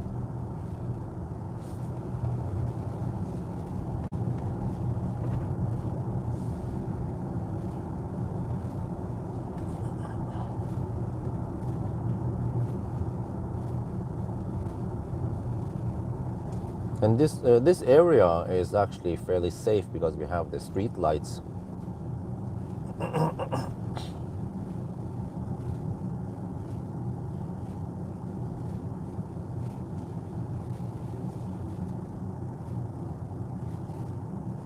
Okay, let me see if I switch over to since charging. I pull 111.5 kilowatt hour now.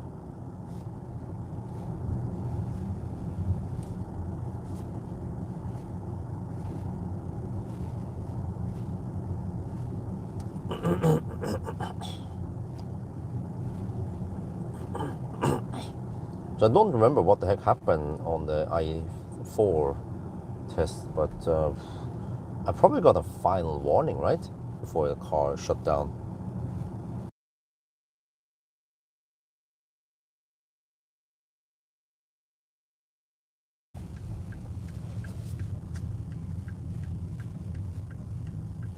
Oh, no final warning, okay.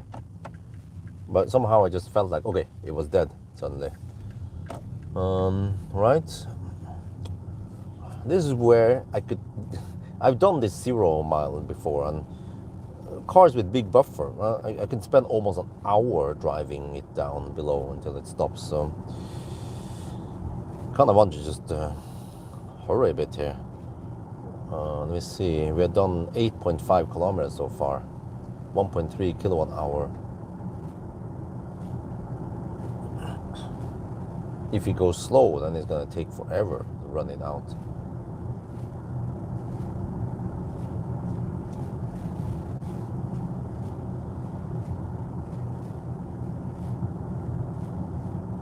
Okay, linear. Well, at least the i4 was linear. That's good. Yeah, this car, okay, I still have 68 kilowatt power limit. That's plenty. Out of 345 we had, right?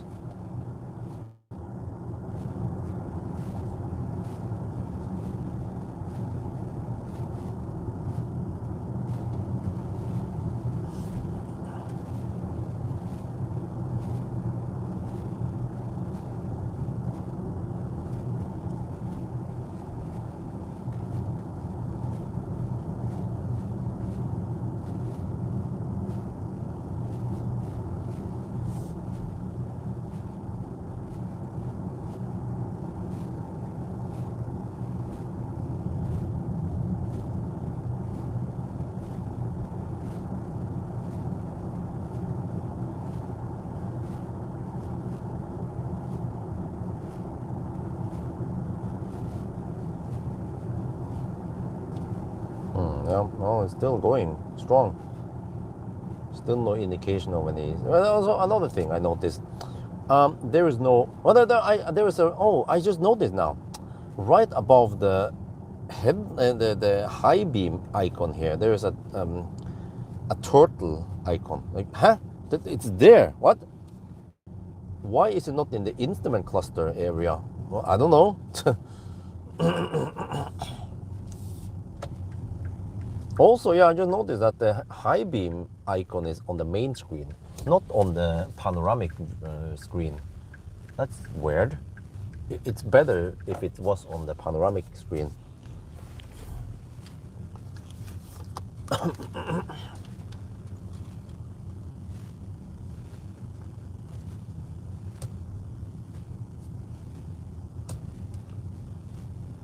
Wait, what the heck? I just noticed that we've been having turtle mode or tortoise mode for a while now. And this is weird because this screen here doesn't show any turtle mode. Okay, that's fine, but the high beam and the light settings are actually visible here. You know, when you just go this or this, right? Not here where it should be. So I find that a bit strange that they didn't put the light stuff here.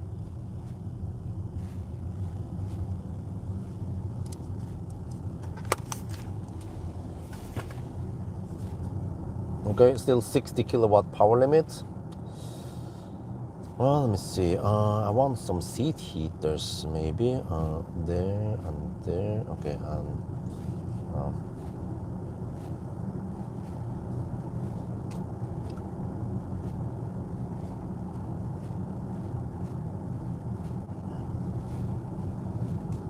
1.6 kilowatt hour below zero. We can maybe switch over to what is more interesting since charging. There, 112 kilowatt hour now since charge.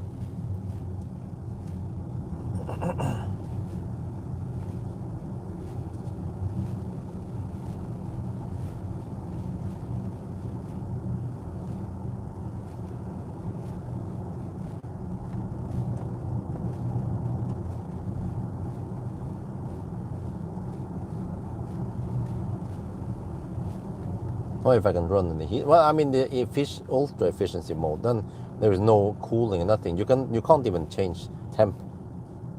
So no heating and no cooling. Only fans, that's it.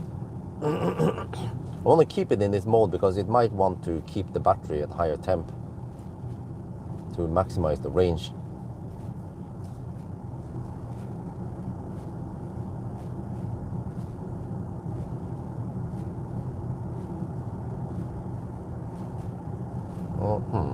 I would say the power limit doesn't drop much. How is the battery temp now? Let's see. Haptic. 34 degrees. Okay, the battery temp seems to be stable.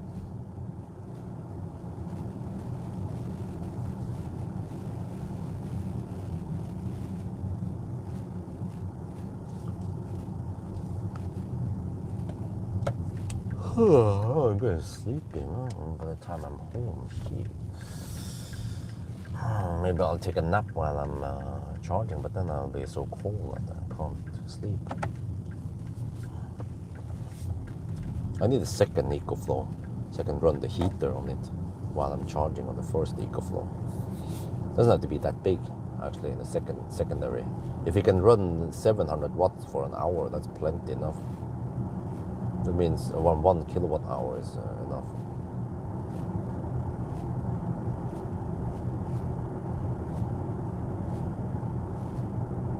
We still have 69 kilowatt power limit, man. Plenty. 112.5 kilowatt hour consumed now. Dude. How much are we supposed to be able to, how much are we supposed to get?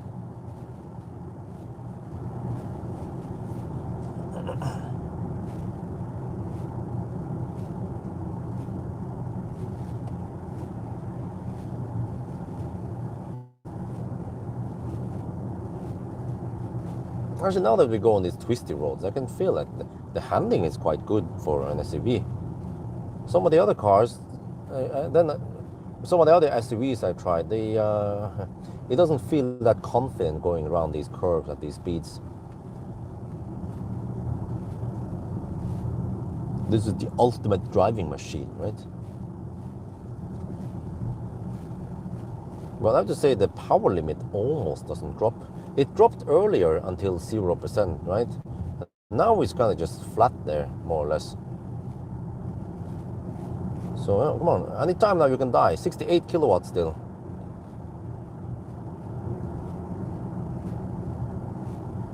This is perfect lineup if I would die right here, there. Okay, keep going then.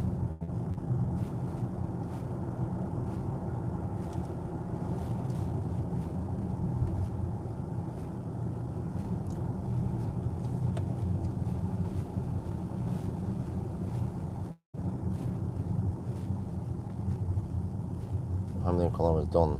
Total now is 832 since we started. But the the Sunday drive only counts down to 0%. But now we're kind of moving into the NUF test where they count until the car dies. But then I don't have data for the other cars. Well, I could extract it from the 0 mile test.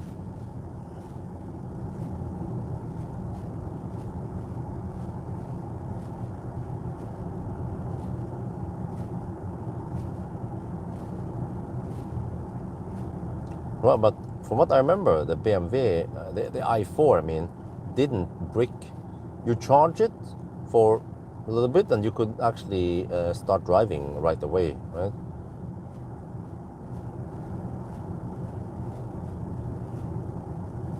So if I wanted to die, what happens if I die in the uphill here? It'll be slightly inconvenient. Maybe I want to back down again somehow. If I can maneuver it though in neutral. I never run out of juice here in these curves.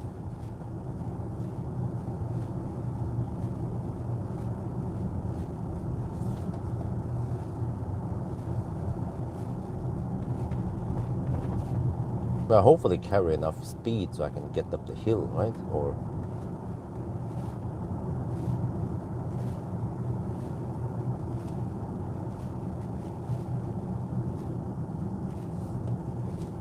oh wait, I felt something. Whoa, whoa, whoa, whoa! Suddenly, yeah, okay.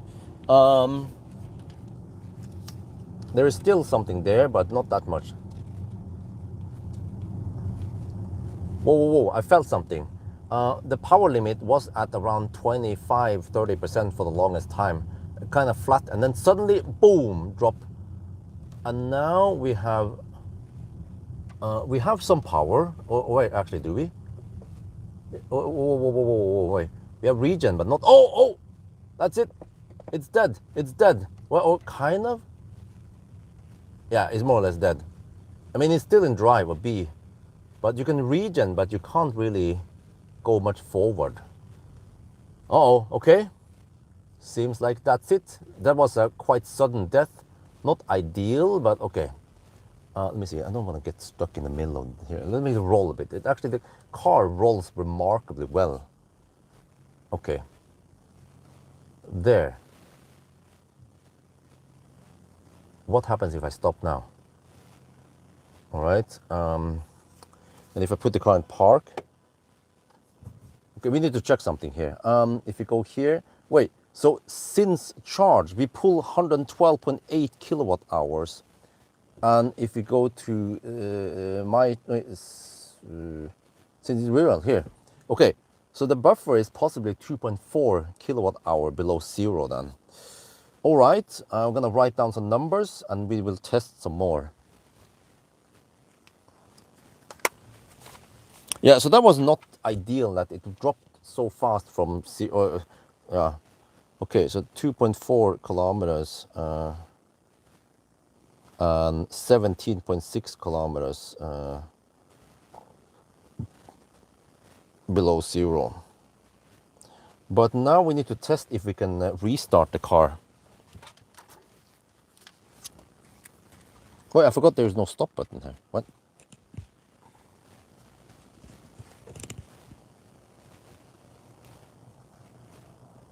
Wait, how do we... There, if you do this, it's gonna turn off the car-ish, right? There is no stop button. And if you now go back again, buckle up, press the brake. I mean, it says ready. Huh, what? Can I go into drive? Oh, I can go into drive. Can I go forward?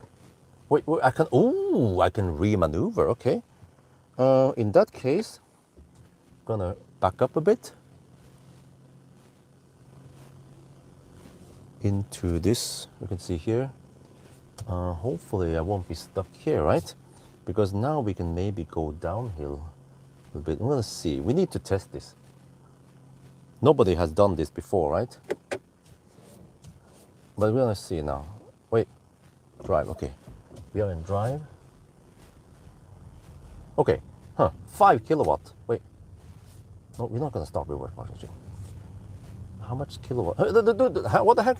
We are suddenly back on that power limit again. Oh, it means that now it can die anytime again. Let's see. Okay, 5 kilowatt.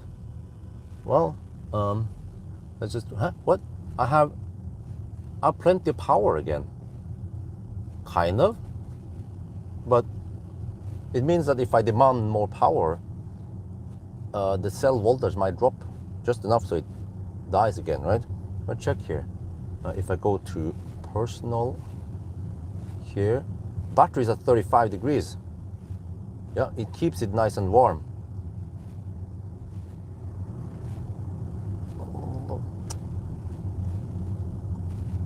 Man, okay. No. Man, the haptic shit is so hard to, there. I want to see the dynamics, okay. Here, okay, I still have the power output there.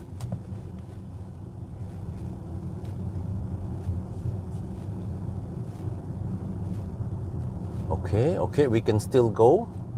But I mean, that stop was a sign that you better plug it in soon. So we're just gonna go for it, at least go closer to the stop point that we tend to stop at. But I get the feeling that the car might die anytime again. But this is actually quite far. Normally with other, actually many German cars, like the Fat e-tron allows you to restart the car and re-maneuver, and the same with EQV and the E-Vito I tried, but they allow you to re-maneuver only for like 10 seconds, and then they die again. Here you can actually drive quite some distance before it dies. What? Wait, let me check here. Okay. B mode. Let me see. How many kilowatt do I have now?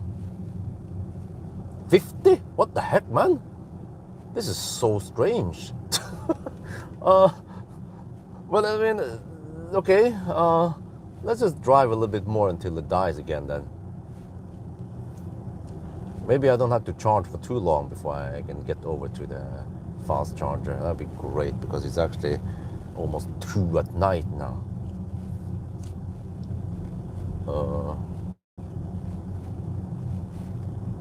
Okay.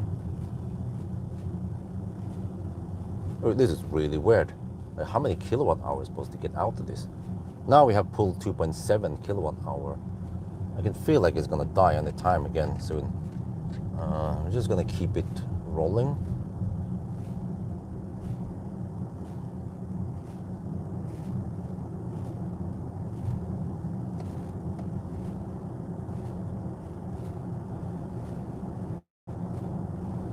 Huh?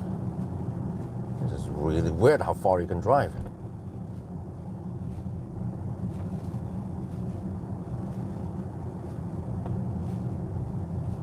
It's getting foggy now. Wait, just notice something. If it gets foggy, then the panoramic display also gets the fog because it's on the windscreen. But you know, this is not affected by it. Now what?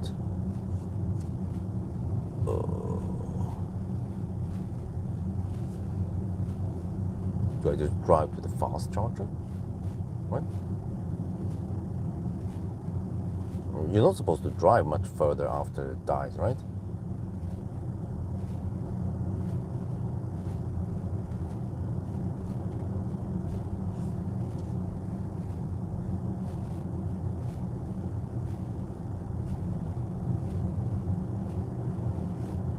But yeah, I never heard a contactors open.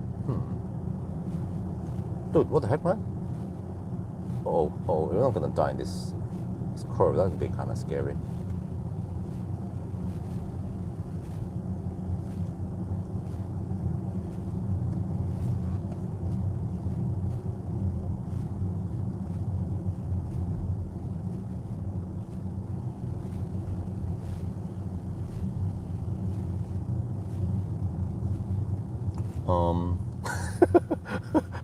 I don't know what the heck, man. How can it keep driving like that? Okay, let's just get over to the cam power. This is the weirdest result ever. It's still going. It gets quite foggy in here now. Shit.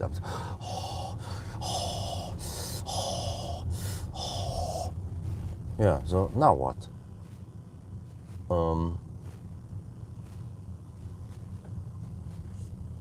Do I just stop here and plug it in? Man, we made it here to the Chem Power. Oh yeah!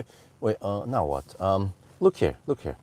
Like, has anyone seen this before? That if you go to since charging, we pull 113.3 kilowatt hour, and the car is still not dead. It can still keep going. What? Okay, whatever. Let me check something here. At this point, if I do this, and then I go out of, sorry, this is okay. I go out of the max range. I can just set it to personal, whatever, right? And then can I fire up the HVAC, because now it's kind of safety thing here, because it's foggy. I want to get rid of the moisture. Now what? Because no, not low. Nice and toasty, right? Does the heater work now? Dude, it seems like the heat is working. And this should also count kilowatt hour here. You will see that climate will suddenly go up. So, well, you know, we could run the heater all the way into the contactors open. Yeah, exactly. Great minds think alike.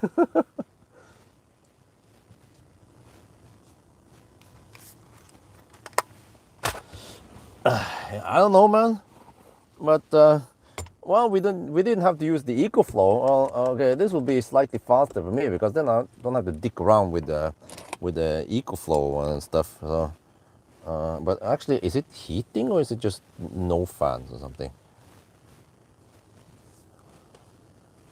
So I'm actually not sure what to count on this since individual. 2.9 kilowatt hour at least. I guess we'll see it once the contact is open, if anything. Wait, is it pulling anything? It's pulling 2 amps only. Oh, I bet it's all. Oh, it might be running only fans now. Yeah. Dare to go to the Tesla? No, I don't dare. I have run out of juice with a Soul before. That was kind of clumsy. So because it's a little scary uphill, that one happened. So. No, it's pulling something here. See, we spend 0.1 kilowatt hour, but it's actually pulling only 1 amp, so it's running only fans. Yeah, so this is gonna take forever.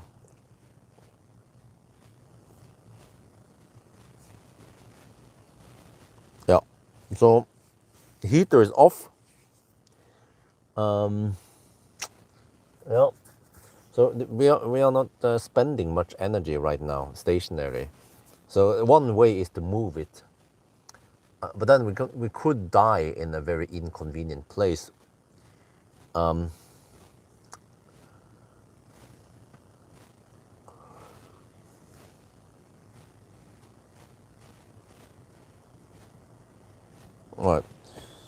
Well, I guess we'll drive again, right?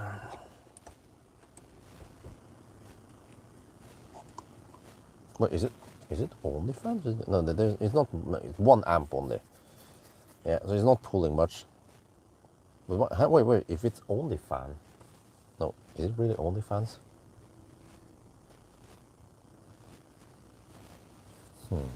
One trick is to use the front defroster, because it will force. Because it's a safety feature. It will force the PTC heater on. Let me see. Where the heck is it?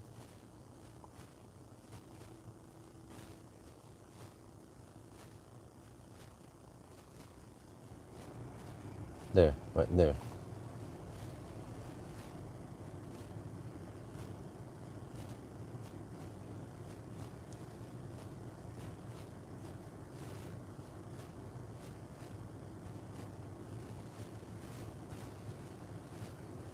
No, it's not pulling anything here also for the defroster.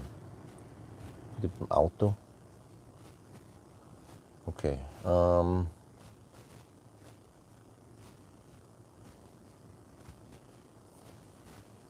So pull 113.3 kilowatt hour. But, dude, we do this test. I mean, it's not a 0 mile test until the contact is open, right?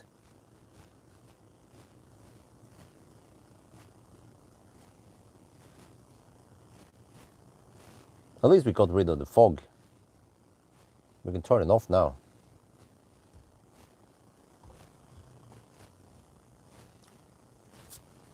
$33 degrees Celsius, huh? What? Dude.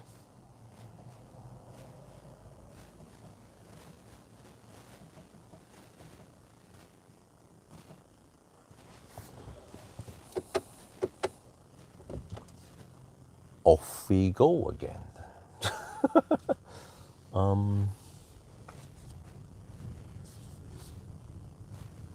It would be kind of funny if the car dies in the gas station area.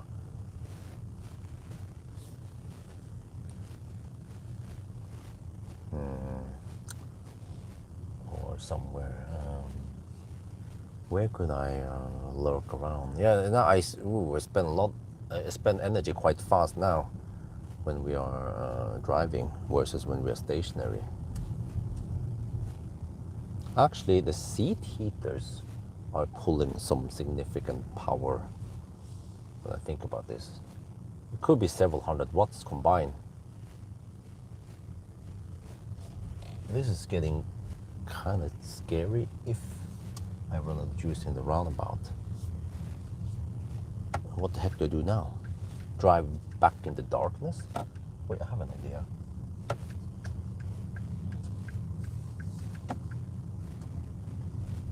Okay, let's see.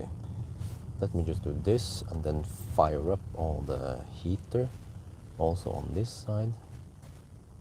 Seat heaters on. Oh yeah, the thing doesn't show stuff there, but if I switch over to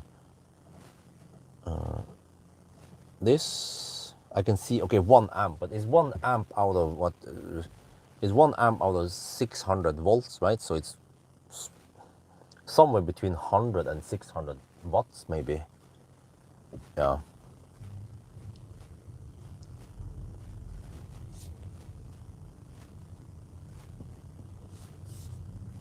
Look, what? The car still has plenty of power. Go to dynamics now. Look at this. That's 30 kilowatt at least.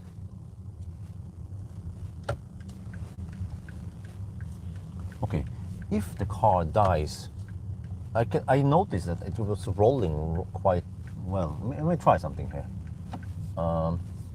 If I do this and go into neutral, well, I could actually just go into drive.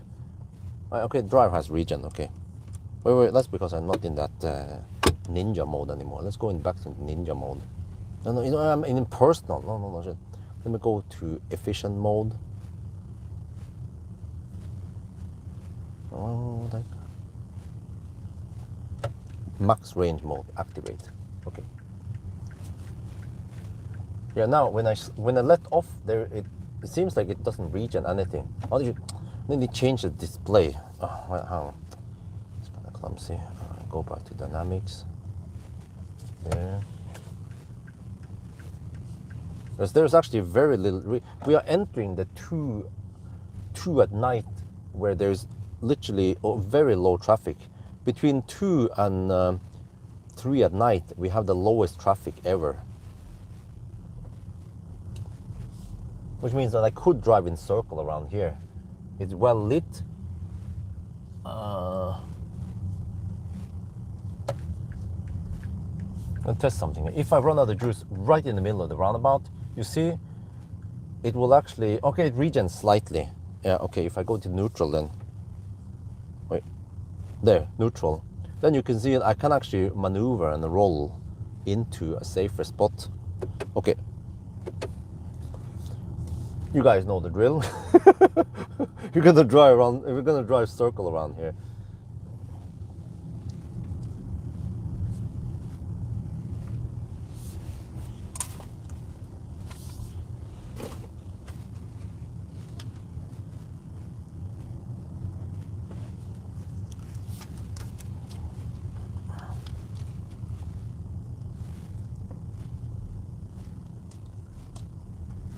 Okay, I got an idea.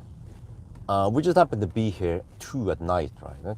And between 2 and 3 at night, we have the lowest ever traffic. There's almost no traffic here. eventually there will be more cars out on the road. So what I'm gonna do is just drive circles around here, and the charger is just 100 meters away.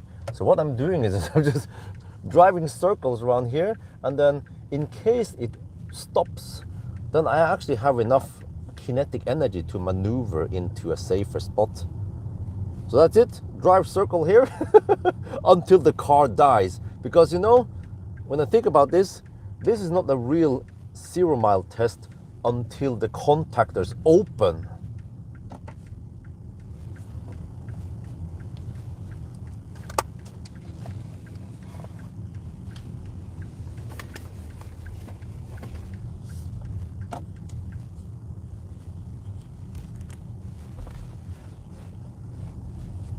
$113.6 kilowatt hour. What the heck, man? What the heck is this wizardry? Are we gonna get 115 kilowatt hour? Okay, now we're getting bored. I'm gonna count how many watt hours do we spend on each lap. Dude, I'm not supposed to use blinkers. And that's a real BMW user doesn't use blinker. Okay, 113.6. Each loop is around 100, 200 meters, right? Suddenly the police is gonna arrive. Like, dude, someone is driving circle around cleavage. 113.6. There, okay. One loop might consume. Oh, what the heck is that? Oh, what the heck is that? Oh, speed limit warning. Seriously? Reduce warnings, dude. Huh? I have 20 kilowatts there. No more. I haven't tested. Do I dare to floor it?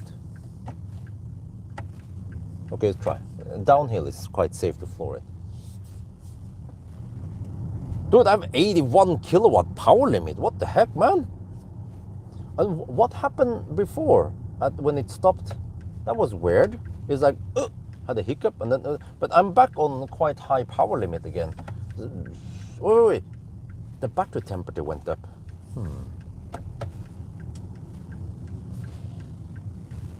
113.7. Okay, let me see. Do I spend 100 watt hour on each loop?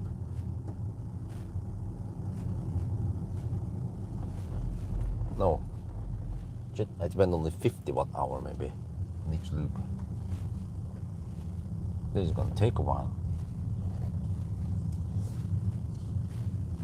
But the good thing is that once it dies, we can either restart again, or we just charge for 10 minutes and then we can crawl over to the fast charger, right? There, 113.8. Every loop is a new record, right? Has anyone pulled that much out of the iX3 before? 113.7. Oh, okay, region back. Oh, shit. Wait, I need something that spends energy. Okay, let me see. Seat heater max. Steering wheel heater max. I think they might pull around 100 watts each of them. I mean, heating is quite energy, power hungry, versus just blasting the stereo at max, for example, or I don't know.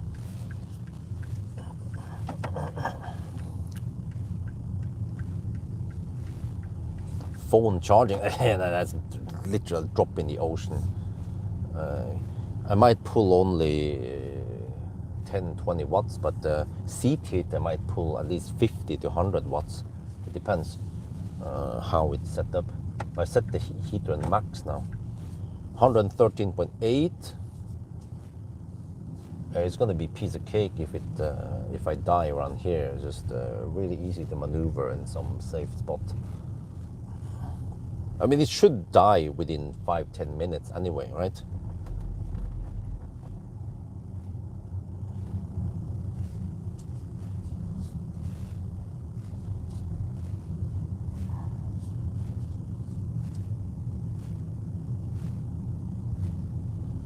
Yeah, so there's literally no traffic here.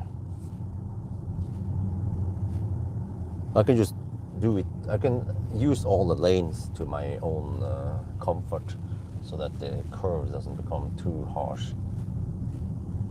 So if there's a time in the day you want to do this, it is between 2 and 3 at night. This is also when I try to do the acceleration and noise test, because there's no cars on the road that could affect the noise, and also acceleration. I don't have to deal with the random cars behind me or in front of me or shit like that.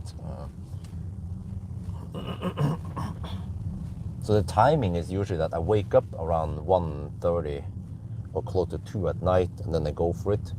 And then I usually do the do the acceleration and noise test, between 2 and 3 at night. But sometimes when I'm late and I start doing it almost 4 at night, and there is some early birds coming out on the roads. I don't know where the heck they're gonna go, but they are preparing for work. The office calls them 113.9 Kilowattstunden.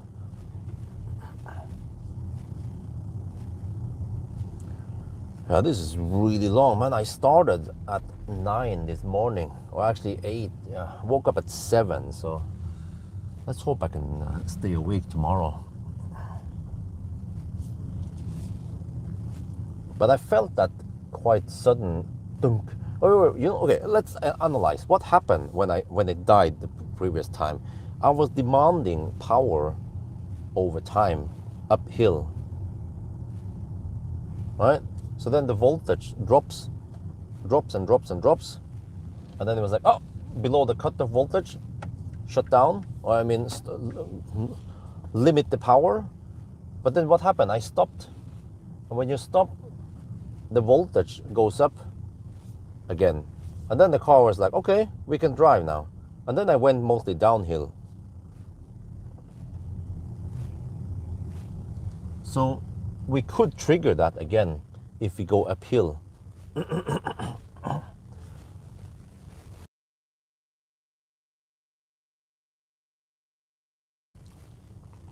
It's kind of clumsy. I need to switch over to personal. 33 degrees, okay. Back to dynamics.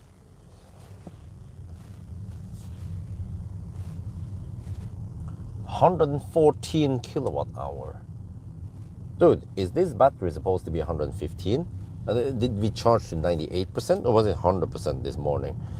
I believe it's not 100%. I mean, I believe it's not 98%, because if it was 98, 2 kilowatt hour is 2% is more than 2 kilowatt hour, which means that we would have had spent 116 kilowatt hour by now, right? And the car's battery is by specification 115, but I mean, nothing is exactly like that, right? Because if the temperature in the battery is high enough, the voltage will be higher than whatever the nominal spec voltage. So actually, yeah, the spec, is that based on 25 degrees in the battery, or 20 degrees?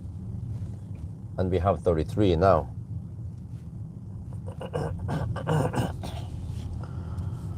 Dude, 114.1. Are we gonna spend 1 kilowatt hour going in circle around here? Like, seriously?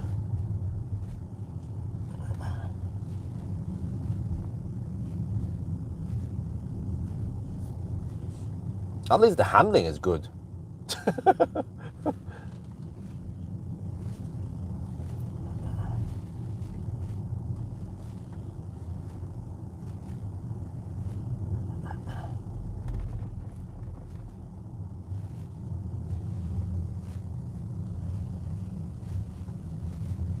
This will definitely not work in the daytime. There will be way too much traffic here.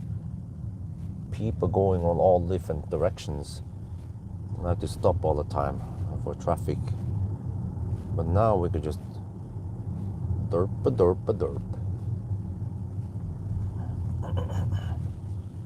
Just have to watch in all directions before I enter a roundabout and exit also.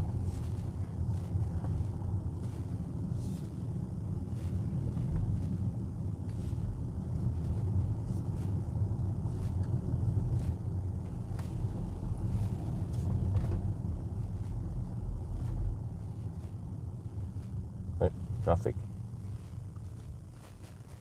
Tesla. 114.1 now.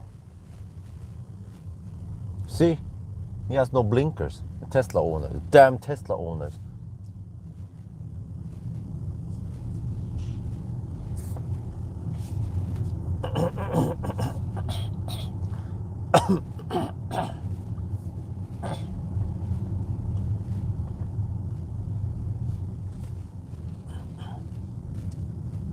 If I had time and if it was daytime and it's not so cold, then I wouldn't mind just stopping at the regular Wind XP area. But now I kind of feel like I want to go home soon. But also, the batteries are nice and warm, so we kind of also need to do the charging test soon. So, yeah. That's why I don't want to waste too much time. But yeah, I mean, when does this car die? It doesn't die. Do we go back in the dark place? Well, okay, whatever. I brought lights with me. Let's go to the dark place. How about that? It's fine. Right? Just set up some lights there, and then we pull out the EcoFlow. More than 115. Well, how do you know? For sure.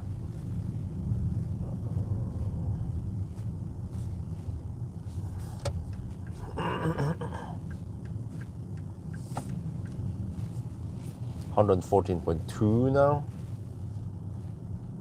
Oh, this is gonna take a while. Okay,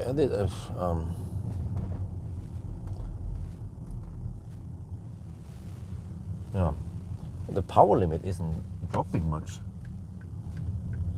So I bet that was happened. I went uphill for a little while, and that actually made the voltage drop below the cutoff voltage. But it means that it has dynamic. It has dynamic checks of voltage,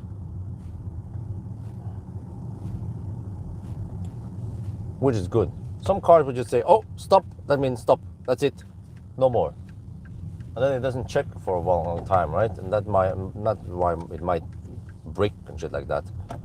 So here, how can we make it die? And also, I didn't hear the contactors open. There was no final warning. I think the car just like doop, died, and then it just doop, came back to life again.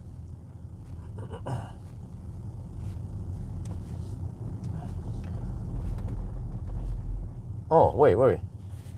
So it means that the contactors never opened. They were still closed, but the car just said, okay, I will give you 0 kilowatt for propulsion, but you can still pull whatever extra for lights and screen, so it doesn't drain the 12 volt. Wait, oh shit. Actually, how do we know that we don't drain the 12 volt now? That is a good question. Yeah, but no, I think the DC-DC converter should be active now, right? Anything else would be crazy bad design in 2026.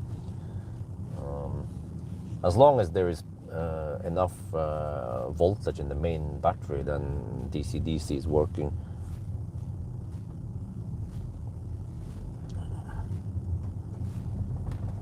Yeah, that's true. The drivetrain, as long as the drivetrain has power, then DC-DC is working. No, but it could be. Sorry.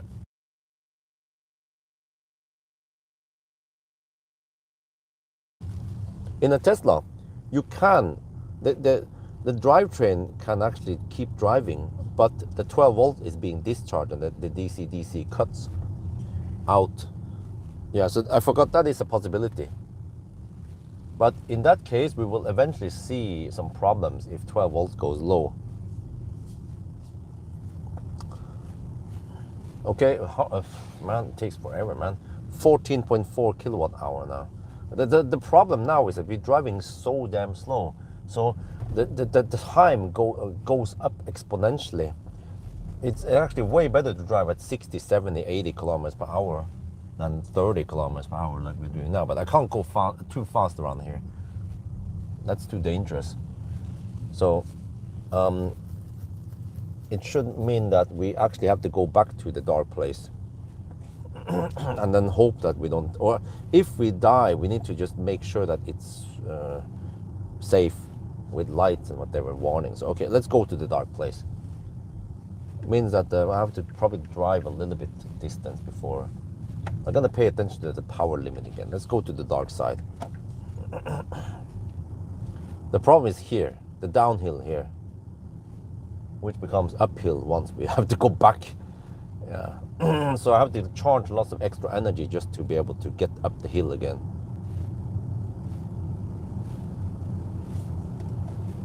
Oh, the headlights might steal some extra power, yeah.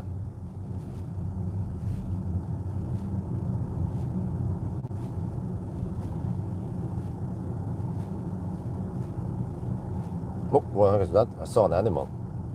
Wait, or was it just a shadow moving? Could be, yeah, it could be. Okay, now what?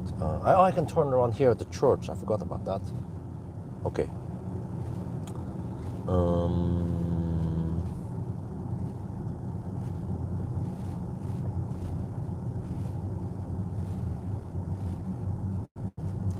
This is getting really late, man.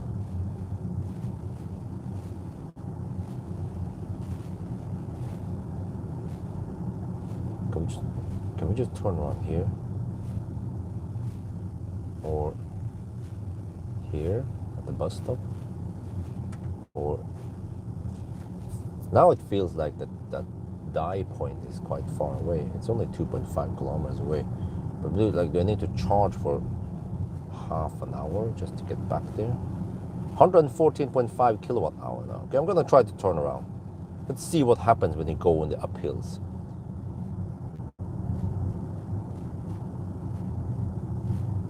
Wait, there's no good place to turn around here.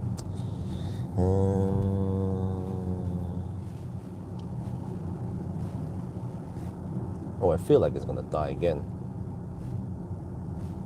So power limit is dropping slightly, but I don't demand too much power.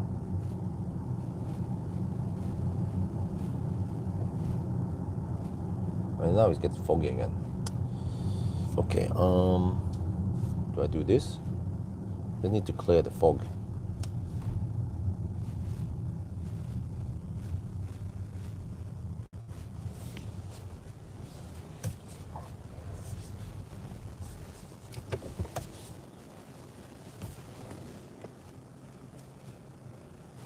It's running all the fans.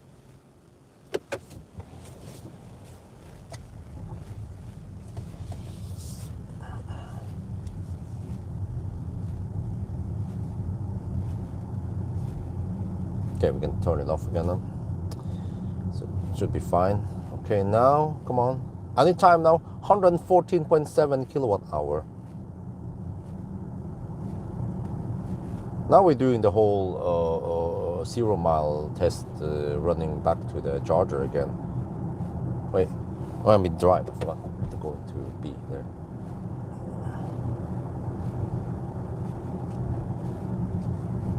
Dude, can you just die already? Come on.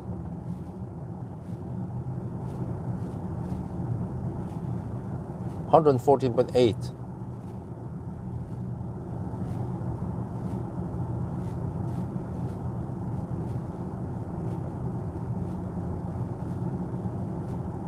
Okay, here comes the scary part. I need to build up enough speed here so I can reach or clear the hill. Oh, there was a fox. So in case I go into neutral, I need to build up enough speed so I can just clear this thing.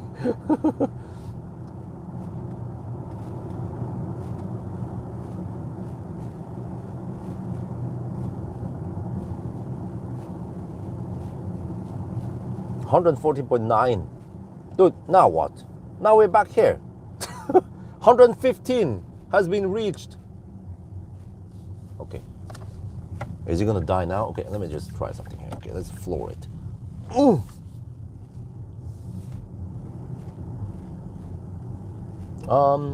Now what? Anytime now?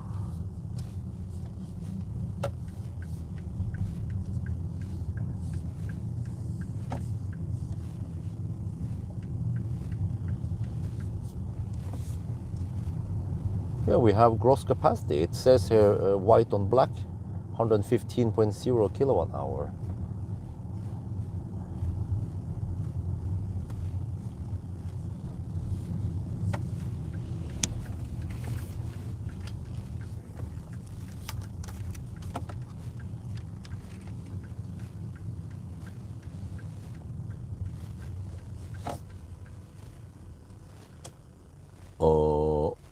We have done 850 kilometers now. And we have spent 115 kilowatt hour.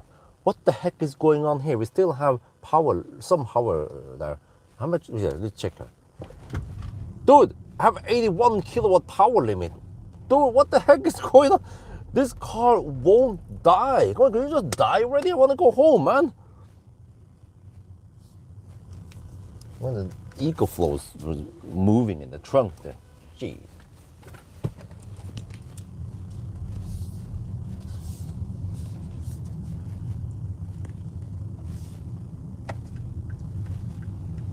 Okay. Was it 650 Newton meter? Really?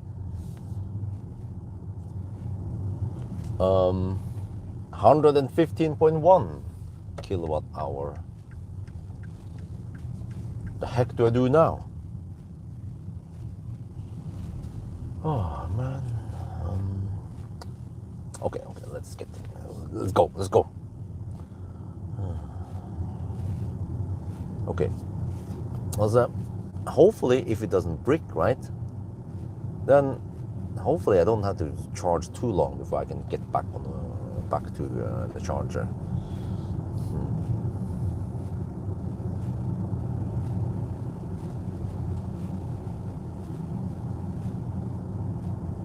So hopefully I can get away with around 10-15 minutes of charging only. Okay, let's turn around at the same spot again. I'll pay attention to the power limit.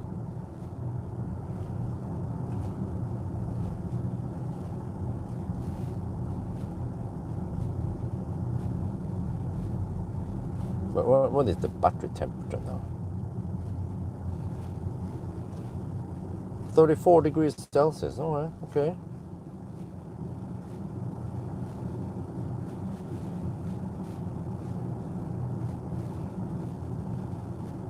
Stays stable at least. How many kilometers below? See, let me check here. 35 kilometers, 4.7 kilowatt hour below zero, and it still keeps going. 115.1. Okay. It's still. I mean, I still have around 81 kilowatt power limit, which is quite massive. Oh, wait. Now I go uphill. Every time I go uphill, I feel like, something's gonna happen. Okay, I need to defog again. Just run only fans.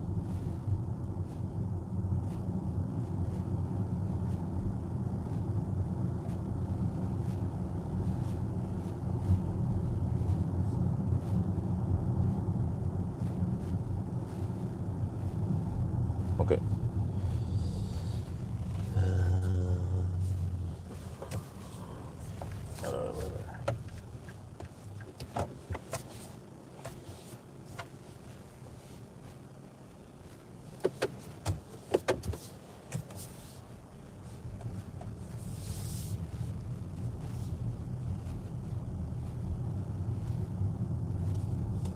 115.2.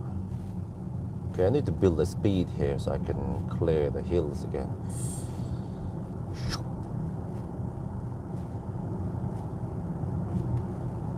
115.4.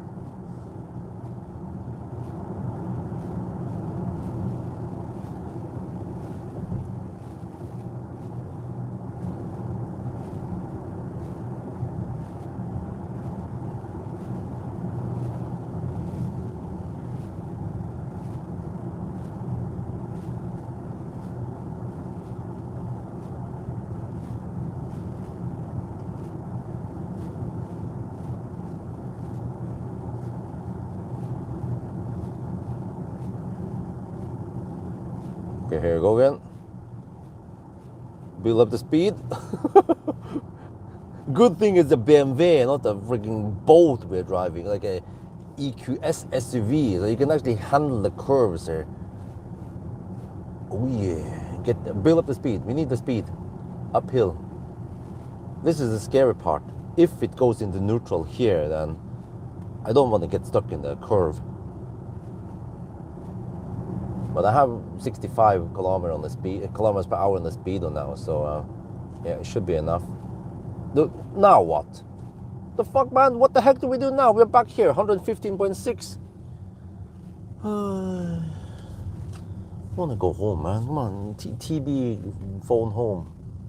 Okay, now it starts fogging. I've been breathing too much. Stop breathing.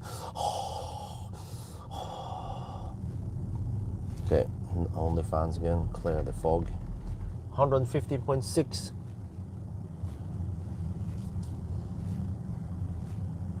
Dude, this is the longest 0 mile ever, man. I thought I can spend half an hour getting it to die, but I think we spent an hour now trying to make it die. More loops. Okay, I'll go on the dark side again, right? It's actually not that scary. We can't just go around here. It's going to take forever. I have to go with the bigger loops.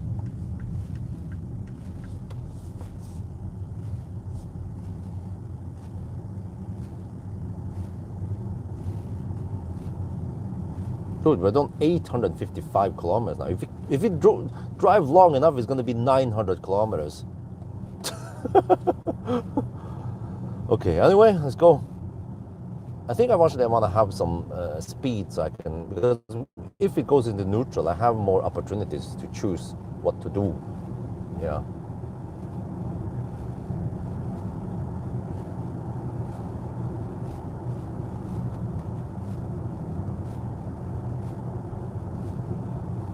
Because yeah, if I have more speed, that means I actually have more kinetic energy in the car, and I can choose whether I want to proceed further forward or slow down.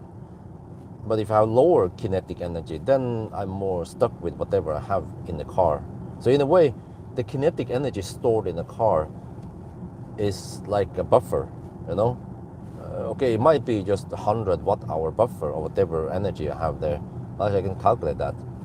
You have to take the mass multiplied by velocity and then half of that, and then you get joules, and then you do conversion into kilowatt hour or watt hour.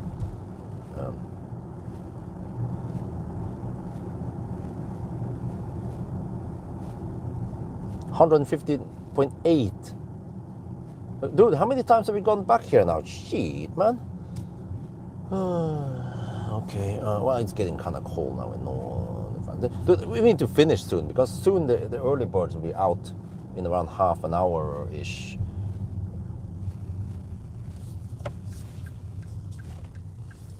Back here again. Midtog, yeah, okay, Midtog.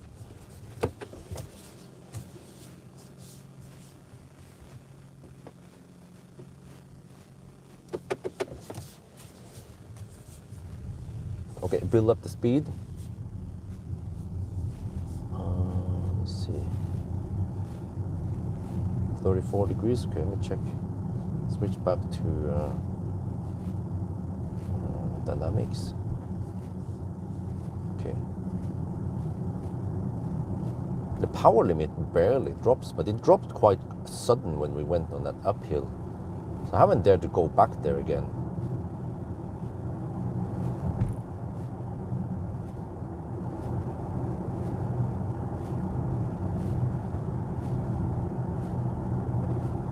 $115.9 kilowatt hour.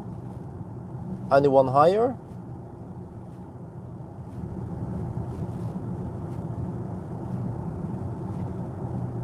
Wait, the seat heater and the steering wheel heater shut down. I think there's a timer on it. Okay, fire it up again. Okay, then, okay. Or I have to pay attention there. I need to build that speed again. Come on, get that speed. Behind the church exit. Watch out for the fox. And then get up the hill. And then just demand not too much power. Just gonna demand a little bit power. 10 kilowatt, that's fine. But if you demand maybe 30, 40 kilowatt. Whoa! The car was bugging me that the outside temperature is 3 degrees Celsius. I was like, ah! I thought it was like a final call that the car is shutting down now. Eject before it's too late. Now what? Okay, can we test again here? 116.1. 80 kilowatts still. Okay, I'm doing a more gentle acceleration so I don't throw all the EcoFlows in the back there.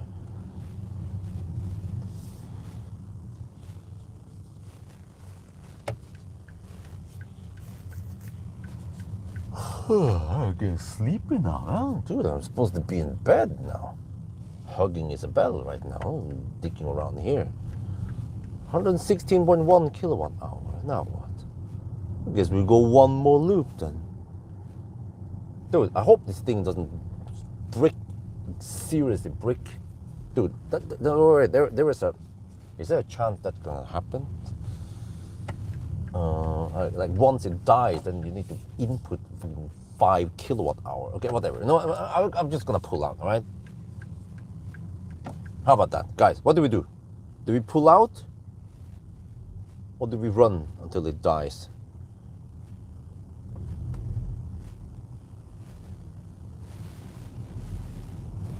It has a lot of power still.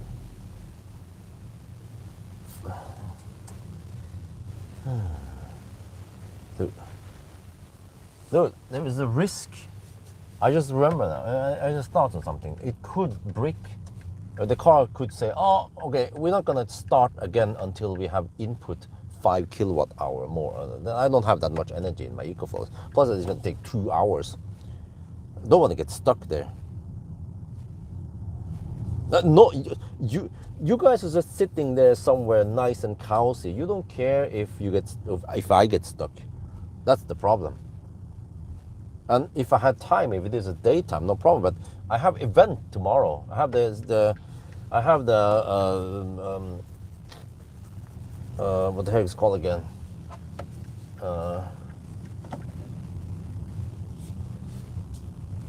The Subaru event tomorrow. So I can't be too sleepy, right? I need to kind of be awake and then review the car and like, oh, this is awesome. The Subaru, the all-wheel drive is awesome. It's kick-ass, but it's a bit smaller than the what the heck is it called again? The Solterra. Yeah, it's smaller than Solterra. It's the Subaru. What the heck was it called again? Don't remember. Something about you or run out now, or you have to do this. Shit. Okay. I don't have to do anything. I can just go home. I can document this and yeah, say that the car just won't die. I kind of want to do the charging test, but that will take about an hour extra. So I could be home at 4 at night, and then I get only 3 hours of sleep before Isabel wakes me up. I'm gonna be like, shit, tired, right? So yeah, we can write that the fail test, the test failed. We couldn't make the car die. It's immortal. Wait. A Volvo station wagon at night. CH 1 unmarked police. CH 1881. No, CH 18881. That could possibly be unmarked police.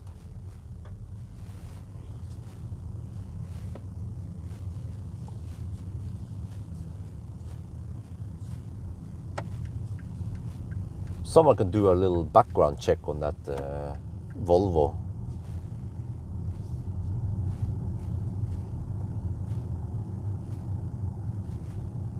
I'm wondering, yeah. How many kilowatt hours can we get out of the battery? Yeah, okay. There is the risk. Okay, we're gonna do one more loop here. I'm gonna pay attention to the power limit, but there is the risk of that the car could brick. I've seen it. Many cars they brick. The Deutsche Autos. So what is the problem? Well, the problem is that I will charge, and then I unplug, and then the car won't start. And I was like, shit. And then I can charge. I get to charge. I empty both EcoFlows. Takes 2 hours to empty them. and the car still won't charge. That is the risk. And I don't have enough. I mean, if I had several EcoFlows and something fast to discharge it at, if I can discharge at 5-6 kilowatt, that would be no problem. But I can only discharge at 1.7 to 2 kilowatt with my equipment. So, yeah, 116.3 kilowatt hour now. We're gonna do one last loop, all right? And then we go for it, and then we're gonna call it a night and say that, I don't know, we don't know how deep it goes. Eventually it will stop. Yeah, no doubt about it. It will stop, but we do like 861 kilometers now. If you go a little bit more, we're gonna go 900 kilometers. Oh shit, man. But it has a humongous buffer. Let me check here, since individual, 6 kilowatt hour below zero. What the heck, man? Dude.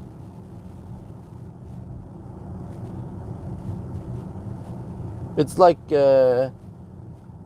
München, they are watching. They're like, okay, make sure that the guy drives 900 kilometers. We are watching your live stream.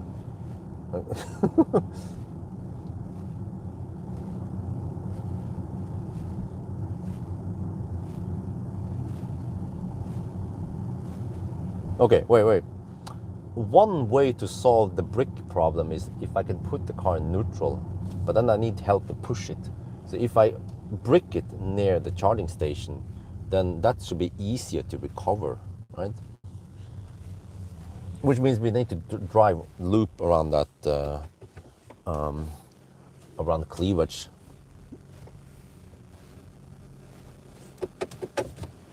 Okay. One final dash now. Can you just die already? 116.5.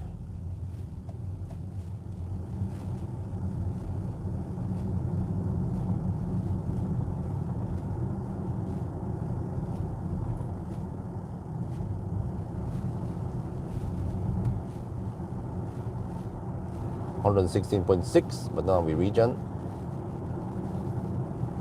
Oh, I have to watch out. It could be animals. Okay, pay attention to the road. Sorry, I'm not reading the chat right now. I'm just focusing on driving. There are some animals out here at night, including me. The animal keeps driving, man.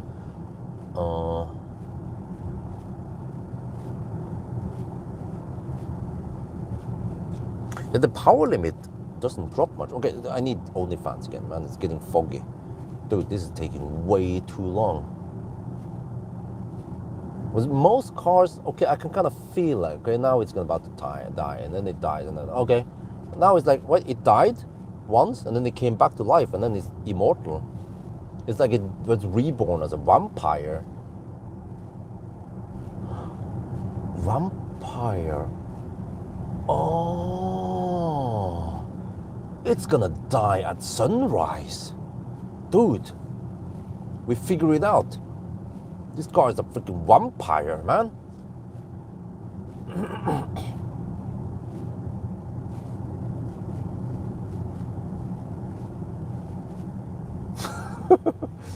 Dude, 116.8 kilowatt hour. What the heck is going on here, man? I need to send this video to BMW in München. Need some answers. We already hit, okay, for you guys who don't know, 115 kilowatt hour is supposed to be the gross capacity.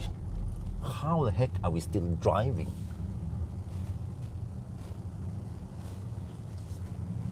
And also, it's just a yellow turtle. This car doesn't have a red turtle, unlike the other German autos, like Volkswagen. They have a red turtle eventually. The power limit hasn't moved much.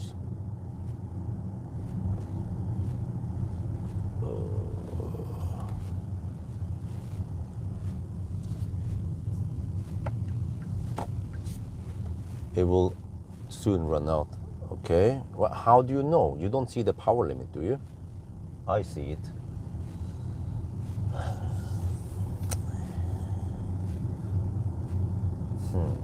But wait. Okay, someone please help me. The BMW i4 didn't brick, right? And I think the i4 also had a quite linear gain. You charge it, and you can actually move it, wasn't it? Someone can just quickly skip through the video, because I can't do it right now since I'm driving. But if the i4 behaves well, then there is a possibility that this car won't brick. So maybe it's like 50-50 chance that this could brick. Okay.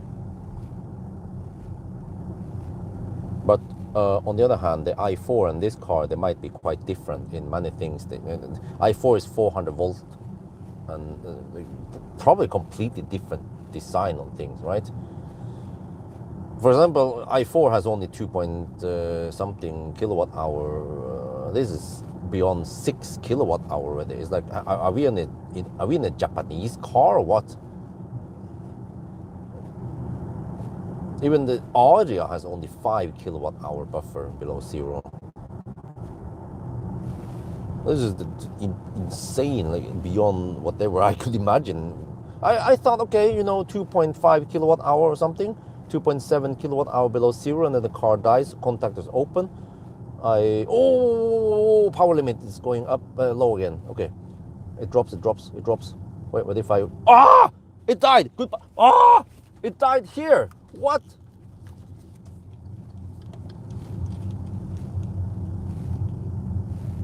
What the heck? It died here, dude.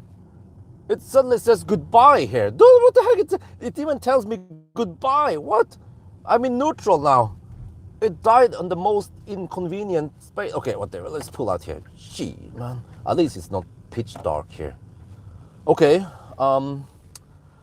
Finally, it died. I thought it would never die. Goodbye. Transmission position N selected. Vehicle control. Okay. There was no final warning. All right. Look at this. Look at this. You want to see this? Because you push the brake, it doesn't go into ready. Drivetrain is starting, sending data to München. Wait. Okay, you cannot go. That's it. We are bricked. I mean, we are stuck. But look at this, 117 kilowatt hour. The gross capacity of this battery is supposed to be 115, and the net capacity is supposed to be 108. I don't know what the heck happened here. Since individual, we have 6.6 kilowatt hour below zero, and we drove 49 kilometers. It took 1 hour and 21 minutes. Okay, I need to bring out the EcoFlow and pray that this car won't brick once we start charging it again. That was really sudden death. Holy shit balls. Let me just write down some stuff here. I can show you guys, because you won't believe me if you haven't seen it, right? So this is proof. 6.6 kilowatt hour and 49. Okay. Oh, now it might discharge at 12 volts. I have to be careful. Don't use too much. 49.2 kilowatt hour kilometers and 6.6 kilowatt hour.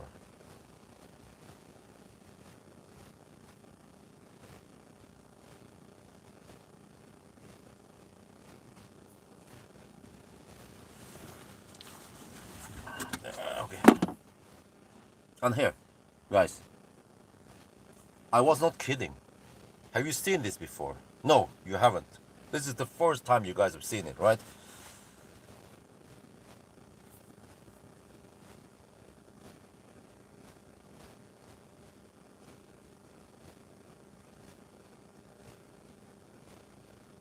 Okay, let's get cracking. I'm gonna go home now.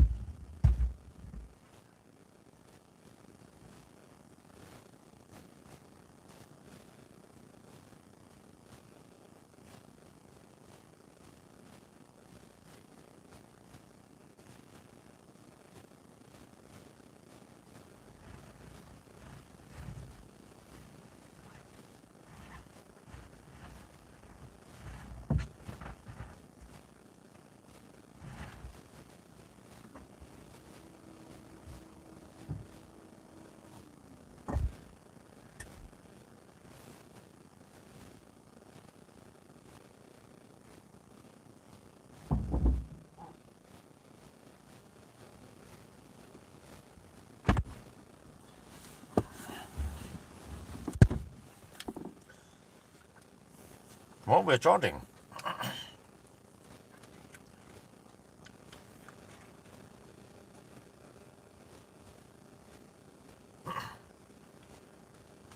Well, great news. We are charging at 2.2 kilowatt. Really? Wow. This is quite insane. Dude, let me go check out outside. So, yeah, we ended up here. See, normally I would.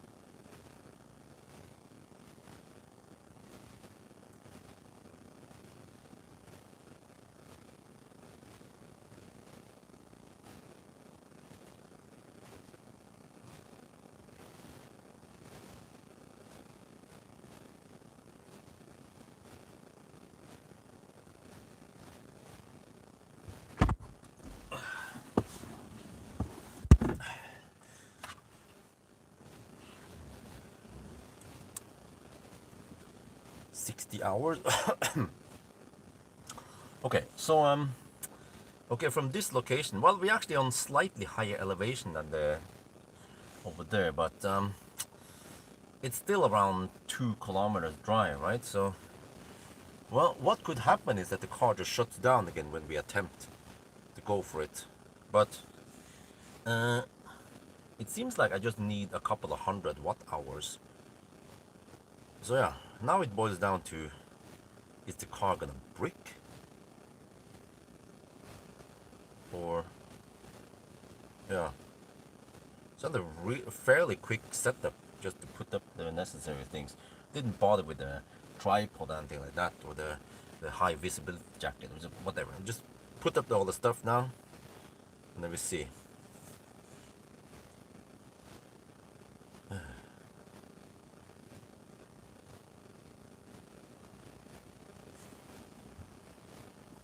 Okay, anyway, I forgot something.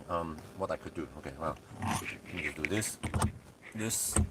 Now that we have some time, yeah, you guys can see that. Kind of. There.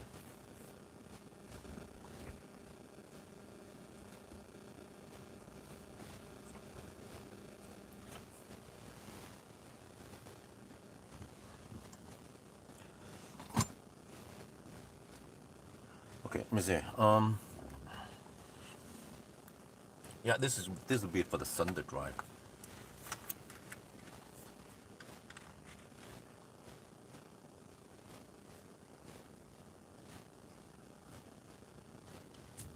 Sunday drive. We actually drove all the way until the car stopped. Just for reference, but we normally don't count this, but 866.2 kilometers, but the car stopped and we are not able to go into drive. We are now charging, and you can see it over there, kind of. I'm too lazy to go out, but the EcoFlow is now providing some juice here, so we're charging at the 2.2 kilowatt. You can see it there. So yeah, oh yeah, actually now it counts the consumption when we are just on also. So this is what you would be able to drive, but we don't count this. So actually I can show you here, below zero there is 6 point, oh, it was 6.6, now it counts also another 100 watt-hour. But yeah, that's quite massive. I've never seen anything like this before.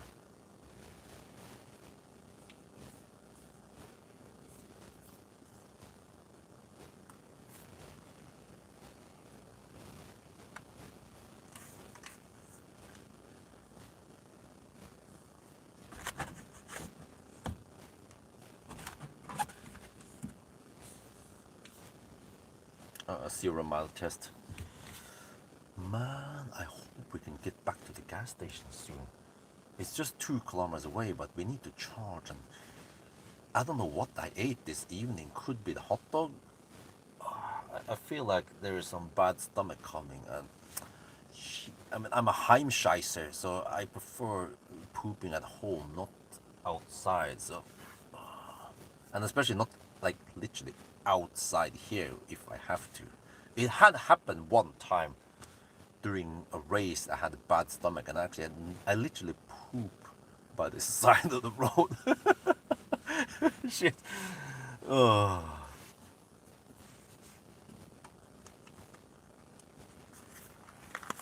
Okay, now I actually have some time. Yeah, this is the thing. We need to spend time wisely. So I'm gonna do the let me see, the 0 mile test summary now. They will call it. And then okay, I should switch camera for better light. So hopefully I can give it around 15-20 minutes of charging, and then we try to go for it, and then hopefully we can reach the charger so we are fine. So I need to then summarize the 0 mile test. I wrote down the numbers, right?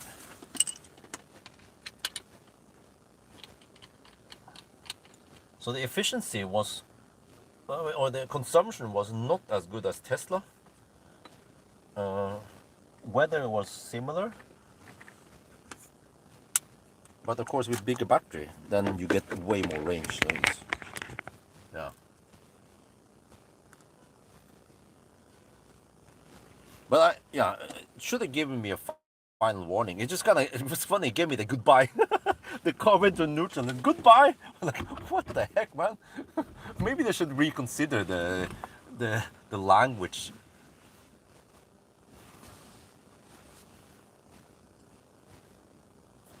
Okay, I think that's good. We check here. 817 kilometers, 135 watt hour per kilometer. Okay. Well, let me check. 1800. Okay.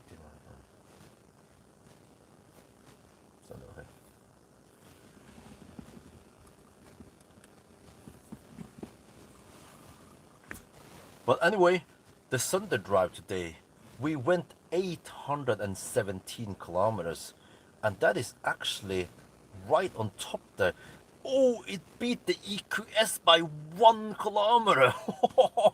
Dude, this is the second best car altogether, but it is actually the best SUV. There's no other SUV that is remotely close.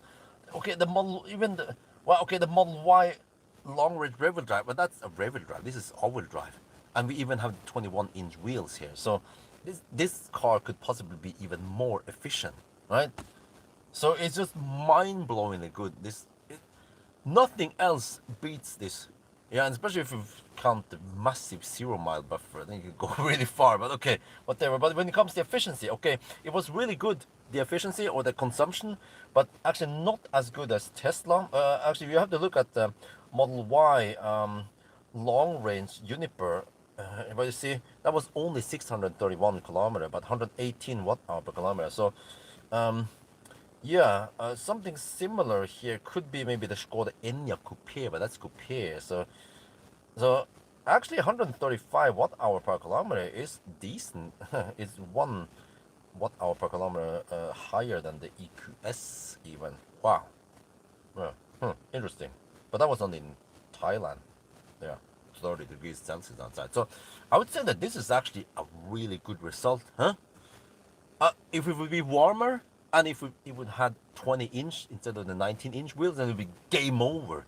Maybe 25 degrees Celsius outside, we could even hit 900 kilometers. Or maybe 1,000 kilometers if we count the buffer. But anyway, that's gonna be it for now. I hope you guys enjoyed this video. As always, thank you for watching, and talk to you later. Okay.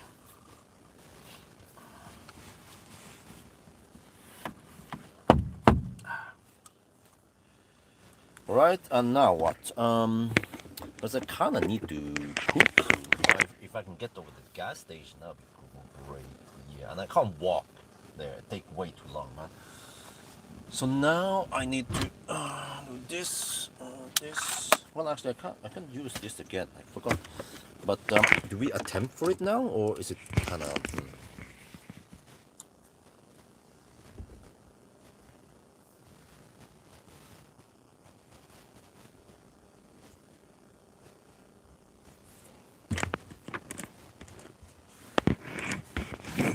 Wait, okay, I got an idea.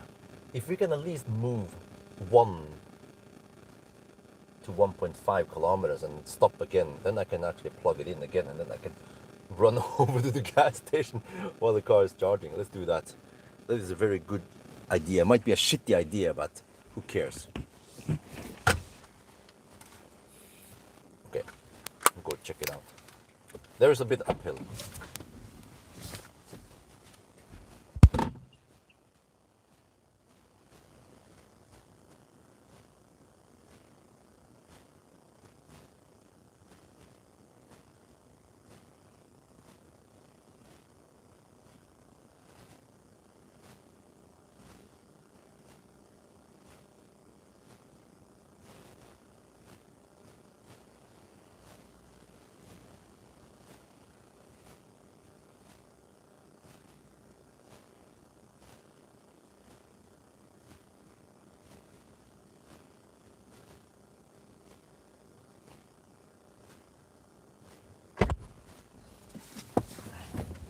Okay, so we have input around 200 to 250 watt hour right now. There's a big loss here because the car also consumes while it's idling now, or it's just on.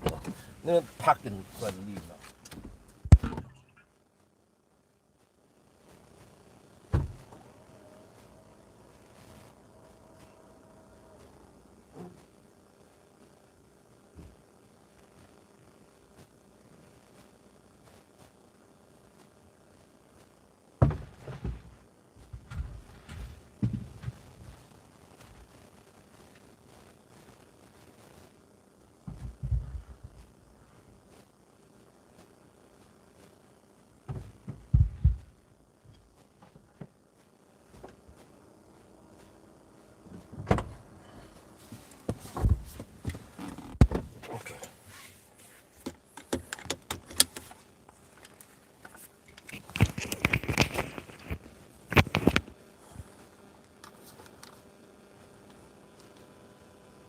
The moment of truth. Push the brake. Ready! Oh yeah! I can go into drive. Oh, at least it's behaving well.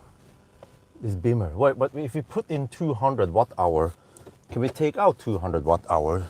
Well, that should work, right? Okay, now let's go for it. This time I didn't charge that long. Oh, what a... No, don't scare me, right? Shit, I don't want any warnings. Do this. Okay. Oh, shit. I kind of need to get over to the toilet soon. I wonder if there was a bad hot dog I ate. So what we could do is that there's around 2 kilometers away. What we can do is we can just get as close as possible. And then if the car would die again, then I need to plug it in and then run for the toilet. Shit, man. It's getting cold outside. It's 3 degrees outside. Shit, I didn't bring more storm bag clothes. Come on. Okay, it don't demand too much power because then the car might shut down again. But it comes really sudden. So, you know what? When you're driving, like if you have high speed like now, the more kinetic energy you have, the better it is, because then you can choose where you want to stop. But if you have a lower speed, then you have a lower kinetic energy. So it's like a, I don't know, 60 kilometers per hour. That could be 100 or 50 watt hour, right? So, come on. We spend 0.1 kilowatt hour. Uh-oh, that means we might be able to spend only another 0.1 before the car dies again. Shit, come on, don't die. Wait. If it dies, we can just plug it in, right? And then hopefully, this is actually really good behavior of the car, that you can charge for 15 minutes and then you can drive. Unfortunately, it did not brick. So now this comes. Okay, here, this is kind of critical. Get the speed up and just demand not too much power at the time, 10 kilowatts. If you request more, then the voltage will drop, and then the car might say, oh, opening the contactors again, you know. Oh, go on. Don't want it to die here.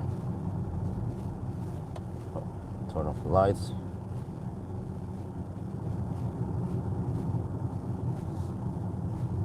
Oh, okay. I think this is good. Wait. It's not over yet. It ain't over until we are there. Okay, here we have downhill, so that should be safe.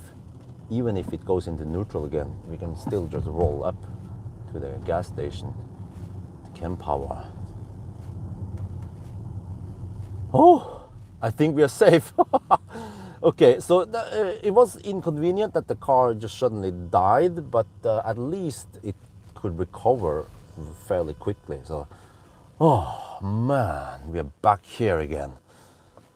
I want some heat now in the cabin. I spent 0.3 kilowatt hour.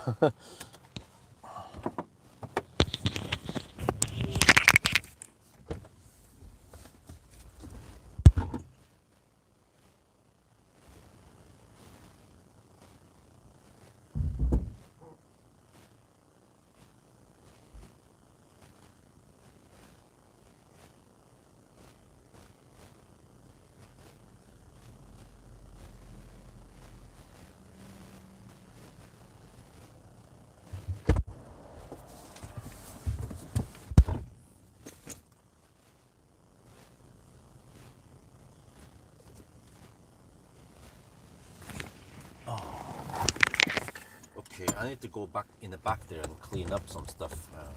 Or actually, I think it's fine. Adopting operating volt. Oh, this is 400 volt only. Oh, interesting.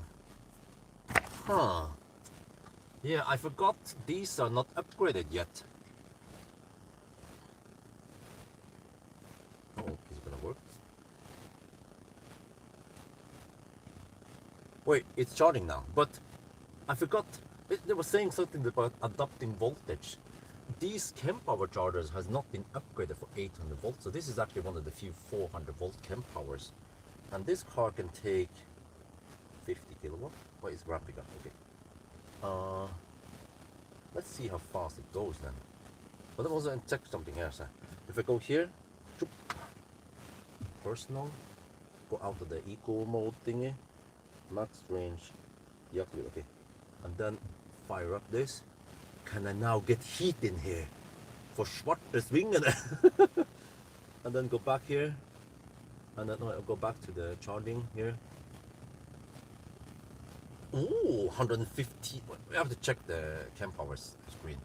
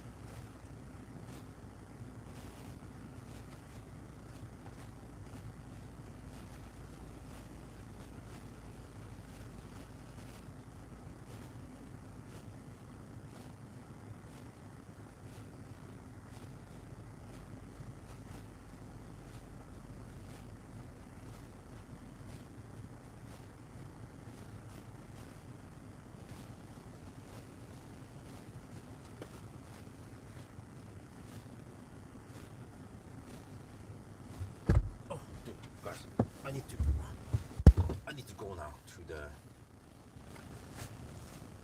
It's requesting 328 volts, or it's operating at 328 volts. So I think that's half of the pack voltage. But it's still not at 0% yet. But I suddenly need to go to the restroom now. So, okay. But I just hope that I don't charge too much. Okay, I'll be back.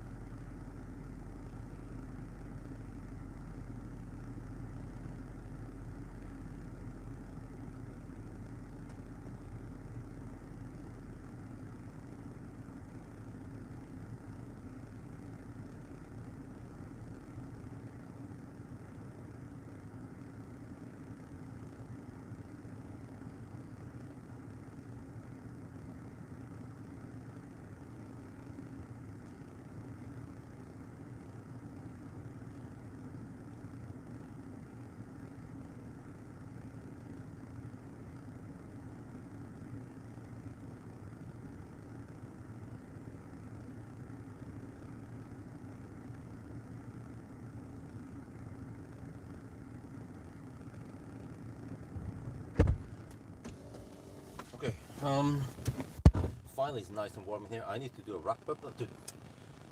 Seriously, every time now, if I'm away for a little bit, this happens. I need 14% or possibly 13 to be safe. Maybe arrive in 9%, 8-9%. I want to go for Ionity and I want to test the 350 kilowatt charging, but pay attention. It goes up actually quite fast. Means I have to quickly summarize. I might need to disconnect and summarize it because I want the battery to cool down also. 12% now.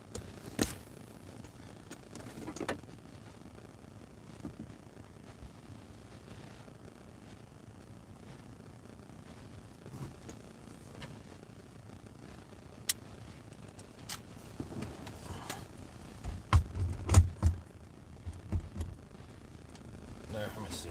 13%. Oh shit! It goes out quite fast. I need to stop it.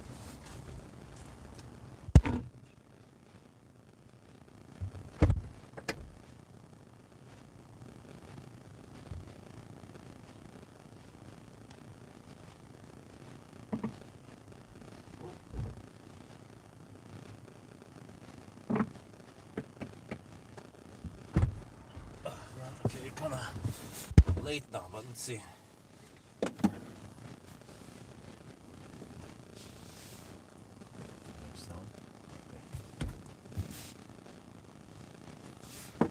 Zero light test.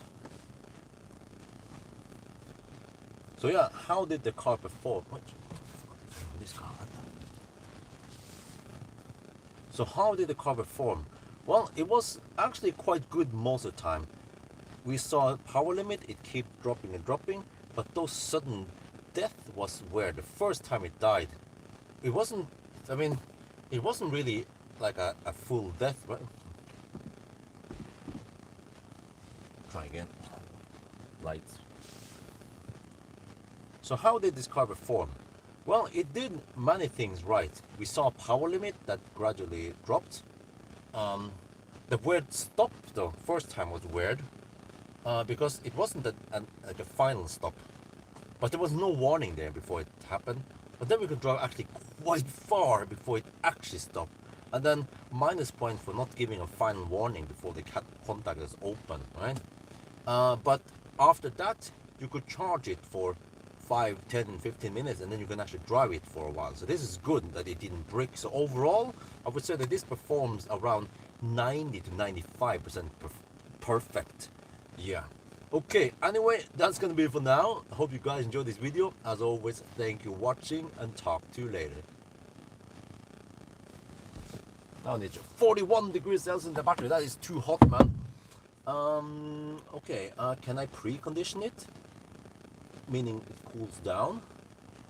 Okay, I'm gonna do this. Let me check something here. If I navigate to Ionity DAR, will it then cool down the accu? Otherwise, we might have a little graphic gate problem here. Dude, I'm literally zooming in at Ionity DAR. Okay, I don't know what oh, the auto stuff is now. Okay, if I go here instead and I search for Ionity,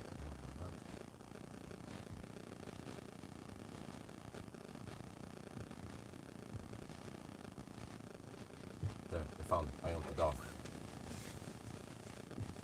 9% at arrival, okay. But will it do any preconditioning or whatever?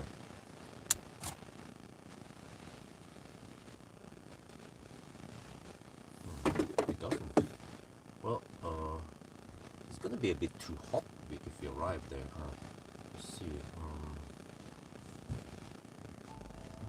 warnings. Okay.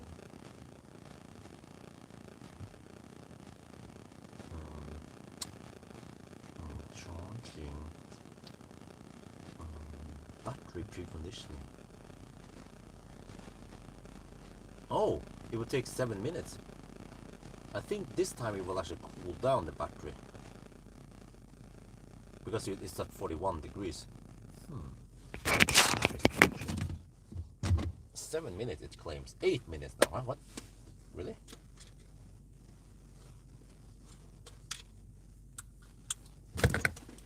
my shit.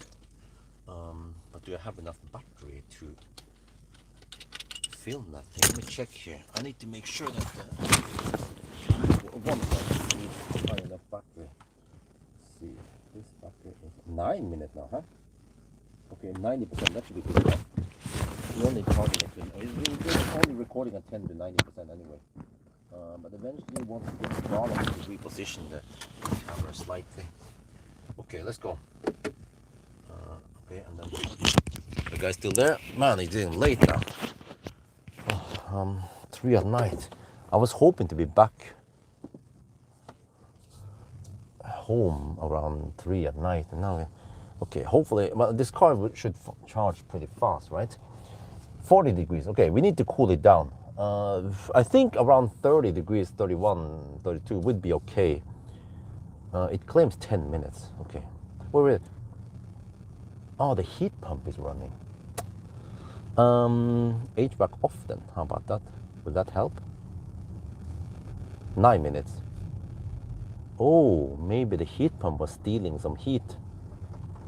8 minutes. Okay, now it goes faster. Because this is actually pretty good. That the preconditioning will also cool down the battery. 7 minutes now. Okay, good.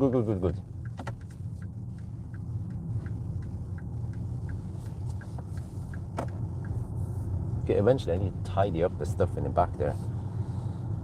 But I need to actually run the thing without heater. I need to freeze again. Shit, man. 6 minutes. Wait, this is going. Huh? Dude, but the temperature hasn't dropped yet. It's gonna drop, right? It better drop.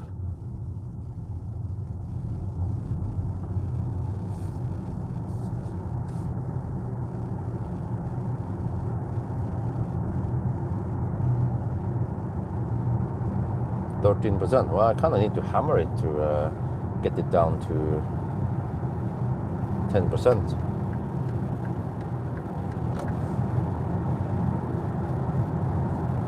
At least go at 120. Okay, well, the car claims it needs 6 minutes to hopefully cool down the battery. Otherwise, it might rapid gate.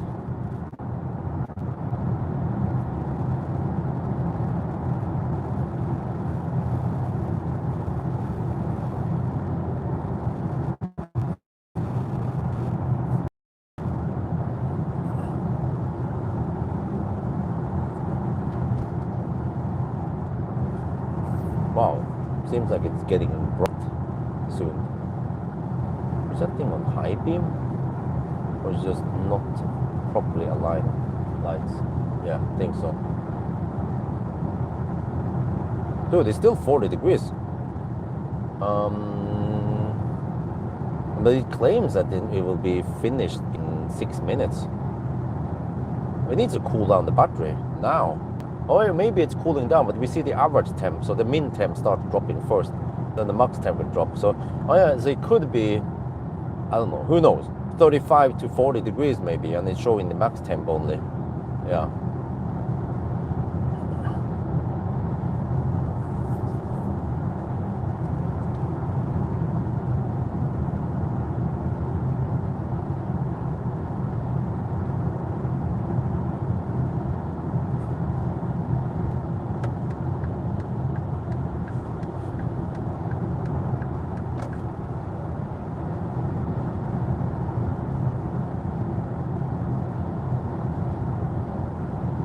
Right, so it'll be interesting to test it on Tesla, if it caps at 200 kilowatt, or if it's actually higher.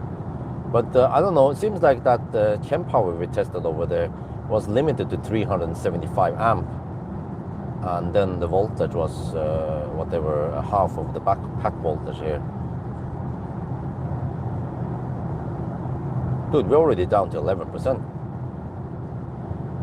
There might be arrival at around 8 or 7% at DAR. There, now it starts dropping finally, the battery temp.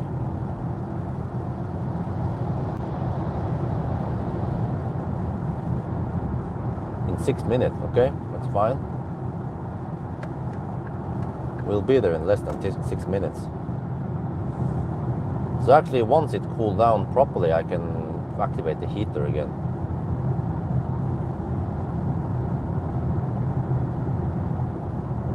-5 degrees outside. So we kind of need to do this charging test because tomorrow I need to use this car to get over to the event. And then I need proper sleep tomorrow night from Friday to Saturday, so I can go on the 1,000-kilometer challenge on Saturday night. Heat scavenging. No, it has heat scavenging.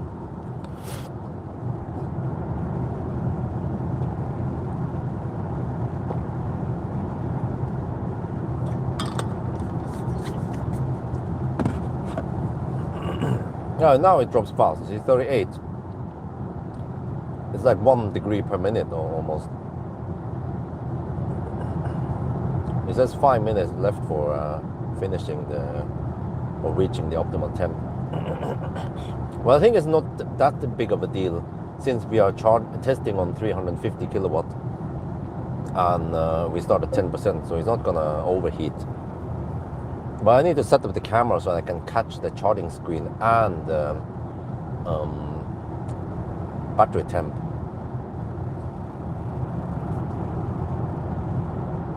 Can you get full sleep? I normally get full sleep at least 5 days per week, and then there's usually 1 or 2 days per week I do some night runs. Could be acceleration noise test or 1,000-kilometer challenge or some other things. But as long as I get the full sleep one night, then the following day I can survive longer. And also the reason why I survived quite long today was that I got a full sleep yesterday. I slept for around 9 hours, but I was catching up on the day before that when I was also out. Came home at 4, similar to tonight. But this time, yeah, I remember I finished charging 2 at night at Tongan, and then I hammered back home, and I was home around 3 something. In 3 minutes it's gonna finish. Well, really? Isn't it kind of hot still? 37, 32, okay, it's fine, right? It's fine. Okay, it drops quite fast now. Very impressive, actually. It can cool down by 10 degrees Celsius within around 10 minutes only.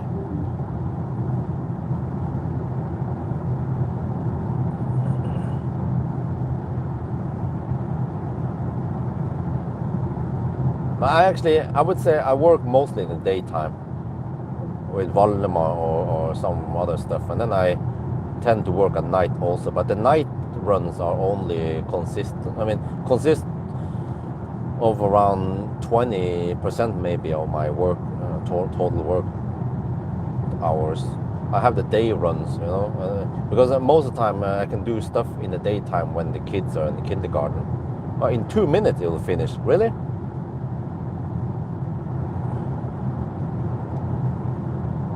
The i3, the reborn. Finally, the i3 reborn electric. But dude, guys, I had to go to the restroom and I had bad stomach. If I didn't get the car moving, I would have to. It would be like a thing in the bush. That won't be pretty. Okay, well, hopefully I can survive now. And the charging session should be schnell, right, from 10 to 90%. I'm gonna see. I want to see how fast it is on 350 kilowatt. Because the next possible charging test will be after the challenge. I have to find a time. You know what? I think that's what I'm gonna. After the 1,000-kilometer challenge, I will go to the Alpitronic, the truck charger over there. It's gonna be a bit expensive, but okay, so be it. We'll see how fast the charge is done. Because if it's only a 9:20 run, then I can actually spend around almost 1 hour extra just for the charging test, and then I go home. Well, we have to gamble that there won't be any delays, but there hopefully shouldn't be any delays. This car has no handshake problems. There is no Baustelle that night. A little bit of delay only, but and that'll be it. And then the last charging test will be done Monday night after the trip or something. Monday daytime. I can do some stuff in daytime. Yeah. Okay, I can do stuff in daytime, and then in the evening I can do the charging test at night at supercharger, Tesla supercharger. And then right after I can do the drive summary thing. But I have to do a very important banana box test and interior review sometime. Not sure when. Okay, 35 degrees now. It says that it will finish the the preconditioning in 1 minute. But I noticed when I started charging that it actually didn't run any cooling initially. So it wants the battery to heat up. And maybe at around 45 degrees, 40 degrees, that's when it starts cooling. No, it's 9 hours and 20 minutes.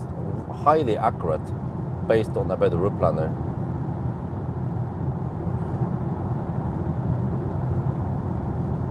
%. Okay, this is pretty good. I estimated well. We can do a quick charging session to test. Oh shit! I cannot have any moisture blocking the thing. It will block the part of the. Okay, if that happens, I need to open the windows and freeze a bit.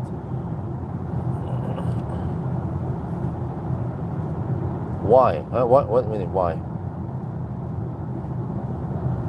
If I get moisture in the windscreen, it will block the panoramic screen, and that's what I'm gonna. Oh, I forgot.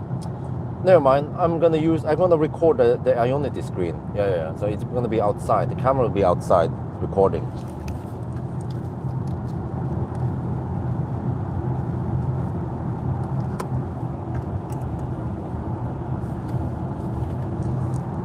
Oh, sustaining DC charging readiness. 34 degrees Celsius. Okay, good. Now I can finally fire up some heat.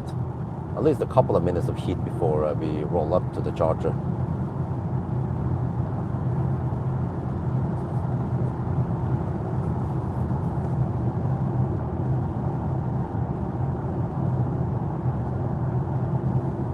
Well, Bernd, did you actually watch the 1,000 kilometer challenge, the Seeker? I made a mistake. It should have been 3 charging stops, not 4.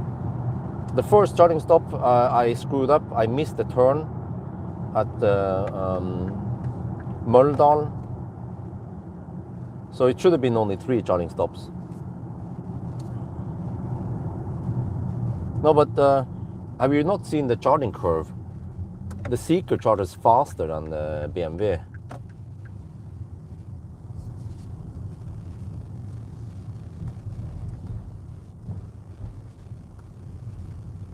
Okay, let me see. Now, which charger do I use?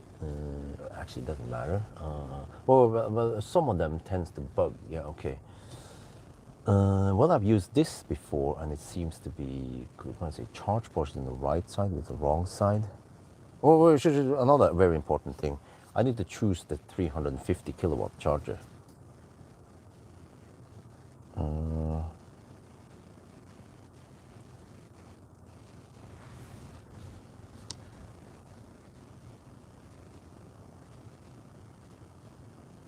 Yeah, charger number 2 is 350 kilowatt. Okay, we're going to use that one.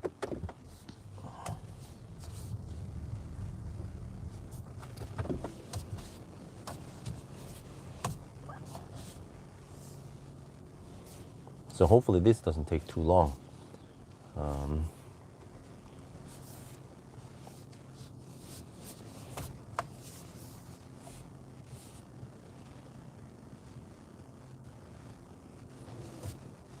Okay. Now I put you guys on the windscreen. No wait. Yeah. You have to be here. No, actually, I can just. I forgot. I can just move you guys here.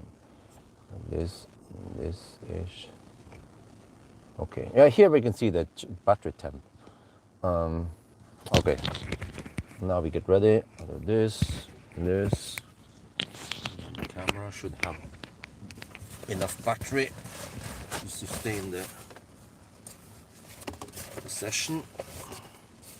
And then the setup in the back, but I'm gonna keep the heater on for a little bit. No, I can't. I forgot. It will turn off. Okay. Yeah, it does that shit, man. And I think I cannot preheat now or keep climate on because the state of charge is too low. try. Where the heck was it again? Not here, no? Preconditioning. No. Oh, wait, okay, whatever. I don't know where the heck is it. Whatever. Can I do this trick then?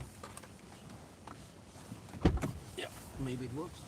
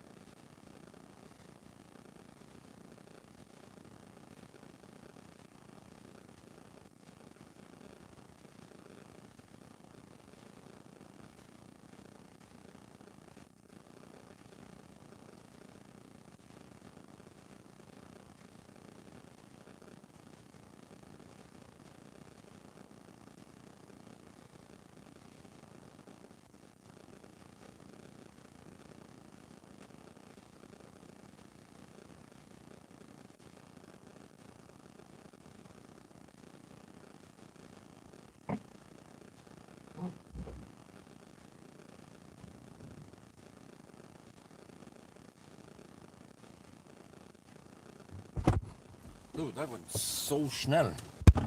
Okay, I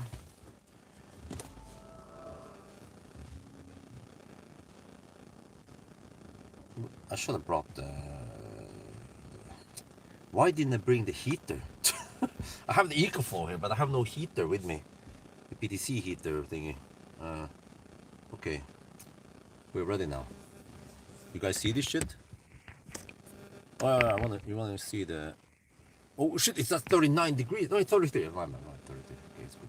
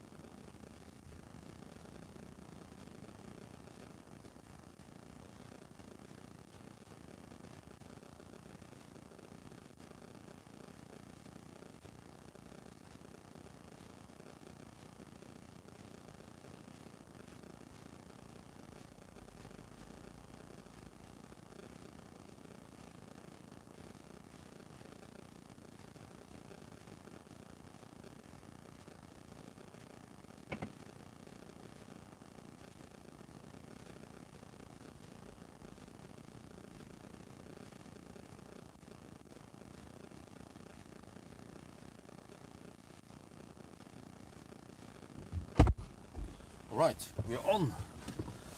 Now, hopefully this doesn't take too long, right? Okay, you guys can see that, right?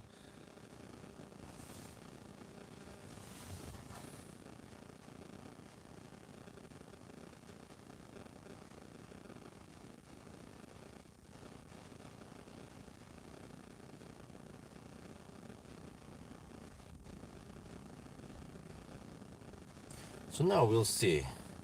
Do we get a flat curve until 35% now that it's lower?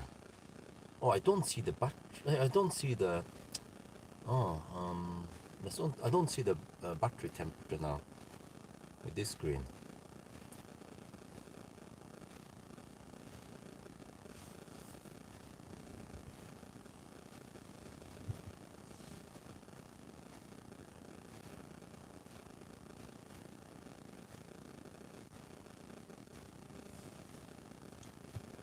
Okay, nice and flat.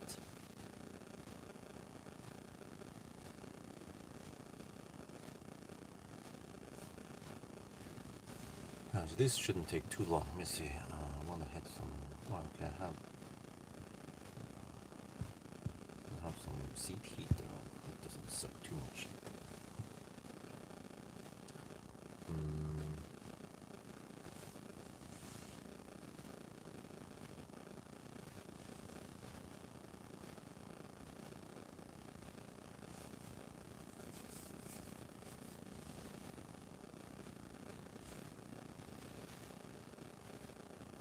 Well, I mean, it caps at 300. The charger is limiting it to 300.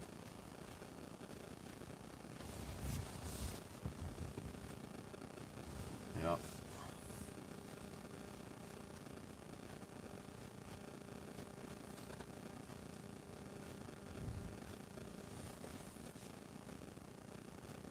So when I did the other test 2 days ago, it throttled quite severely at around 25% because I started with 0%.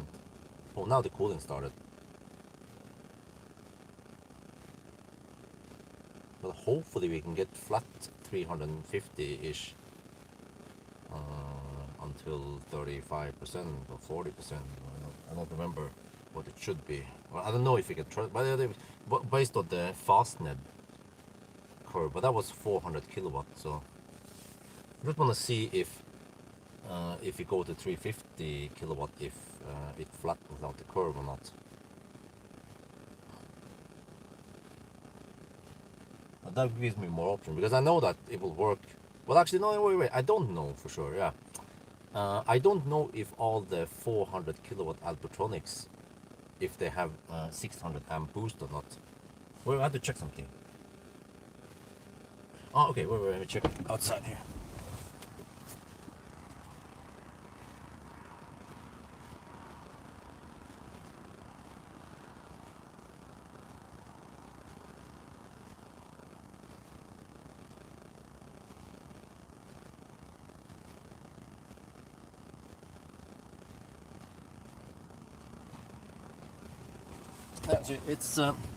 It's 760 volts roughly. Wow, that's actually quite good, and only around 450 amps. Ah, wait, so we don't need 600. Oh no, no, wait. If you want to go, where was it again? 600, 750 volts.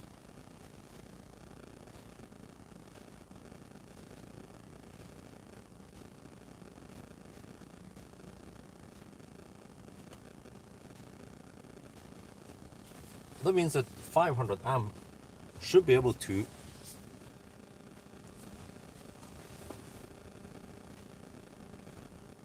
give it close to max speed, around 380 kilowatt. Oh, look at this. Oh yeah, flat 350 kilowatts. Huh? Huh? What do you think about that, huh?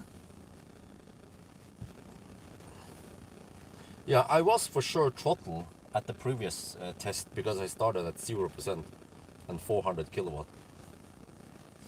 So this will be interesting to compare this curve against. Okay, now we start throttling. Compare this curve against the previous curve to see which one is faster.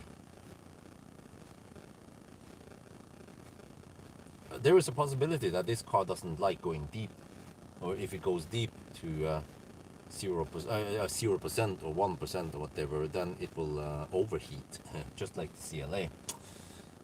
But you heard that the cooling started kind of late, so it was actually even slower when I started at 0%. I was charging for maybe 5 minutes until the cooling started.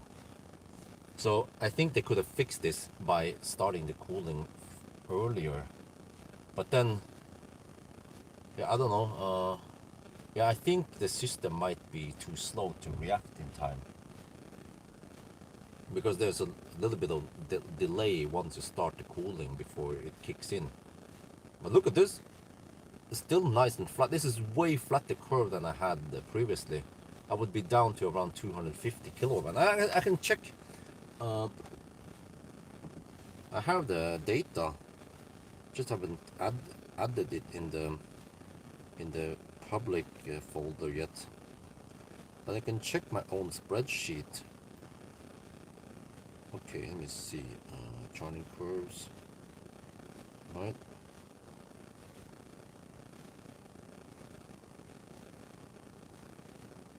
Okay, so when it overheated, it went flat 400 kilowatt until 21%, and then it kind of plummeted, and at 42%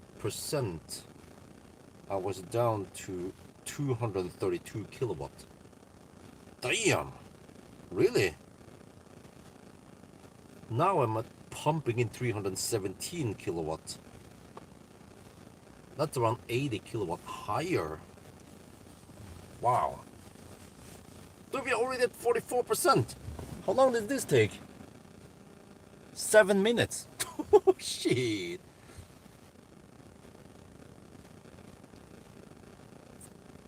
Okay, well, we'll see. We'll see.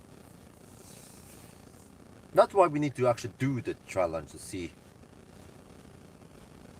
But I need to feed this curve into my calculation also to see what kind of numbers it spits out.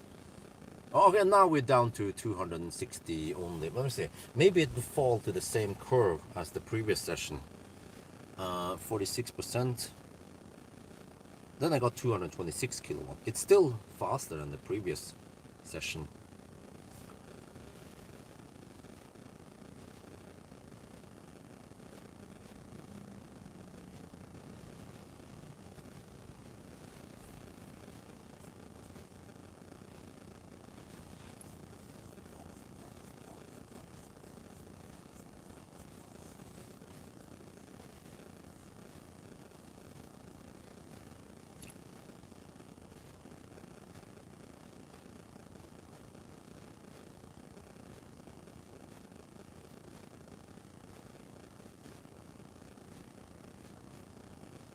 Okay, at 50% I had 219 kilowatt.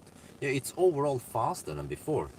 So this supports my theory that it flattens the curve. So which means that you could possibly go for the 350 kilowatt charger and you don't get any slower speed. Or could it even be faster?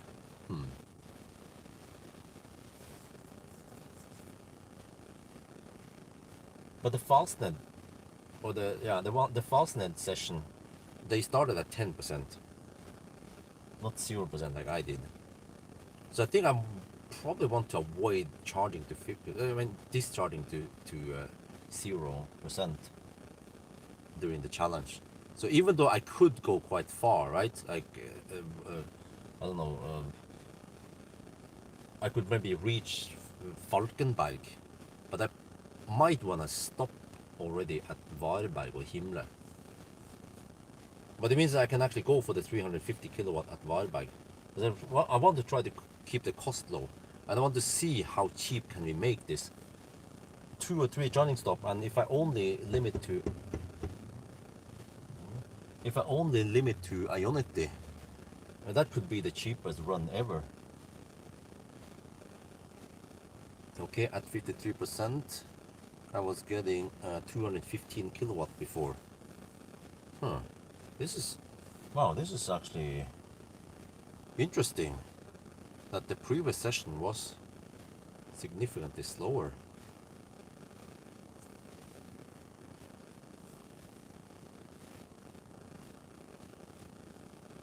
You get the, okay, I was getting 400 kilowatt flat for 20%, 21%. But then you take the penalty of slower charging for the remaining session. Okay, at 55%, I had 213 kilowatt.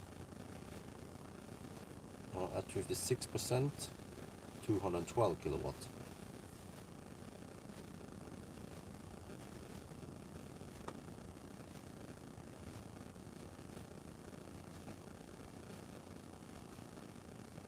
At 57%, I had 211 kilowatt.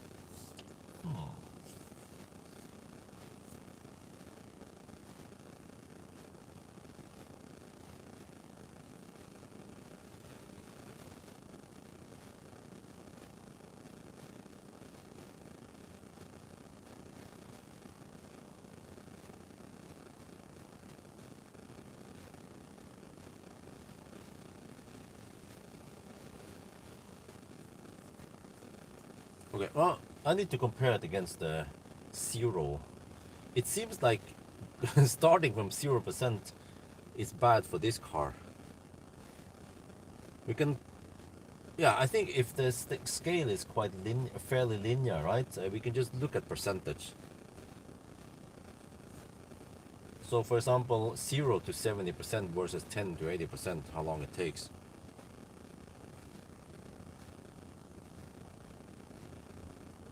Okay, at 60%, previously I would get 208 kilowatt. Yeah, so it's getting closer and closer now, those two sessions. Well, okay, 60%, 12 minutes.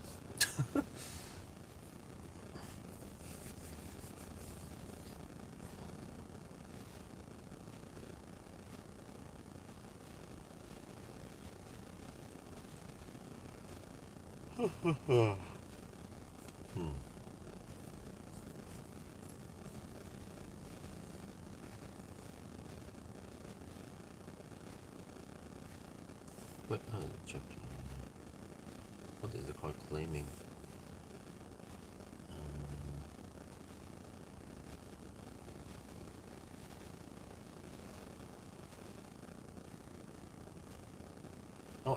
There's a charging timer. I didn't notice. It actually shows here how long I've been charging. 13 minutes.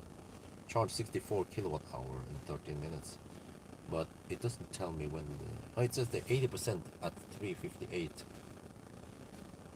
In 8 minutes, we'll reach 80%. And then 100% at 4:44. Holy shit balls. Okay, we're not gonna wait for 100%. That takes too long, man. That will take 55 more minutes. Okay, 64% previously it would charge at 203 kilowatt. Okay, now it's 206. So eventually they will fall on the same power. But it actually took a while. We'll see. 64%. I had 203 kilowatt before. Oh, at 65%, I actually had, 202 kilowatt. Oh. Huh. Now it goes slower than the other session. What the heck is going on here, man? Always be inconsistent.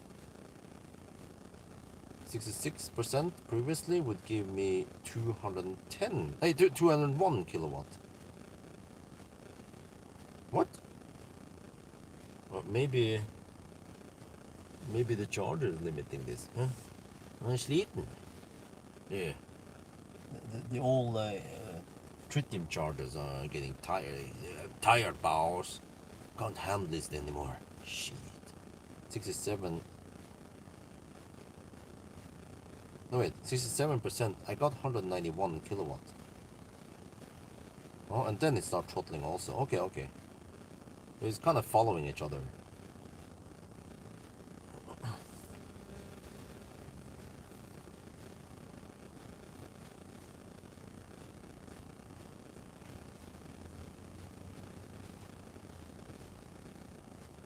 But I've just input this curve into the time. I just take the 5% stops, 40, 45, 50, 55, how long time it takes, and then put it in the spreadsheet, and then it gives me quite accurate numbers.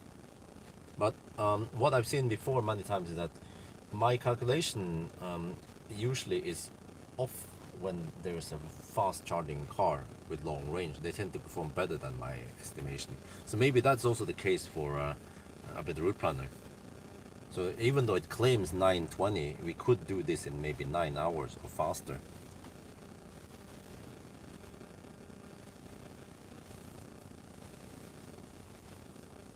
16 minutes so far. But yeah, I mean, I can already calculate this kind of. I think we should be able to go to Varberg, right? First stop. And then after Varberg, we could hammer it and then stop again, I think at Varberg on the way back. And then the last stop should be like, I don't know, well, we need to space them out somehow. Varberg first stop, that would be at 400 kilometers roughly. And then we drive round trip and drive 200 kilometers, maybe 600. No, that's too early. We can't stop at Varberg. We can stop at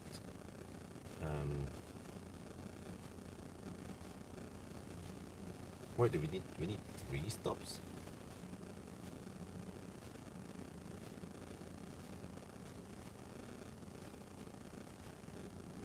Wait, sounds to me like we can go 400 first leg and then 300 plus 300. And that's it. That means 2 charging stops.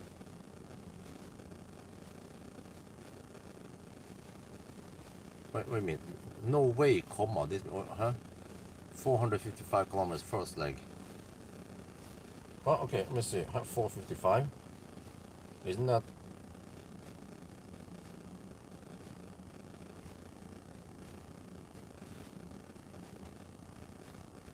Wait, checking. I was looking at the. Okay, at 74%, I would previously get 148 kilowatt. Yeah, okay, it's roughly the same. But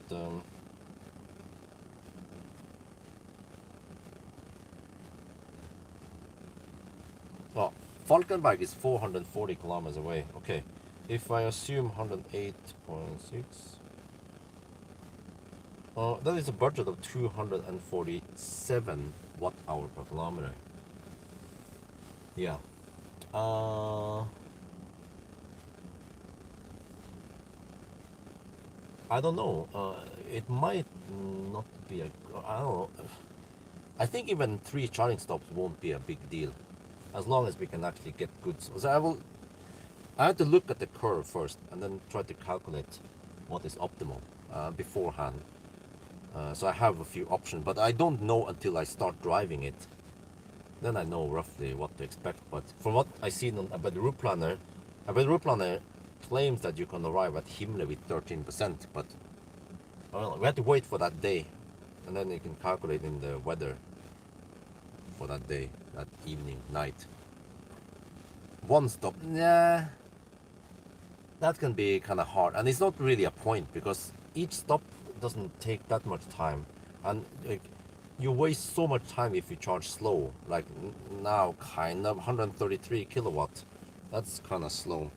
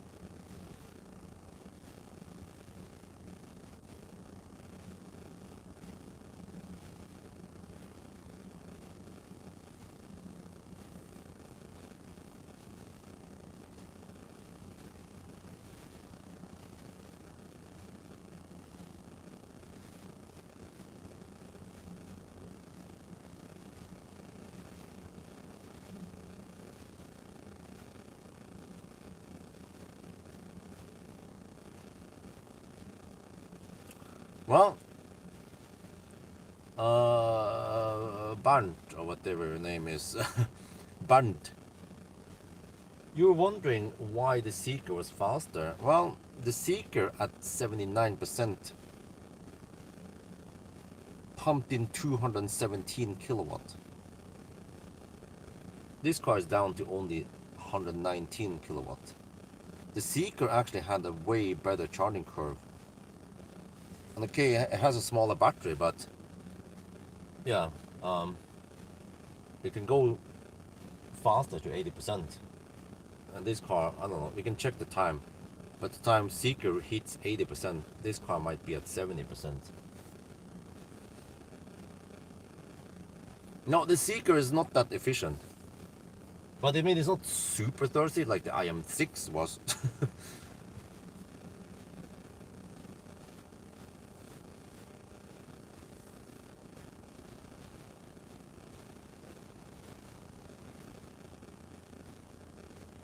But I just remember that the Seeker runs, I charged for only 10-12 minutes and then I went for the next stop. So here, I don't know, we'll see. I need to put this in the spreadsheet, but it seems like I need to ride on the 300 plus kilowatt wave at least. Yeah, now the cooling stopped.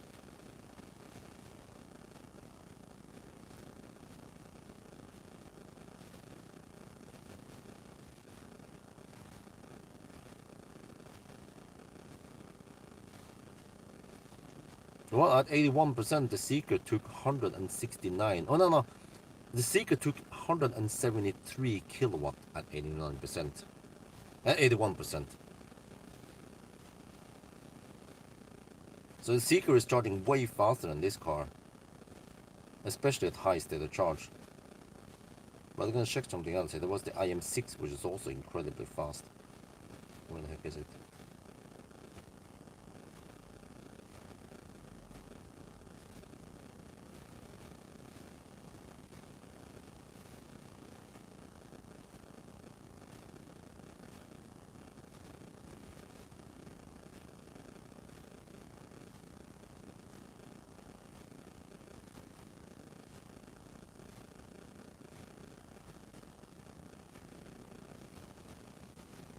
Oh, there.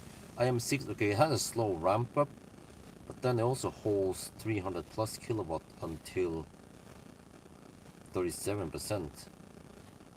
But then it has quite flat curve. And even at 70%, it was at 200 kilowatt.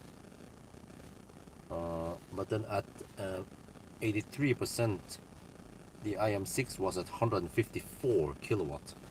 You see, both the iM6 and the Seeker, they actually have way faster curves past 80%, or even past 70%. So they charge faster than this iX3. So, I mean, yeah, and the iX and the Seeker and the iM6, they are 100 kilowatt hour only.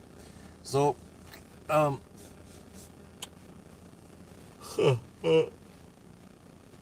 don't know, man. I mean, people are so hyped up about this car and the charging, but Seeker and iM6 are charging faster. That's the facts, you know. Just look at the facts. Go and look in my spreadsheet.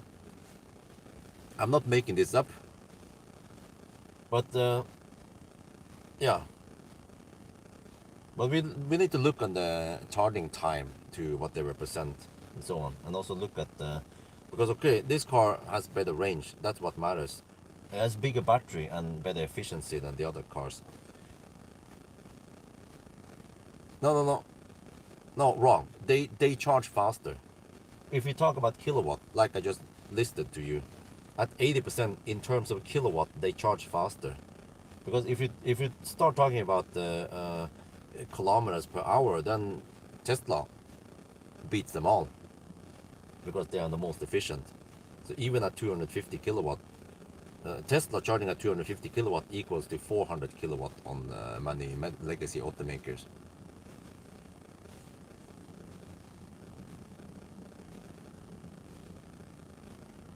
Range recharge is important. Yes, exactly.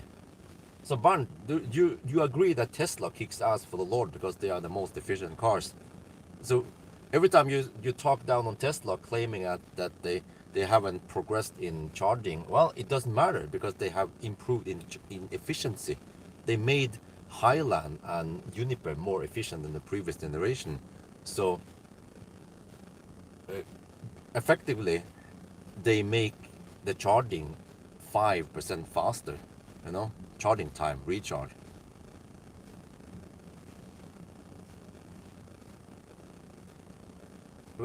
Well, what? Yeah, but are you looking at the VLTP range? You are, because you cannot get 350 kilometers in 10 minutes during the 1000 kilometer challenge.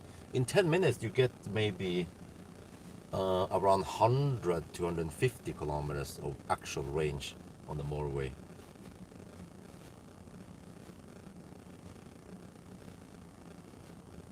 I don't know. I've been testing the cars consistently, and for some reason, the Teslas, they just dominate the top. I still don't understand why.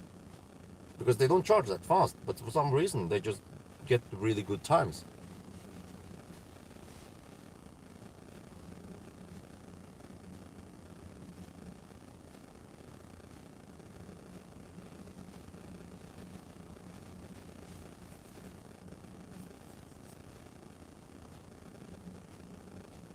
Okay,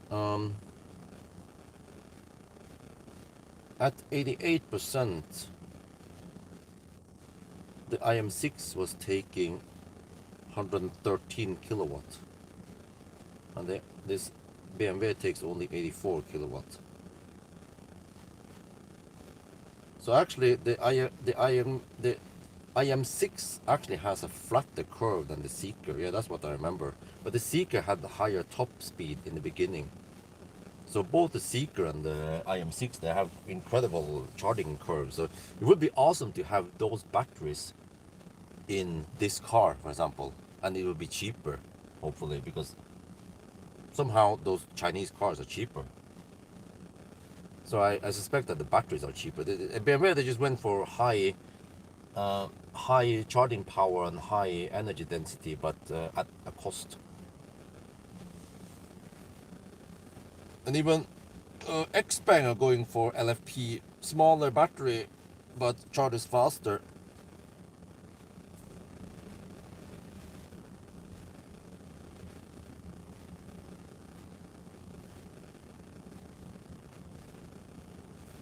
Well, I don't know, man, but just look in my 1000 kilometer challenge time and you see not only Tesla but also the CLA made it quite well, despite that it charges at only 320 kilowatts. So I don't know, man. The result speaks for themselves.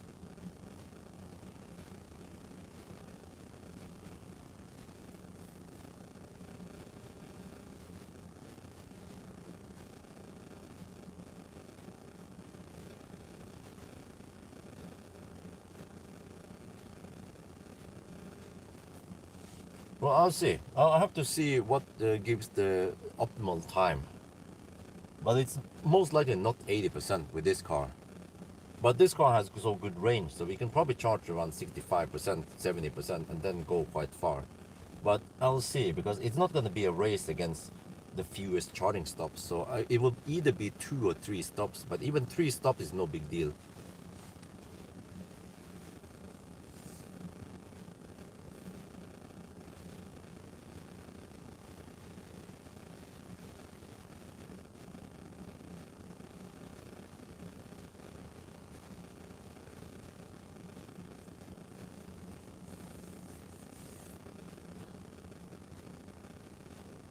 Well, we hit 90%.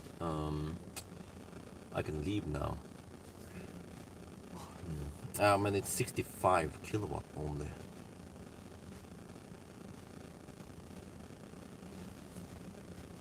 Well, okay, one thing you're forgetting is that we also need to get the, it needs to time it. We need to time it correctly. Because in a perfect world, once we need to charge, then the charging station needs to be right there. But you know how it is. There is some major gaps between, we have the big gap between Halmstad and Falkenberg, and then there is some gap. Well, actually, it's kind of irrelevant, but the last stop should be, well, I bet the Ruplanet claims that the last stop should be Ljungskile. Okay, Ljungskile, it has 400 kilowatt Alpitronic, 400 kilowatt chem power, so hopefully it can deliver 400. But it's not a big deal. That's what we tested here. Even if it delivers 350 kilowatt, it's still fast enough, and actually it flattens the curve, seems like. So I had to go home and analyze the data, because the chem power, actually, from what I know, those cables are 500 amp without 600 amp boost. So I bet the Ruplanet doesn't know this, but he wants me to stop there because it claims that it's 400 kilowatts. So he's like, okay, you know. But based on the voltage I saw here, it seems like it will this car will max at around 380, 385, 380 kilowatt on the Ljungskile charger. So, and does that matter? Probably not, because it will probably just max out and flatten out the curve a bit and then still go fast. So yeah, but there are some gaps, but then there's a big gap from Håby to Tangen, but then Tangen you don't want to stop there, but then that's no problem. You can, yeah, this car can supposedly, according to your brother Rupan, go all the way from Ljungskile home, no problem, with 65% only. So I have to go look at the map and estimate some distances, or actually use a better route planner to help me estimate, to figure out what is the most optimal.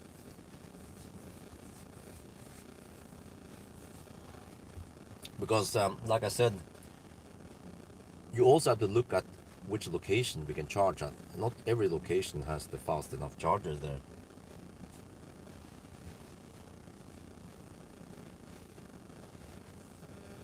So that's why we'll see. It's not gonna be that big of a difference. If you know, I mean, if it's not obvious for you, but if I go for 3 charging stops, I might actually charge to only 55%, which is actually faster. You will then have higher average charging power, only to 55%, and then I do 3 stops at 55% instead of doing 2 stops at 65, something like that. But I need to do this to time it so that I hit the right charger.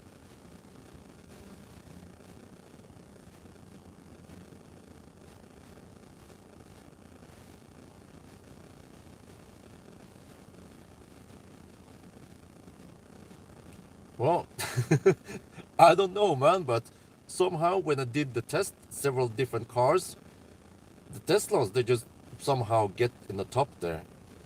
I don't know why. It would be great if someone can tell me why, but I've been doing the test super consistently every time. Of course, different brands, different models. And for some reason, the Teslas, they come on top.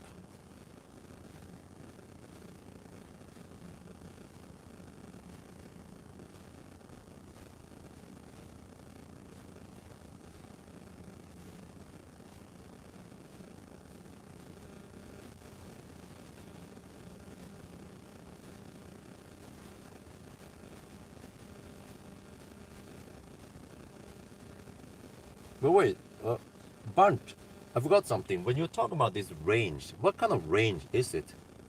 Is it VLTP? Forget about VLTP. That is irrelevant when you talk about the 1000 kilometer challenge. Because I don't know if you didn't hear me earlier, but when I did the range test at 90 kilometers per hour, real world range. Okay, but what speed? Very important. I think you're missing a point here. Because when I did the 90 test, I got only 150 watt-hour per kilometer. But when I did the 120 test on this car, it was 212. So there was a 40% increase in range, in consumption. But the Tesla, when you do the 90 versus 120 Model 3, it only goes up by around 30%. And 120 kilometers per hour is more like a guideline, because you know, in the 120 zone around wild bike, I don't go at 120. Yeah. So I actually don't know. I don't have a good explanation why.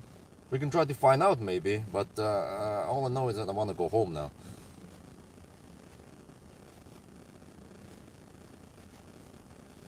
Okay. Anyway, I'm done with the charging test. I actually charged a bit longer than I needed.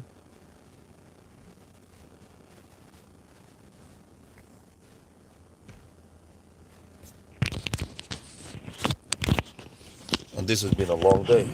That's for sure.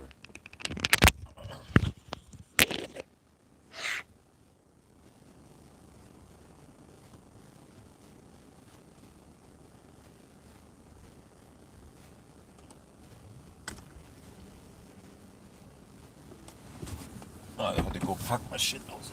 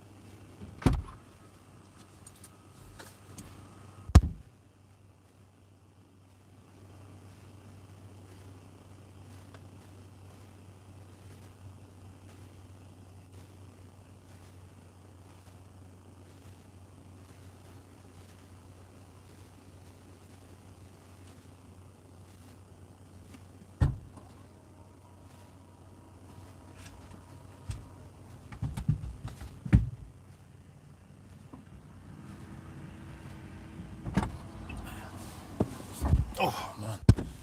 Whew. Finally some heat in here.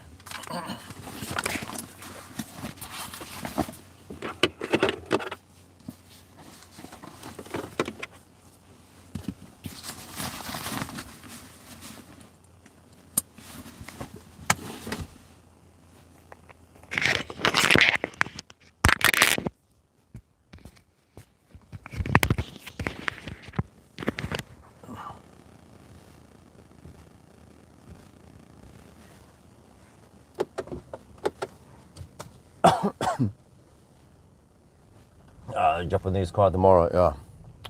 Man, 4 nights. I might get 3 hours of sleep. No, I won't. I might get 2 hours of sleep. And then I don't know. Nasir didn't tell me whether he wants to make a video about Millennium Falcon tomorrow or not. And then I also contacted the driving school, and they were gonna check out, but they didn't respond. I asked, okay, I have time maybe tomorrow to do one driving lesson, but then they never responded. So I'm like, okay, that's a bit clumsy. They should at least respond, right?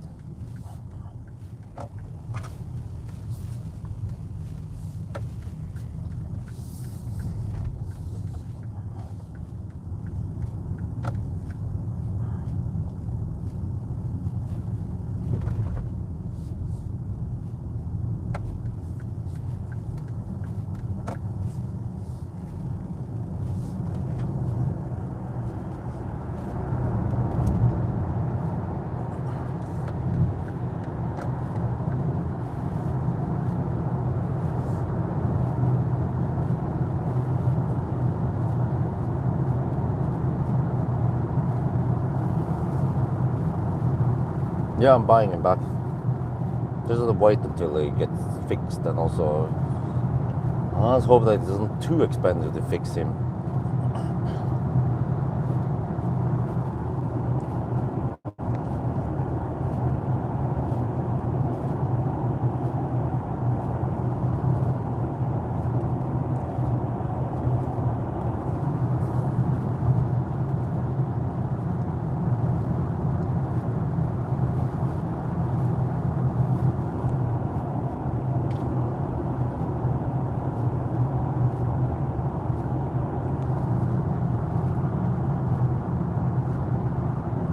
battery actually cooled down to 40 degrees Celsius, but we charged to over 90%. So yeah, it's a bit bummer I couldn't see the battery temp during the session.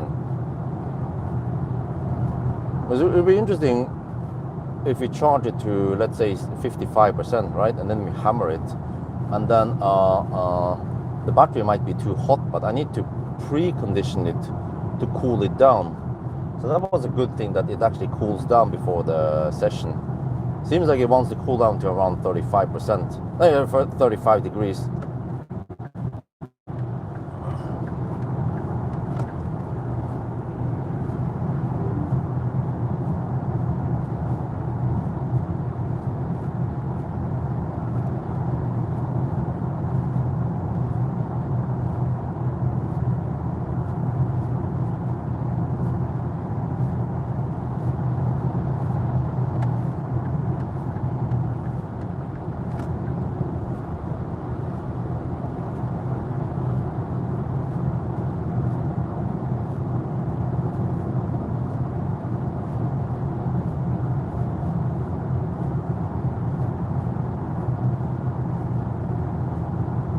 Oh, what the heck? Okay, that's not good.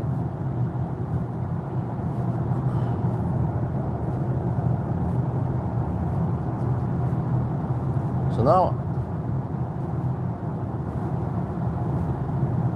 I need to somehow do the remaining tests. Even the banana box test might get some attention, and the acceleration noise test with and without the ANC.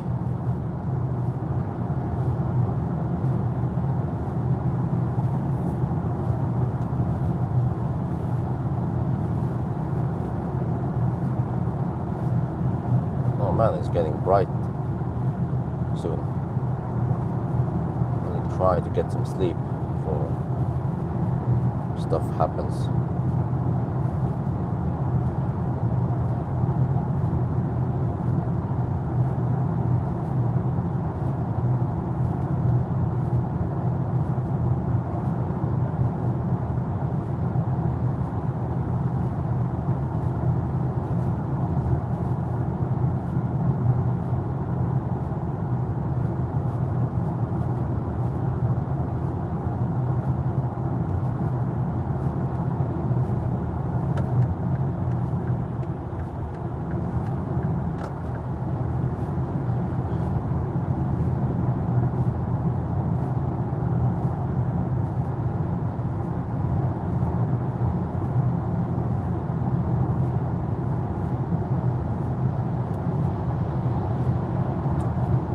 Oh man, long day, but I did actually make 3 videos: Sunday drive, 0-mile test, and charging test. So now I can slack for 3 days, right? Okay, no, that's not gonna happen.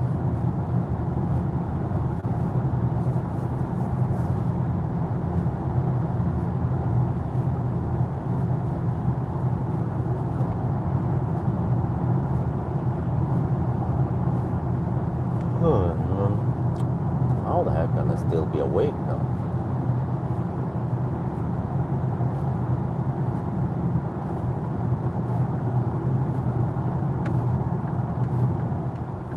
So now I just need to rest.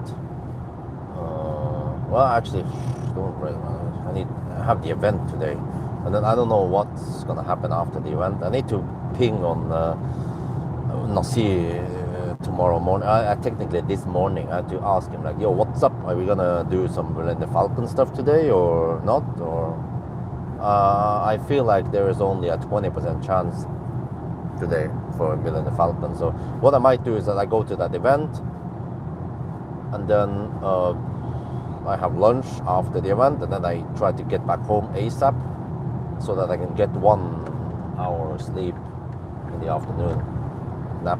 But actually, maybe I will avoid that, because if I nap, then I will have a harder time falling asleep in the evening. So it's actually better if I just kind of zombie out a bit and then pass out at 9 in the evening along with Isabel, and then sleep until 7 in the morning next day. So I get freaking 10-hour sleep. Yeah, that actually works quite well.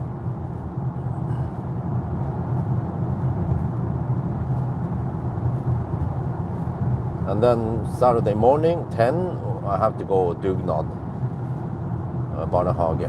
Then usually it lasts around 2 hours and then they call it a day. So then I don't know, after that time, maybe I'll go to Jessheim Storsenter or Thon Center, it's called. Everything is Thon Center.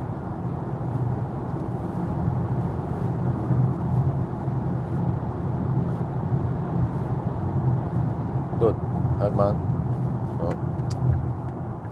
That guy was camping behind for a long time. He should have, if he was gonna overtake, he should have overtaken earlier.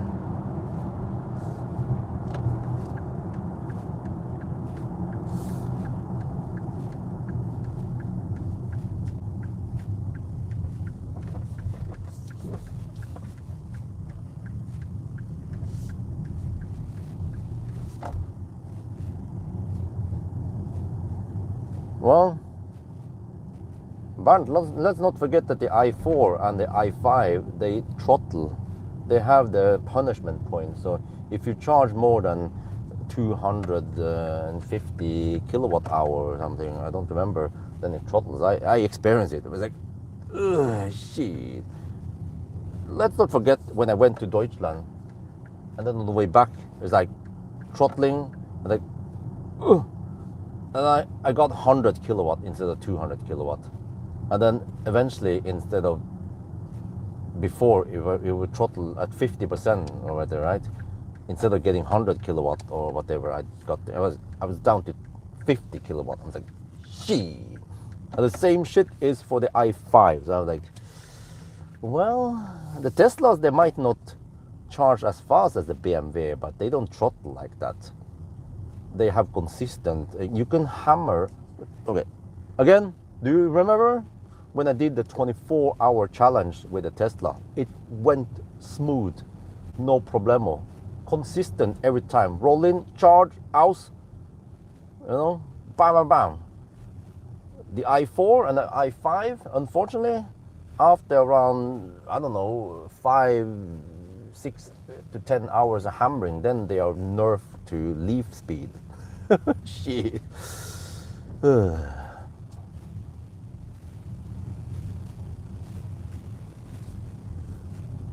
So hopefully that shit doesn't happen with the Neue Klasse. But who can test that? I don't know. I probably don't have time for that anyway. Well, actually, I will do a charging test right after the 1,000 kilometer challenge, but it's probably not enough to trigger any punishment points.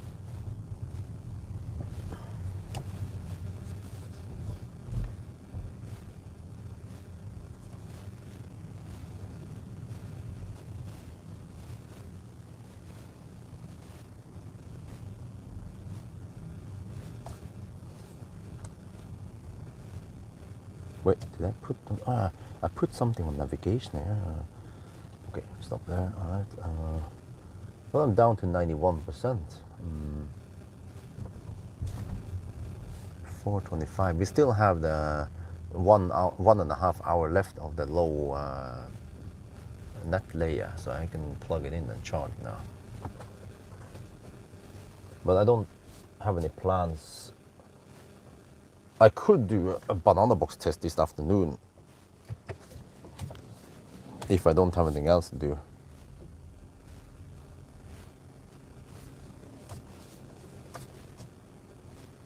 Well, that's it.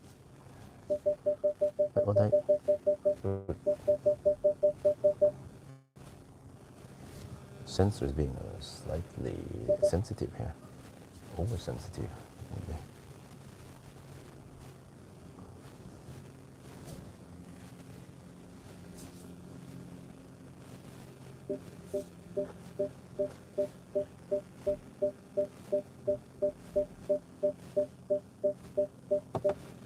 Okay. Oh shit, I have to empty out some stuff here. I need to get ready for the kindergarten run tomorrow morning. So yeah. Anyway, guys, that's gonna be it. Thank you so much for the live stream, and I'll talk to you later on Saturday night.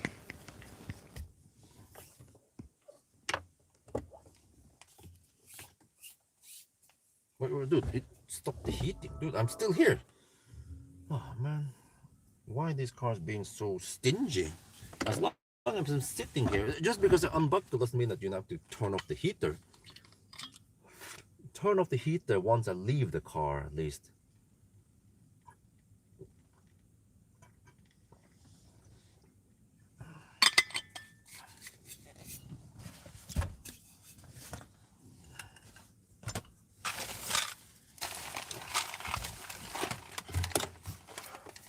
Okay, let me prepare so that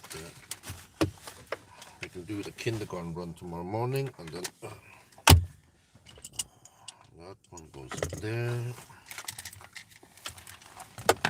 There. I think I won't do much when I just need to pass out. Right now, I need to plug in the cameras. Yeah, shit. I need to charge the cameras and get them ready for tomorrow.